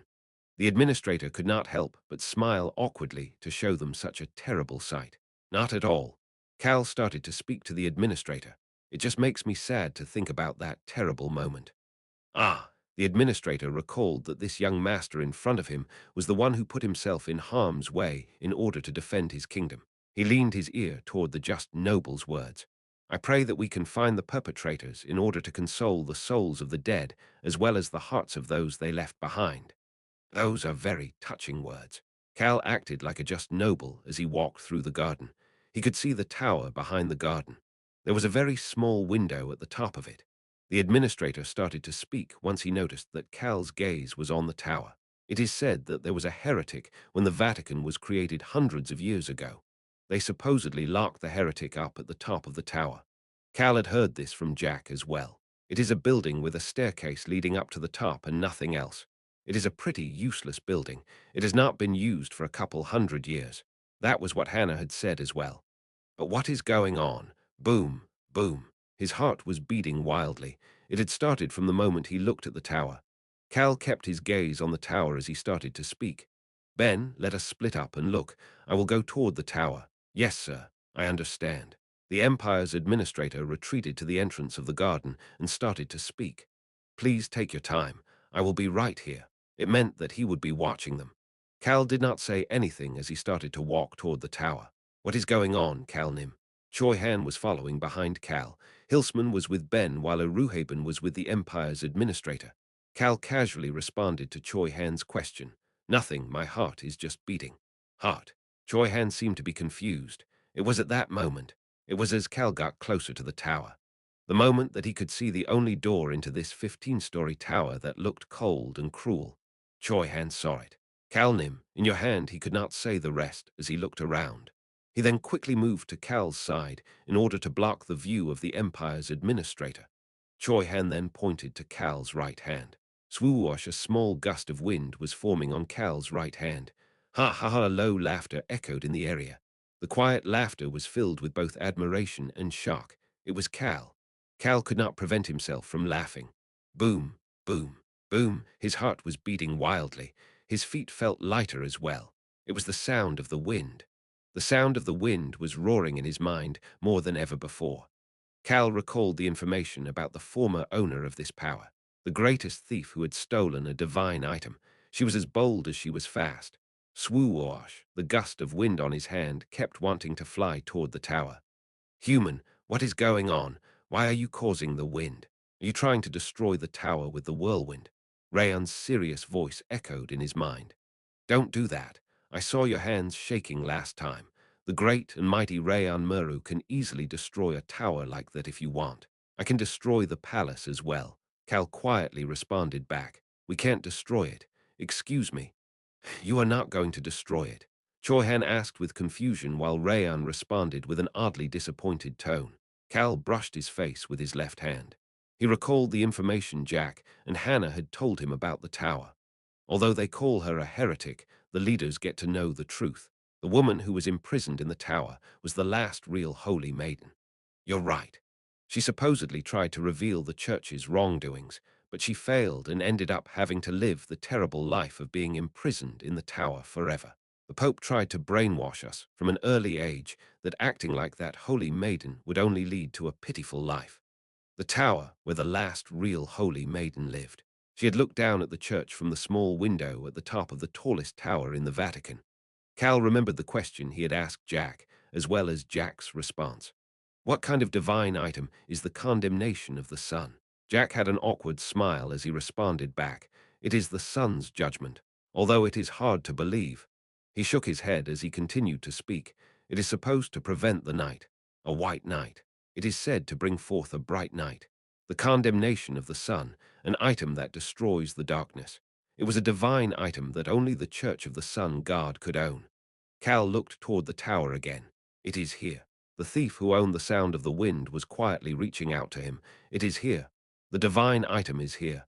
Cal started to speak. Choi Han, yes, sir. We will secretly leave the palace tonight. Excuse me. Cal didn't even look toward the shocked Choi Han as he started to speak to Rayan. Rayan, what is it, human? Show the assassin in my room some illusions tonight. Make him think that I am peacefully sleeping in the room. He is pretty strong, so I will need to create a magic circle with a magic stone. Use it. Cal didn't care. Why would he care about a magic stone when they were going to find a divine item? Cal started to speak. Tonight. We will loot this tower tonight. Chapter 157, Rolling in by the Vine. 4. Loot the tower. Take everything from the tower. Choi Han was used to Cal's way of speaking by now. Although he is phrasing it like that, I'm sure he'll use it for good again. Everything Cal had done until now was used to help others or for something positive. Choi Han trusted Cal. That was why he responded back with no issues. I will prepare for it. Good. We are going to wear the fake outfits as well. Choi Han flinched after hearing that they were going to wear the fake secret organization outfit, but still quietly nodded his head. Cal started to think about the Church of the Sun God and the Vatican. The Church of the Sun God had existed as a religious body on the continent for a long time. It became a powerful church after the Vatican was created in the Moguru Empire a couple hundred years ago, and has strengthened its influence as the official religion of the empire for the past 150 years. This tower was supposedly built when the Vatican was created. Cal touched the surface of the tower. It was currently the middle of a winter night. The tower's walls were cold. Boom, boom, boom. The sound of the wind was running wild. Human, why are you smiling in such a scary manner? Rayan's voice echoed in his head. Cal ignored Rayan completely as he started to speak. It was a quiet voice. It's new. Choi Han responded to him. The Empire seems to have put it up recently. Yes, they probably destroyed the original lock and replaced it since there was nothing in the tower. Cal pointed to the new lock. Break it. SHHHHH. A small black aura silently destroyed the lock. The door to the top of the tower opened without a sound. Rayan flew in through the gap. There are no people nor magic devices here. Human, this really was thrown to the side. Cal nodded his head at Rayan's report and walked in through the door. The 15th floor. The small window was the only window on this floor. Pad. A small orb of light appeared in front of Cal. Choi Han closed the door while leaving just a small gap before he started to speak. I will be right here. Cal nodded his head and slowly started to speak. Eruhaben should be sleeping peacefully in Cal's bed with his hair changed to match Cal's red hair. The spy in Cal's bedroom should be looking at the real Hilsman guarding the door to Cal's bedroom and the fake Choi Han guarding the inside of Cal's bedroom. They would think that Eruhaben switched shifts and went to his room to sleep. Human, let's hurry up. Cal did not respond to Rayan's urging and slowly walked up. Tap, tap. His footsteps echoed as he followed the circular staircase up to the top. All of the guards are gathered by the Eastern Annex. The highest level of security in the Vatican started from the Eastern Annex, then the Western administrative offices, and finally the central building. The garden didn't even have any guards. Cal had floated in the air for a long time in order to determine the patrol paths, and learned that there was approximately an hour gap between when the guards would come to the garden. They're pretty much advertising that the Eastern Annex has a secret room. Cal found that to be stupid. He recalled what the Sword Master Hannah had said. The Church's patrols and the Empire's current patrol patterns are probably different, but I'll tell you anyway since it may help. The fake Holy Maiden explained the patrol patterns. They barely go to the garden. Ah, Hannah, but didn't the Pope go to the garden a lot? Hannah scoffed and added on, he did. That sleepless old bastard. He always walked around the garden. He wouldn't even let others come to the garden when he was there. Funny bastard. Is the garden his private area? Cal could finally understand the Pope's actions. The Pope seems to have known about this tower. He seemed to have known that a divine item was here. Although I don't know why he didn't give the divine item to the saint. Even if he was just a half-saint, Jack should still have been able to use the divine item. Then the believers would have become even more faithful. Of course, the Pope may have thought it would be difficult to control the saint if he had a divine item. That may be why he hid the existence of the divine item. Human, why are you continuously smiling as you walk up? Hurry up so that we can get our things. Cal started to walk a little faster. Swoosh. The sound of the wind surrounded Cal's feet. He was able to climb up quickly without much effort. Cal finally arrived at the 15th floor. Human, I will break the lock. Rayan must have determined that it was okay not to be quiet as he shouted out loud. The black dragon broke the new lock on the small and old iron door and pushed the door to the side. Human, let's crawl. The door was only half of Cal's height. Rayan folded his wings and slowly crawled in. He then pushed his head back out. Human, why are you not coming in? Ha! Cal let out a sigh as he crawled through the doorway. The 15th floor. Cal stood up as soon as he entered the narrow room. Human, it's so barren. There really was nothing in here. An old metal bed, a table that seemed like it would break at any moment, and a metal chair. Those were the only things in the room. Human, I think I understand why the Empire just left it alone. There really was nothing in here. It just seemed like a forgotten prison. Rayan recalled the dark cave he had been chained in. This room was as gloomy as that cave. Human, there is a weird, violent, and scary aura in here. The black dragon felt something odd. Cal was silent. At that moment, an interesting noise reached Rayan's ear. Swoosh, it was the wind. Rayan turned his head. He could not say anything. Tap, tap, tap, the uneven slates on the prison's floor. Cal Henitus was crouched over and tapping on the slate. Rayan just continued to watch. Eventually, the black dragon made eye contact with the human who started to speak. It is right here. Whirlwinds were roaring by Cal's side. Clunk, clunk. The old metal bed and chair started to clunk. The prison was quiet other than the noise of the roaring whirlwinds. Rayan had never seen this power working in such a manner. Cal had used the sound of the wind as soon as he entered the prison. He then felt the emotions stored within the ancient power. This was the first time he had felt it, cheering. The sound of the wind was cheering. Cal looked toward Rayan. The black dragon nodded his head before using magic to lift up the slate Cal was tapping on. The slate that had been there for hundreds of years took a bit of effort to move. Swoosh, the wind gathered on its own and brushed away the dirt once the slate was removed. Found it. There was a black box. It was a box with a lock that was so old that the right key probably wouldn't even open it. It was a small box. Cal quickly brushed the dirt off of the top of the box. Boom, boom, boom. He could feel his heart going wild as he brushed the dirt away. The condemnation of the sun. It was now in his hands. This would make it possible to create a mess in the Empire earlier than he planned. Rayan, who had been approaching Cal, could not get any closer due to the whirlwinds, and so he destroyed the lock from a distance. Crack. The lock broke easily. Cal slowly opened the box. Screech, clunk. The inside of the box was revealed for the first time in hundreds of years. What the? Cal was confused. Swoosh, the whirlwinds slowly disappeared as if they could finally relax. Rayan was then able to stick to Cal in order to see inside of the box. Human, this is very scary and violent. Cal could not respond to Rayan's statement. He slowly took the item out of the box. It was a book. The white book seemed to be in perfect condition. Cal read the title, How to Die Peacefully. Scary. This did not seem to be the condemnation of the sun. It was at that moment. Are you trying to sacrifice yourself? He could hear the voice of the super rock. Cal flinched and looked toward Rayan. Rayan, is there a curse on this book? No, it just has a violent and scary aura. Cal turned stoic. Rayan had been saying it was violent and scary since earlier. Was it because of this book? Based on what the super rock was saying, it really did seem to be scary. Cal slowly put the book down. Human, isn't it ours? No, this is a bit. Swoosh, a wind suddenly gushed. Cal could feel the sound of the wind's silent anger through the wind. Ha! Cal picked up the white book again. The wind stopped. It is definitely a divine item. It is also not cursed. Cal felt odd while looking at the book. Why is it in the Roan language? The words Cal could see were in the Roan language. Rayan, the title is in the Roan language, right? Human, isn't it a runic language? What? Rayan was saying that the title was runic to him. Cal's expression changed.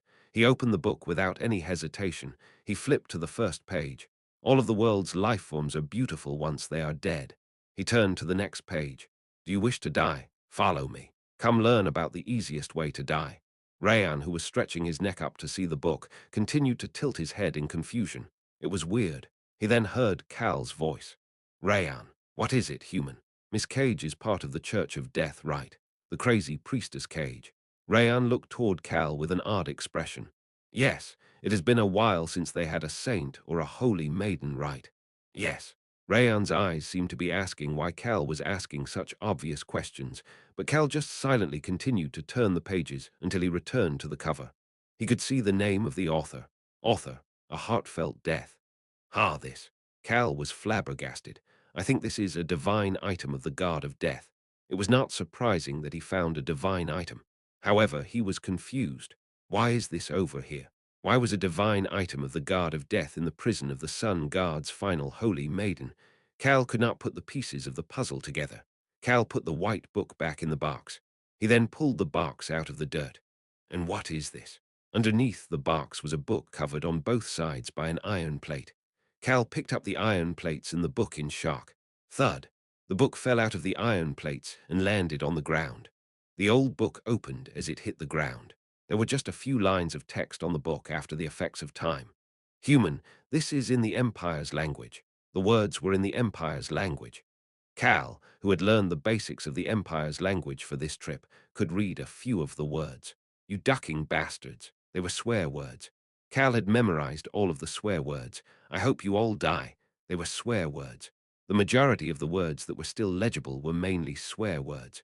Human, doesn't it seem like the owner of this room wrote this? Cal carefully opened the book's first page. He could see the Empire's language on the first page of the diary. Rayan, read it for me. All right. The great Rayan knows all of the continent's languages. Rayan started to read the legible text on the page. Pope, you bastard who deserves to die a miserable death. You decided to imprison me like this. You stupid bastard who will never receive even the slightest sliver of a blessing from the sun god. Cal looked toward Rayan. Rayan looked back with a serious expression. That is what it says. Sure. Cal listened closely to Rayan's continued translation. You imprisoned this precious person in this tiny prison. 100, no, 1,000 days of suffering is not enough for you. I will never forgive you. Evil bastards. I was the idiot for trusting you. Shoot heads. Yes, anybody would get angry if they were imprisoned. Cal understood the Holy Maiden's feelings. This diary was definitely the Holy Maiden's diary. Rayan turned the page and continued to translate. You imprisoned me with the guard of death's divine item in order to suppress my power. Just watch. I will leave this underneath the divine item so that someone in the future will see it. Cal, who had been blankly listening to the swearing, and Rayan, who had been realistically reciting the swears, looked toward each other. Rayan pointed to the white book. Human, this yes, yes. Just read on. All right. Rayan smiled at Cal's cheery disposition and continued to read. He then flinched. Stupid idiots. You don't even know where the sun guard's divine item is located. You dare to put me, the one aiming to become royalty, in this human. This is weird. Let's keep reading. All right. Rayan looked at the diary that was in the Empire's language. For someone who was called the future queen to end up like this. Who knew the second prince and the Pope would do such a terrible thing? Why did I ask royal father to bring the sun guard into the Empire? Wasn't it because I was a holy maiden?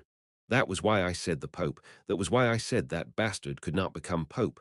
They were all tricked by that evil mask. This is unfair. Rayan read it all for Cal. He then continued to read. You stole the Guard of Death's divine item because you are scared of the Church of the Guard of Death. How could that be the will of the just Sun Guard? You bastards deserve to die miserable deaths. The puzzle was slowly coming together for Cal. The last holy maiden was the heir to the throne. The second prince was probably the one with the most influence after her. The second prince and the Pope had conspired to imprison the holy maiden in here. They were also the ones to put the divine item of their enemy, the Guard of Death, in here. That was why the Pope liked to walk here a lot. The Pope did not walk here because of the condemnation of the sun. It was because of this bomb that needed to be kept an even a bigger secret. It was something only he could know about. I guess it makes sense. The Church of the Sun Guard is one of the most famous groups on the continent. The Church of the Guard of Death is not as strong in influence. However, Death was stronger than the sun. It made sense why they would still be wary of them. At that moment, Rayan's continued translation reached Cal's ear. Stupid idiots. You burned my palace once you imprisoned me. You then called me crazy and a heretic for laughing. Why do you think I laughed? Gasp. Rayan gasped as he continued to speak. Stupid idiots. You didn't even know that the condemnation of the sun was in there. What? The divine item that you've been looking for is underneath that burnt palace. Cal looked toward Rayan, who read one more thing in the diary. Ah, so funny. It really is funny. Cal looked toward Rayan, who looked back at the smiling Cal and asked, Human, are we looting the palace as well? Chapter 158, Rolling in by the Vine, 5. Rayan could see Cal's stiff expression. Rayan, the low voice made Rayan realize that his thought might be going too wild. Rayan started to speak with a stiff expression as well. Yes, Rayan had a perfect grasp of Cal's strength. The black dragon's front paw patted on Cal's leg. Human, I said something too wild. Not only is your body weak, your influence is also much less than the Empire's royal family, so just sit back. I will loot the palace for you. What are you talking about? Contrary to Rayan, who had been serious about looting the palace for Cal, Cal started to pack the box and diary up as he shared his new plan. Let's look for it starting tomorrow. Human, that is more like you. The Grand Palace is just dust compared to a great and mighty dragon. Do not worry, I will destroy anything in our way. Cal ignored the vicious ramblings of a 5-year-old as he headed to the only window on the floor. He stopped in front of the window. He had not considered breaking in through this window. The window was only about as wide as Cal's face. There were also iron bars, making it difficult to see outside. However, the Vatican was completely visible past this window. You could even see the alchemist's bell tower and the grand palace behind the Vatican as well. Rayan moved over to Cal, who was looking out the window. Cal touched the bars as he started to speak. The holy maiden must have had it hard. She had to spend her life in this prison. Cal's emotional statement made Rayan recall his years in the cave. Rayan looked toward Cal with an emotional gaze. This human really is a good person. He knows how to have this kind of thought as well. Rayan. Yes, good human. Let's resolve this holy maiden's grudges. Yes, human, let's do it. Cal smiled while looking at Rayan energetically nod his head. It was a very sly smile. Are you done? Cal nodded his head at Choi Han's question and handed him a bottle. Isn't this dead mana? It was a bottle of dead mana. It would kill anybody who drank it. Cal was always carrying this around while saying, just in case. Cal pointed outside the tower and started to speak. Pull up all the grass in the garden and put 1 or 2 drops of dead mana in the dirt. It would be bad if it gets polluted. Choi Han found it difficult to wrap his head around the sudden command, but he had a good idea about what Cal was trying to do. Calnim, do I just need to leave evidence of Arm being here? He really is smart. Although Choi Han acted aloof every so often, Cal knew that he was a smart person. Yes, I'll also tell you the location of a fake alchemist in the slums, so go find him. He'll understand if you say that the priest sent you. What do I need to tell him to do? Tell him to spread a rumor. What rumor? Cal was thinking about preparing to fight against the Empire after the war against the Northern Alliance. That was why he had expected to go up against the Empire at least 2 years later. But things are different now. Things would change if he could get his hands on the divine item of the Church of the Sun God. People tend to believe when they see miracles happen. We will shake the Empire. He needed to spread the seeds in the Empire. Cal gave an order to Choi Han, who was looking at him. The Empire lost the person who could deliver the word of the Lord. An evil power will bring forth the eternal night. The proof of this has appeared close to the tower where the heretic was trapped. He would share this rumor with the children of the slums, and they would slowly spread it throughout the empire. Crown Prince Alberu did not feel good after hearing some news this morning. He was then curious. That was why he had called Cal Henitus over. Click. The teacup was placed on the table, and Alberu looked toward Cal, who was sitting across from him, and started to speak. Was it you? What are you talking about, Your Highness? Alberu was certain after seeing Cal eating a cookie with an expression that seemed to be saying, I know nothing. It was you. What was? What did you do to the Vatican? Crunch. Cal started to smile as he bit down on the cookie. It happened earlier this morning. The Empire sent a message to the Rhone Kingdom's investigation team to halt their investigations for a moment. Alberu recalled the contents of the message. The Empire was openly pressuring a foreign kingdom. That upset him, but more importantly, what mattered was that the Empire seemed to be in such a crisis that it was willing to end their cooperation if needed. He looked toward Cal and started to speak. The Empire suddenly ordered that we will not be able to investigate for 3 days. I see. How disappointing. Tap, tap. Alberu started to speak after tapping on the armrest of his chair a couple of times. Something must have happened in the Vatican last night, but they do not seem to blame us or suspect us of doing anything. They seemed more like they were preventing us from going to the Vatican to investigate. So did you agree to their terms, Your Highness? You think I'm crazy enough to accept it right away? I said it is too much that they are not allowing us to investigate for 3 days when we are only here for a week. Honestly speaking, Alberu did not have any reason to complain.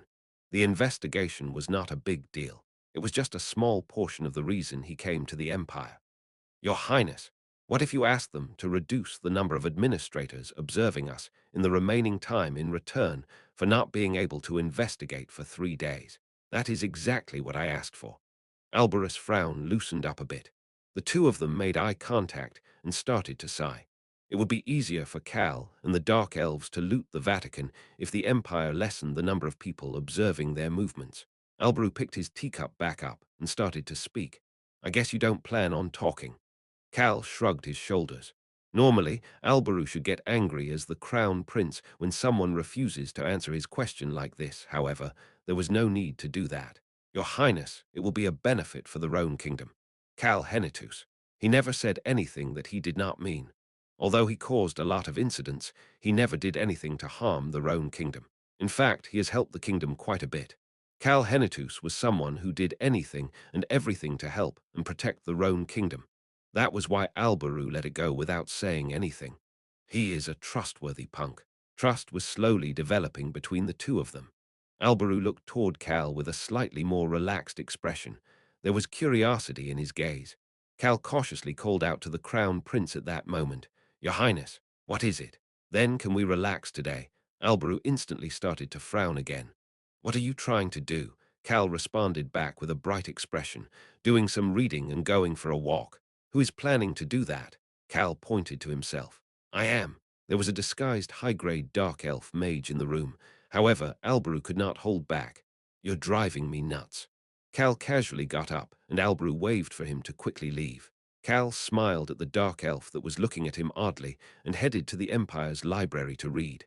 However, he could not go alone. Young Master Nim, It will be fine if you follow this knight as a guide. One of the Empire's knights stuck to him. It was the red-haired knight. Yes, it was that cat. Where would you like to go, young master Nim?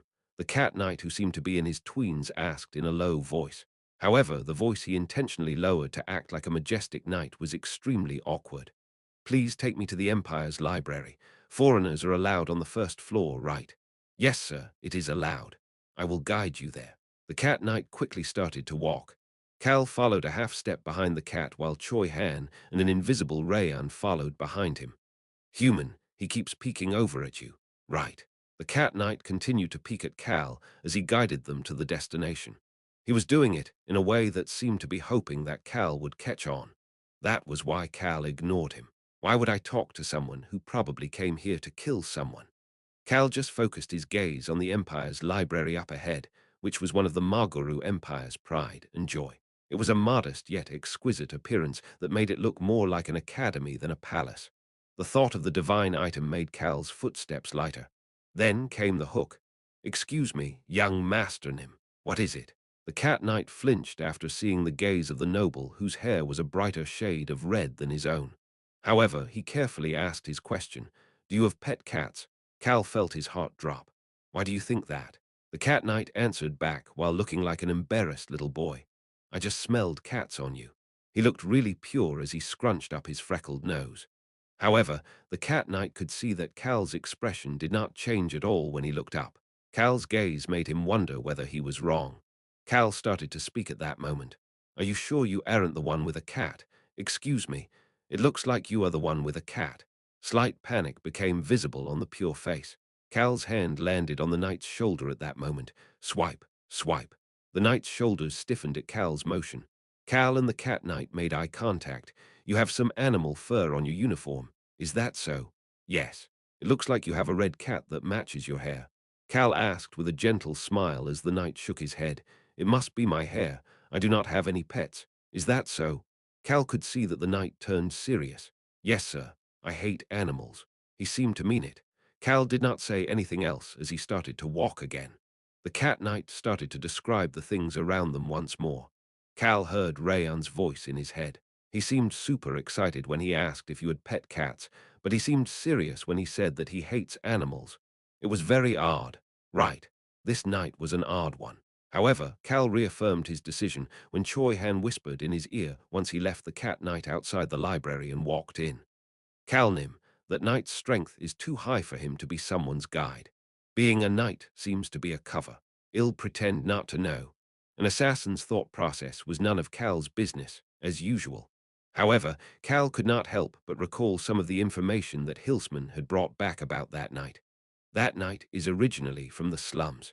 Apparently, he grew up with poor parents and many siblings, but his good character made him popular with the people in the slums and the general public.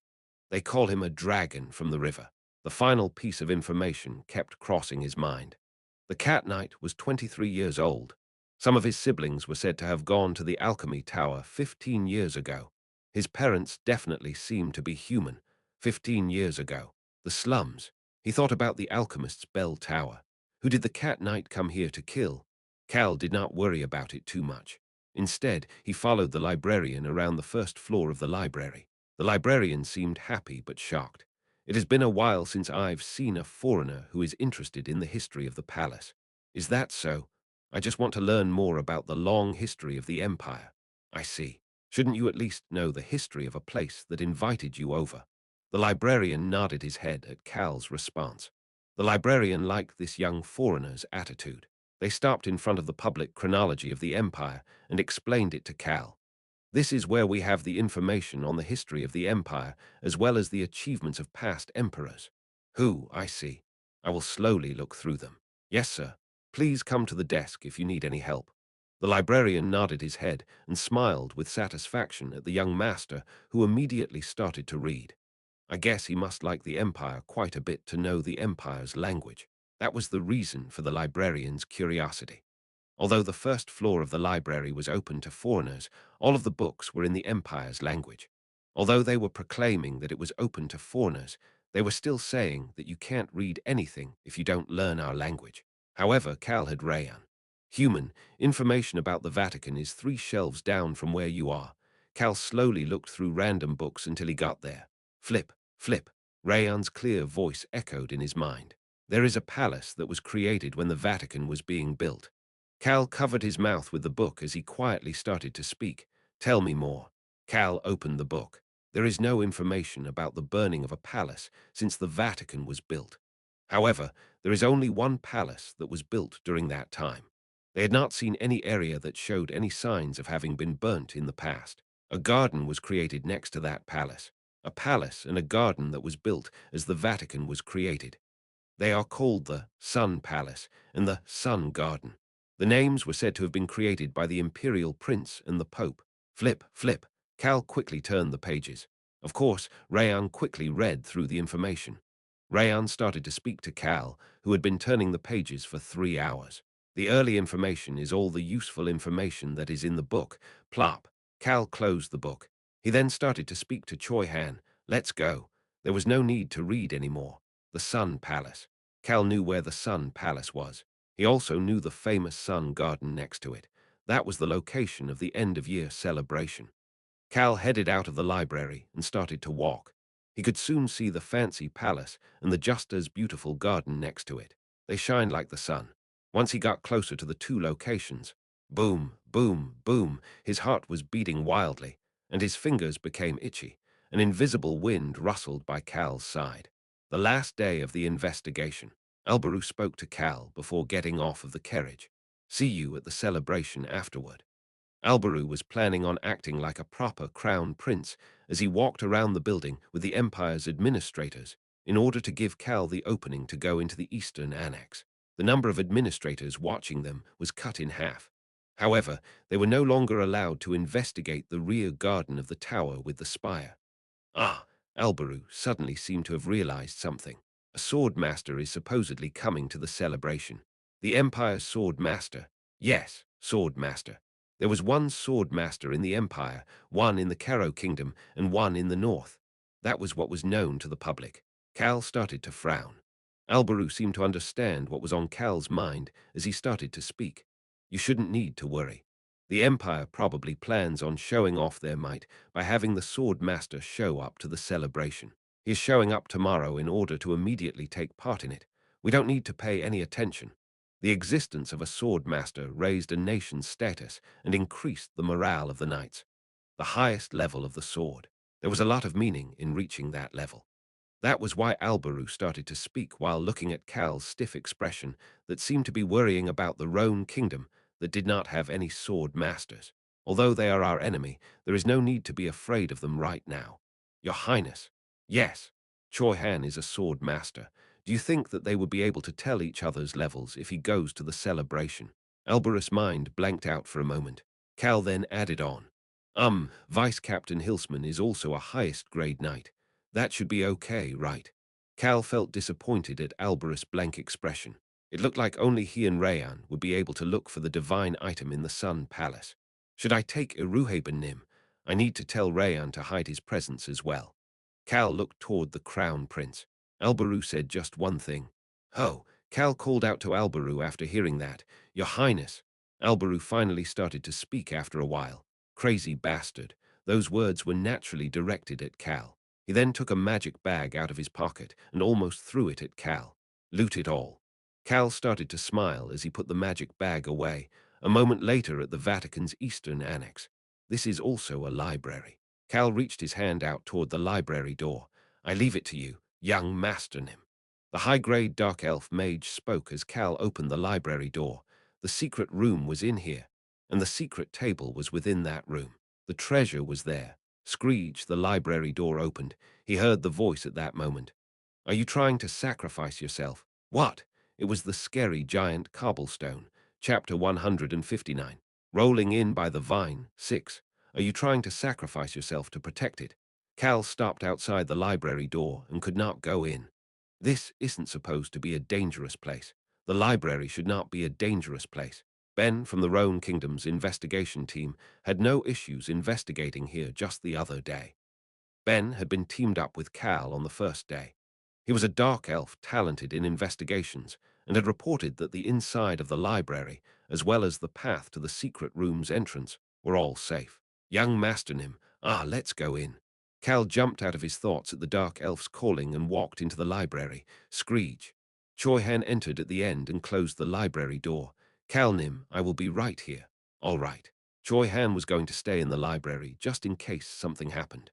The high-grade dark elf mage gazed toward Choi Han before turning back to look at Cal, who was walking to the innermost area of the library without any caution.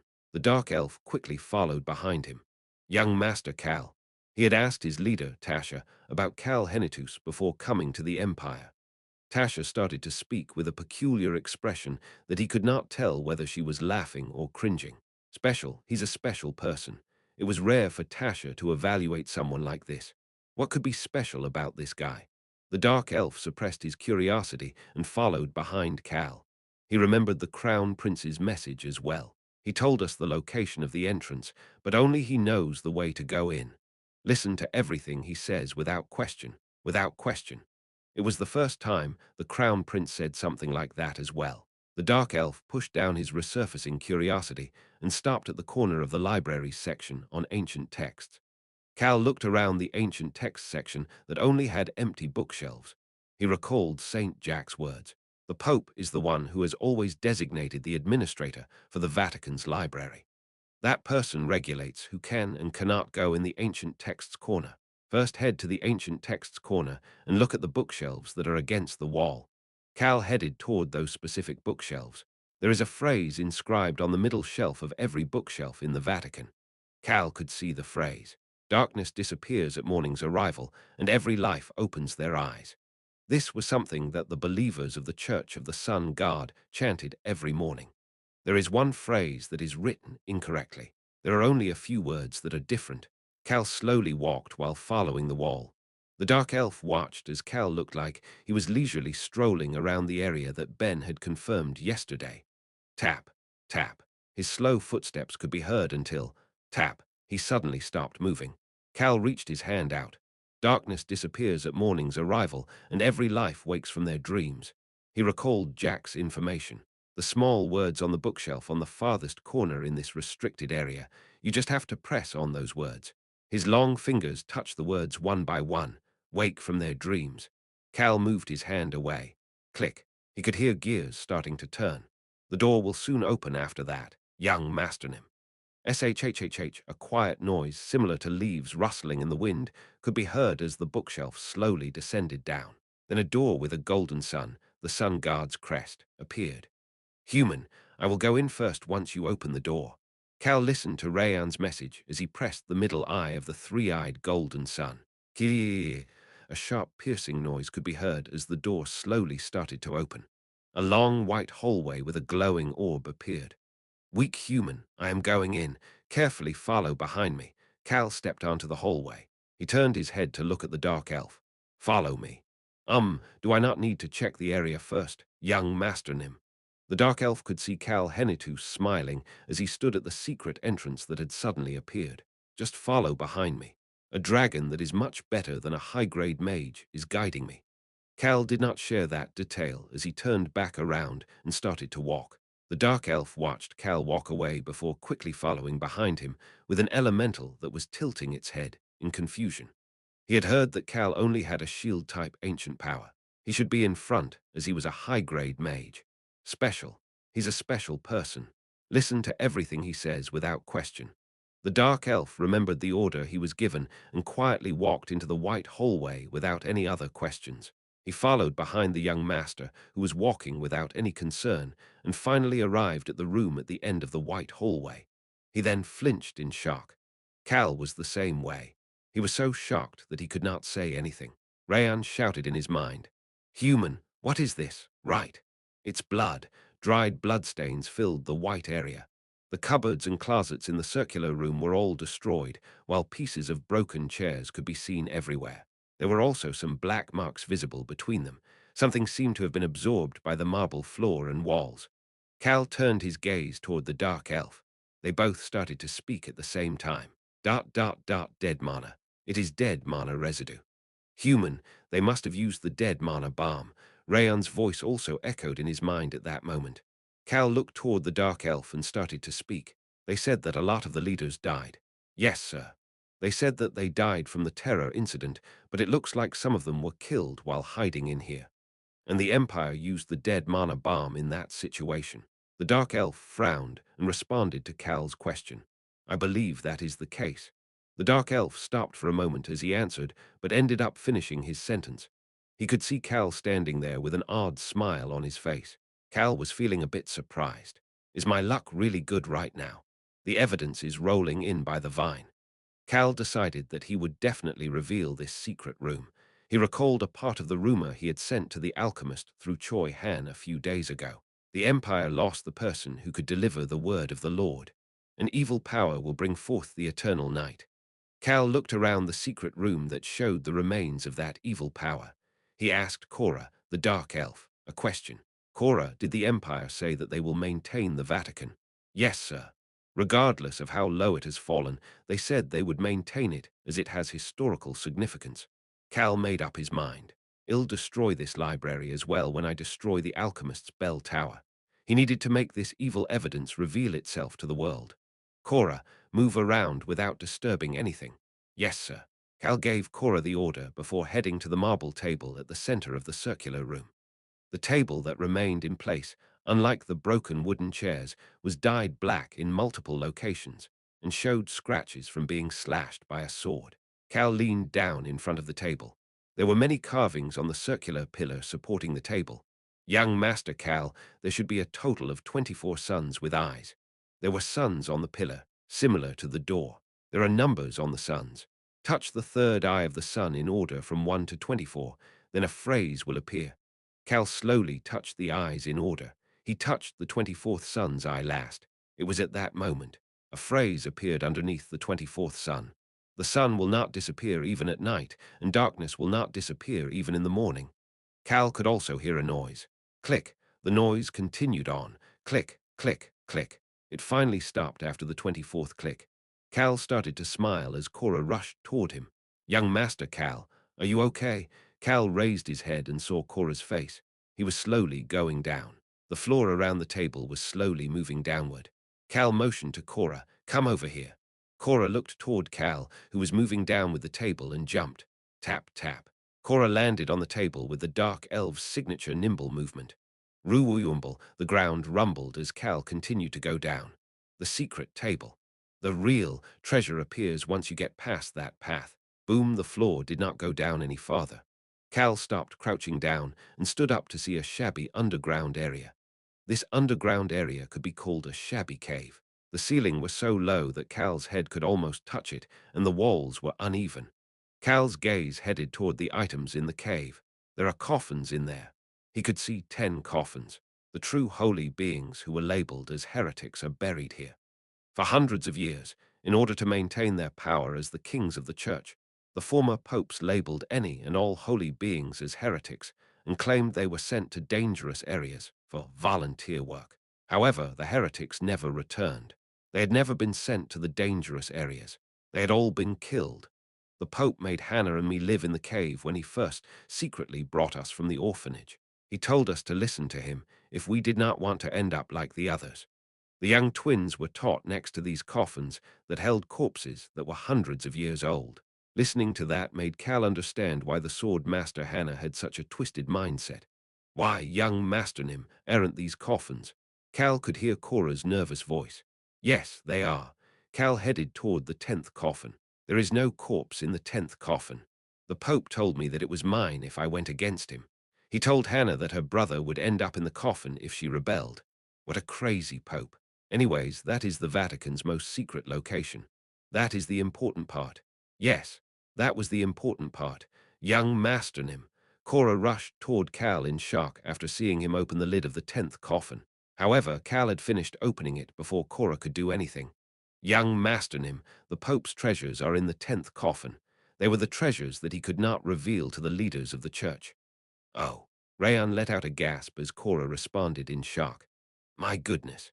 He could see 5 items wrapped up in either paper or sealed in a glass box. All of them looked precious and beautiful.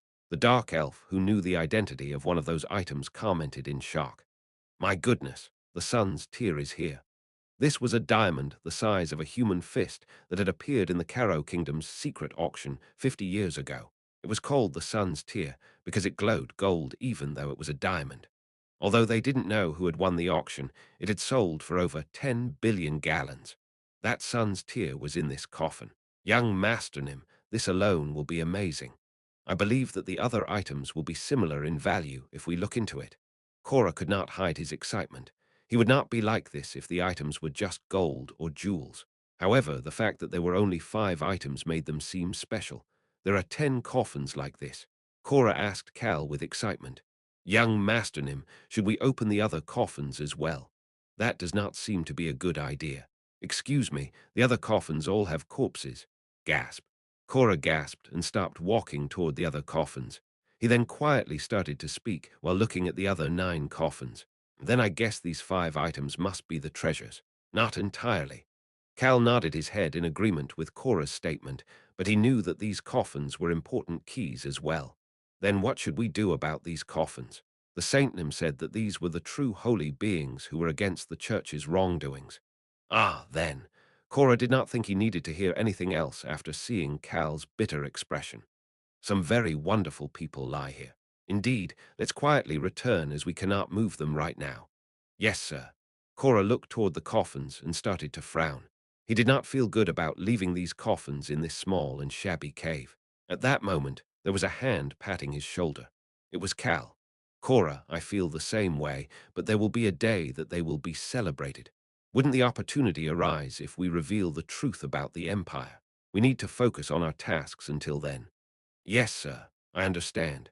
Cora took Cal's words to heart as he put the jewels in the magic bag. He really is not an average person. Cora recalled Cal's gaze that was full of certainty as he consoled him. Cal seemed certain that the day would come. Of course, those were Cora's own thoughts. Cal watched Cora pack the treasures away and started to think of a scene that would happen in the future. In the near future, the people in these coffins will become known as the true holy beings in the newly developed Church of the Sun God. Human, let's make sure to save those coffins. A cave is a difficult place to be. Cal did not respond to Rayan's statement. That was his plan anyway. Oh, young Master Cal, how amazing. Haha, thank you very much. You truly are today's star, Your Highness. Albrew laughed at Cal's response and gave him a thumbs up. You are also a star today. Very wonderful. Cal started to laugh as well. The human and the crown prince are both being weird. The invisible Rayan mumbled to himself. Even the dark elf Ben and Vice Captain Hilsman, who came to guard the two, were looking at them with awkward expressions. However, Alberu and Cal did not care. The two of them were chatting through their gazes. We'll make billions if we sell it all.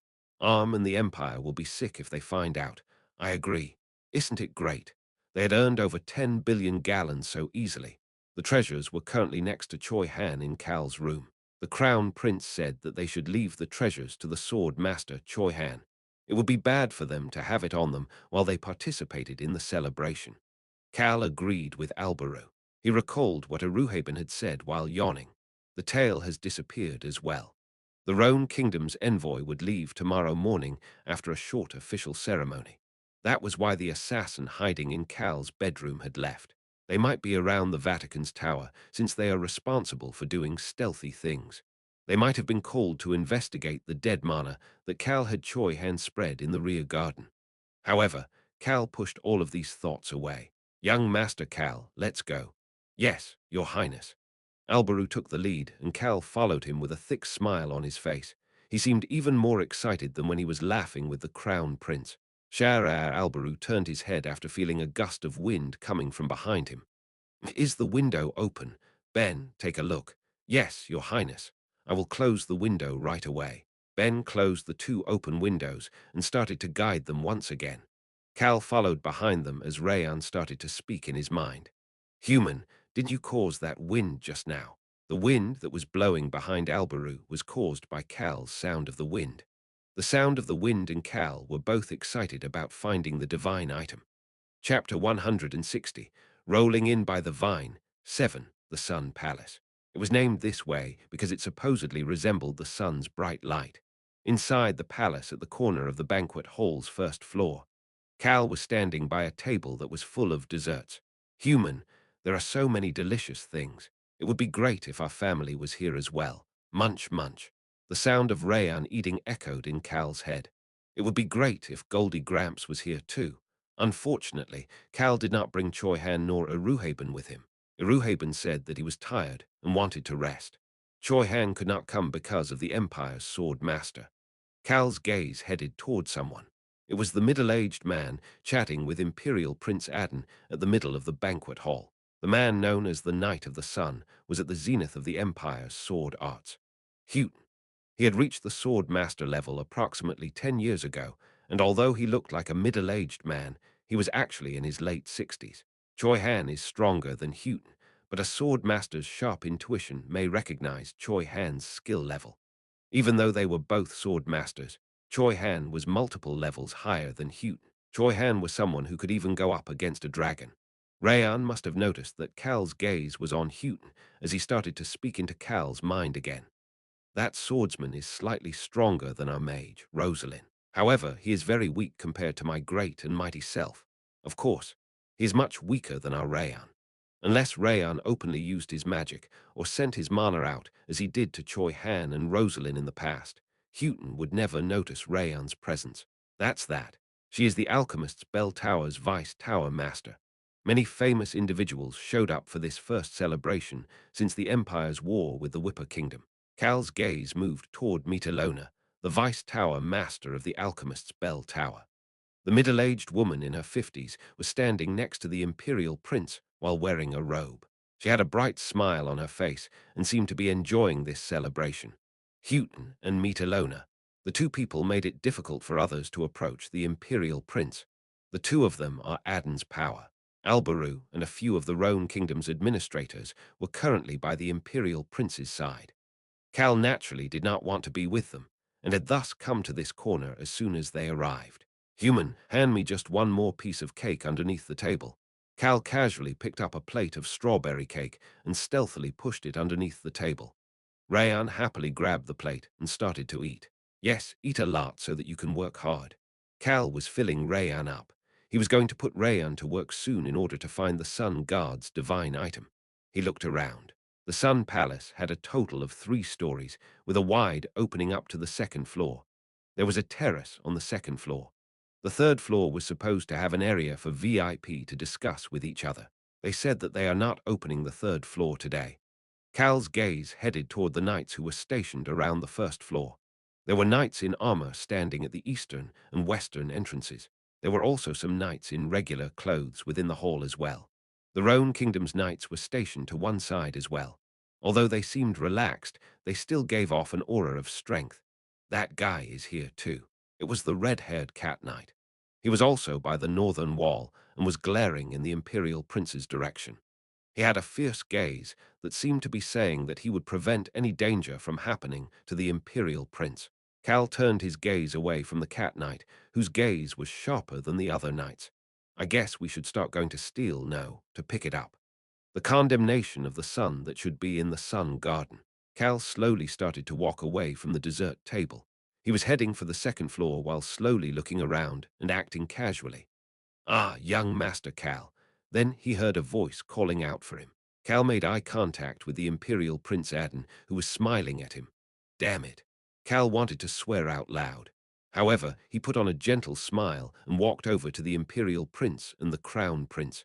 The Imperial Prince asked as soon as Cal arrived by their sides. Young Master Cal, how was your time in the Empire? I'm happy to have been able to spend some quality time in the Empire. The Rhone Kingdom's investigation team was unable to gain anything from the trip. But seeing that Cal was still saying that he had spent some quality time in the Empire made the Imperial Prince look toward him with pity before introducing him to the Sword Master Houghton. Duke Houghton, young Master Cal is the Rhone Kingdom's hero. Ah, this young master must be the noble who prevented the terror incident. The Sword Master, Duke Houghton, looked toward Cal with a gentle smile. Cal lightly bowed his head. Albaru patted him on the shoulder as he did that. He is someone who understands the mentality of the Rhone Kingdom. Imperial Prince Adden played along. I'm sure that he will become a great individual. The Rhone Kingdom's envoy agreed as well, saying that Cal was a rare person with a proper demeanor and mindset. Cal just smiled while listening to people say all sorts of incorrect things about him. At that moment, he heard Rayan's voice. "They're a wrong. The weak human is weak, but he is already a great individual. I have approved of him. Egu." Cal almost sighed after hearing what Rayan had to say, but managed to hold himself back. He made eye contact with someone at that moment. The Cat Knight. The Cat Knight was looking his way with a piercing gaze. Cal just ignored it and turned away only to make eye contact with Vice Tower Master Metalona. She had a gentle smile on her face, and Cal responded with a modest smile as well. Harmony. That was the best word to describe the discussion between the Empire and the Roan Kingdom's people, the leaders who were around Cal right now, as well as the variety of people around the banquet hall, were all enjoying the end-of-year celebration in peace. However, Cal knew the truth about these people. Duke Houghton, who was smiling at him, sold slaves to Vice Tower Master Metalona to experiment on inside of the alchemist's bell tower. I pray that you don't lose that mindset and continue on to become a great noble. Yes, sir, I will definitely become such a person. The Margoru Empire's Duke Houghton and Cal Henitus, the Roan Kingdom's young noble. Their conversation made the atmosphere in the banquet hall even brighter. However, Duke Houghton noticed that Cal's expression did not seem to be so good. "I hope I didn't say anything that places a burden on you. You don't look so good." Cal responded to the concern with a bitter smile. "I have fallen a bit ill after giving it my all to investigate the last few days." "Oh no." The Vice Tower Master sounded concerned. Cal smiled as if he was sorry to say such a thing in this type of environment. "I apologize. We're all supposed to be enjoying ourselves right now. My body has always been on the weaker side, and I had high expectations about settling the Roan Kingdom's grudges with this trip that I was terrible at hiding my emotions." "No, not at all." Duke Houghton tried to console this just noble. "We will one day uncover the truth and catch the criminals. Isn't that right, Your Imperial Highness?" "Of course, we must. But young Master Cal, you have a weak body." Cal nodded his head at Aden's question. "Yes, Your Highness. I also needed time to recover after the capital's terror incident. Our young master Cal has a weak body. It is very sad." Albrew played along with Cal properly. Adam put on an odd expression before gently starting to speak. "I can't keep a sick person for too long. Please enjoy the celebration. Chat with some of our young nobles as well. Thank you very much. I am honored to have had some of your time." Cal pretended to be a respectful noble until the end as he started to walk away. This is so tiring. He felt annoyed and tired after that interaction. He just wanted to go home and roll around on his bed. However, Cal forced himself to chat with some of the Empire's young nobles before walking up to the second-floor terrace when everybody else seemed to be enjoying themselves. There were many terraces on the second floor. Cal opened the door to the terrace in the farthest corner. Click. He quickly walked in and locked the door. "I can finally breathe." The chilly winter breeze rushed by Cal's face. He could see the sun garden as well. The sun garden was famous for shining brightly even at night time. However, the lights were off because they had just finished a war. Despite that, there were still a few magic spotlights around the fountains in order to celebrate the end of year. "Shall I go?" Cal did some light stretches in order to ready himself. It was at that moment. Knock, knock. Someone knocked on the terrace door. Cal opened up the curtains covering the door before pushing the door open. "Vice Captain, young Master Nim." Cal gave an order to Hilsman, who came to the promised location as discussed. "Guard properly." "Yes, sir, you can leave it to me." "Good." Cal looked around after hearing Hilsman's energetic response.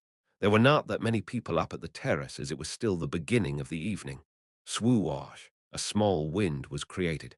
Hilsman covered the terrace door with the curtain and stood like a statue outside as he looked around. Tap. Cal smiled at Hilsman after easily jumping onto the ledge. "I'll be back." Swoosh! Cal flew away from the terrace using the sound of the wind. He soon appeared at a dark area of the sun garden. "Human, there are no guards nearby." Cal brushed the leaves off of his clothes as he listened to Rayan's report about the patrol. He took off the cumbersome brooch and handkerchief before shoving them into his pocket. Share, a streak of wind roared on top of Cal's palm. He started to walk in the direction of the wind. Although he was walking leisurely like a noble on a stroll, his steps were stealthy. Cal recalled the information in the diary. There was more to the diary than what Rayan had originally read. Divine items only show their powers to those accepted by the God. The rotten church will not be able to use it. Those idiots wouldn't know a divine item even if it was in front of their faces. They're all old and corrupted. How would those bastards without any divine powers know what a divine item is? Forever. I expect that it will be buried underneath the palace forever. However, unfortunately, there was a person who could recognize divine items even without having any divine powers. The thief, the former owner of the sound of the wind, could do it.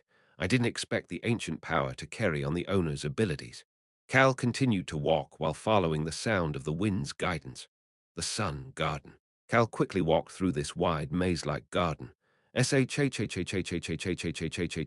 Leaves rustled as he quickly walked past them. At that moment, he heard Rayan's voice. Human, is that the right way? Cal stopped walking. Boom, boom, boom.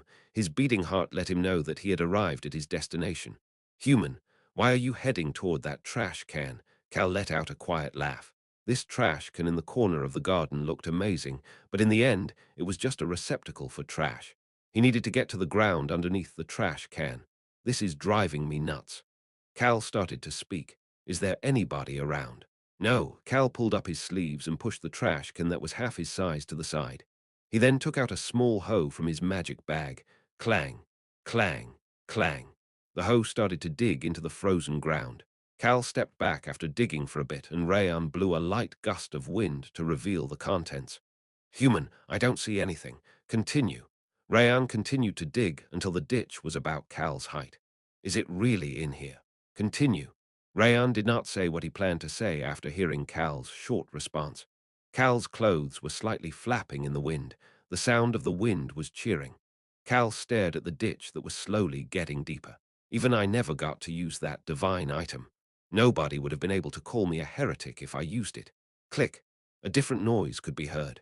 Cal reached his hand out, and Rayan used magic to lift the dirt-covered item from the ground. Cal took his handkerchief out of his pocket in order to clean the item. Human, there is a scary aura coming from this item. It is hot. Cal did not hide his smile. A small, compact hand mirror revealed itself in his hand. He opened the lid. It's cracked. He saw that the mirror was cracked. There was no way anybody would think that this was a divine item, especially the condemnation of the sun. The item in front of him did not match the scary name. Ah, how entertaining. Cal put the compact mirror in his inner chest pocket. Let's go. All right, human. By the way, Cal, who was trying to quickly return to the terrace, tried to not pay much attention to what Rayan was saying. The book from a few days ago is even more evil and scary than this compact mirror. However, he could not do so. It was something from the mouth of a dragon. He was still a dragon, even if he was only 5 years old. Cal felt as light as a feather after earning over 10 billion gallons and 2 divine items. Human, are you happy? Of course. Cal happily headed back toward the terrace. He could see the Sun Palace in front of him. He then started to panic. Hilsman, why, young Master Nim? Hilsman was rushing toward Cal. What is wrong with you? You must run away right now. What? What is he talking about? Why are people coming out of the Sun Palace right now? Cal could see knights, soldiers, and nobles rushing out of the entrance of the Sun Palace in the distance. Pad, pad. The magic lights around the garden started to turn on. Cal stopped heading toward the terrace and instead moved toward a dark area in the garden. He looked toward Hilsman in the dark, and the vice captain started to speak after calming down a bit. However, the words coming out of his mouth were shocking. There was someone who tried to assassinate the vice tower master of the alchemist's bell tower just now. What in the world? There was shock on Cal's face. The assassin was one of the Empire's knights, but he only managed to injure the vice tower master before running away. No way. Cal started to speak. Did he have red hair? How did you know? You're right. He was attacked by the alchemists and the knights, but still managed to escape. They are currently searching for him. I believe that they will catch him soon because he is injured. Oh, goodness. Cal couldn't believe it. Young Master Nim, I was thinking that our story could be that you were resting in the terrace because you are ill and that I jumped off the terrace and carried you to the garden when the incident happened. Hilsman spoke calmly. Young Master Nim, don't you think that it is a good story? Please get on my back. I think it will be fine if we manage to get to His Highness, the Crown Prince. Let's go for now. Cal decided he should get out of this area first. It was at that moment. Rusel, there was the sound of rustling leaves, and something fell from the tree. Ah! A small animal seemed to have fallen while jumping through the trees. The animal groaned and tried to get back up to run. Cal started to speak. "Oh, what the? Hilsman, yes, sir. Catch it, excuse me." Cal looked toward the red cat that was bleeding in multiple locations. How could something like this happen? Human, it is the cat, I know. Cal started to speak as Hilsman awkwardly approached the cat, and the cat growled while trying to escape. He made eye contact with the cat. "Are you also trying to destroy alchemy?" "Also." That word made the cat flinch. Cal started to think at that moment. They all just keep rolling over on their own. The existences that would help him destroy the empire and alchemy were rolling into his hands on their own.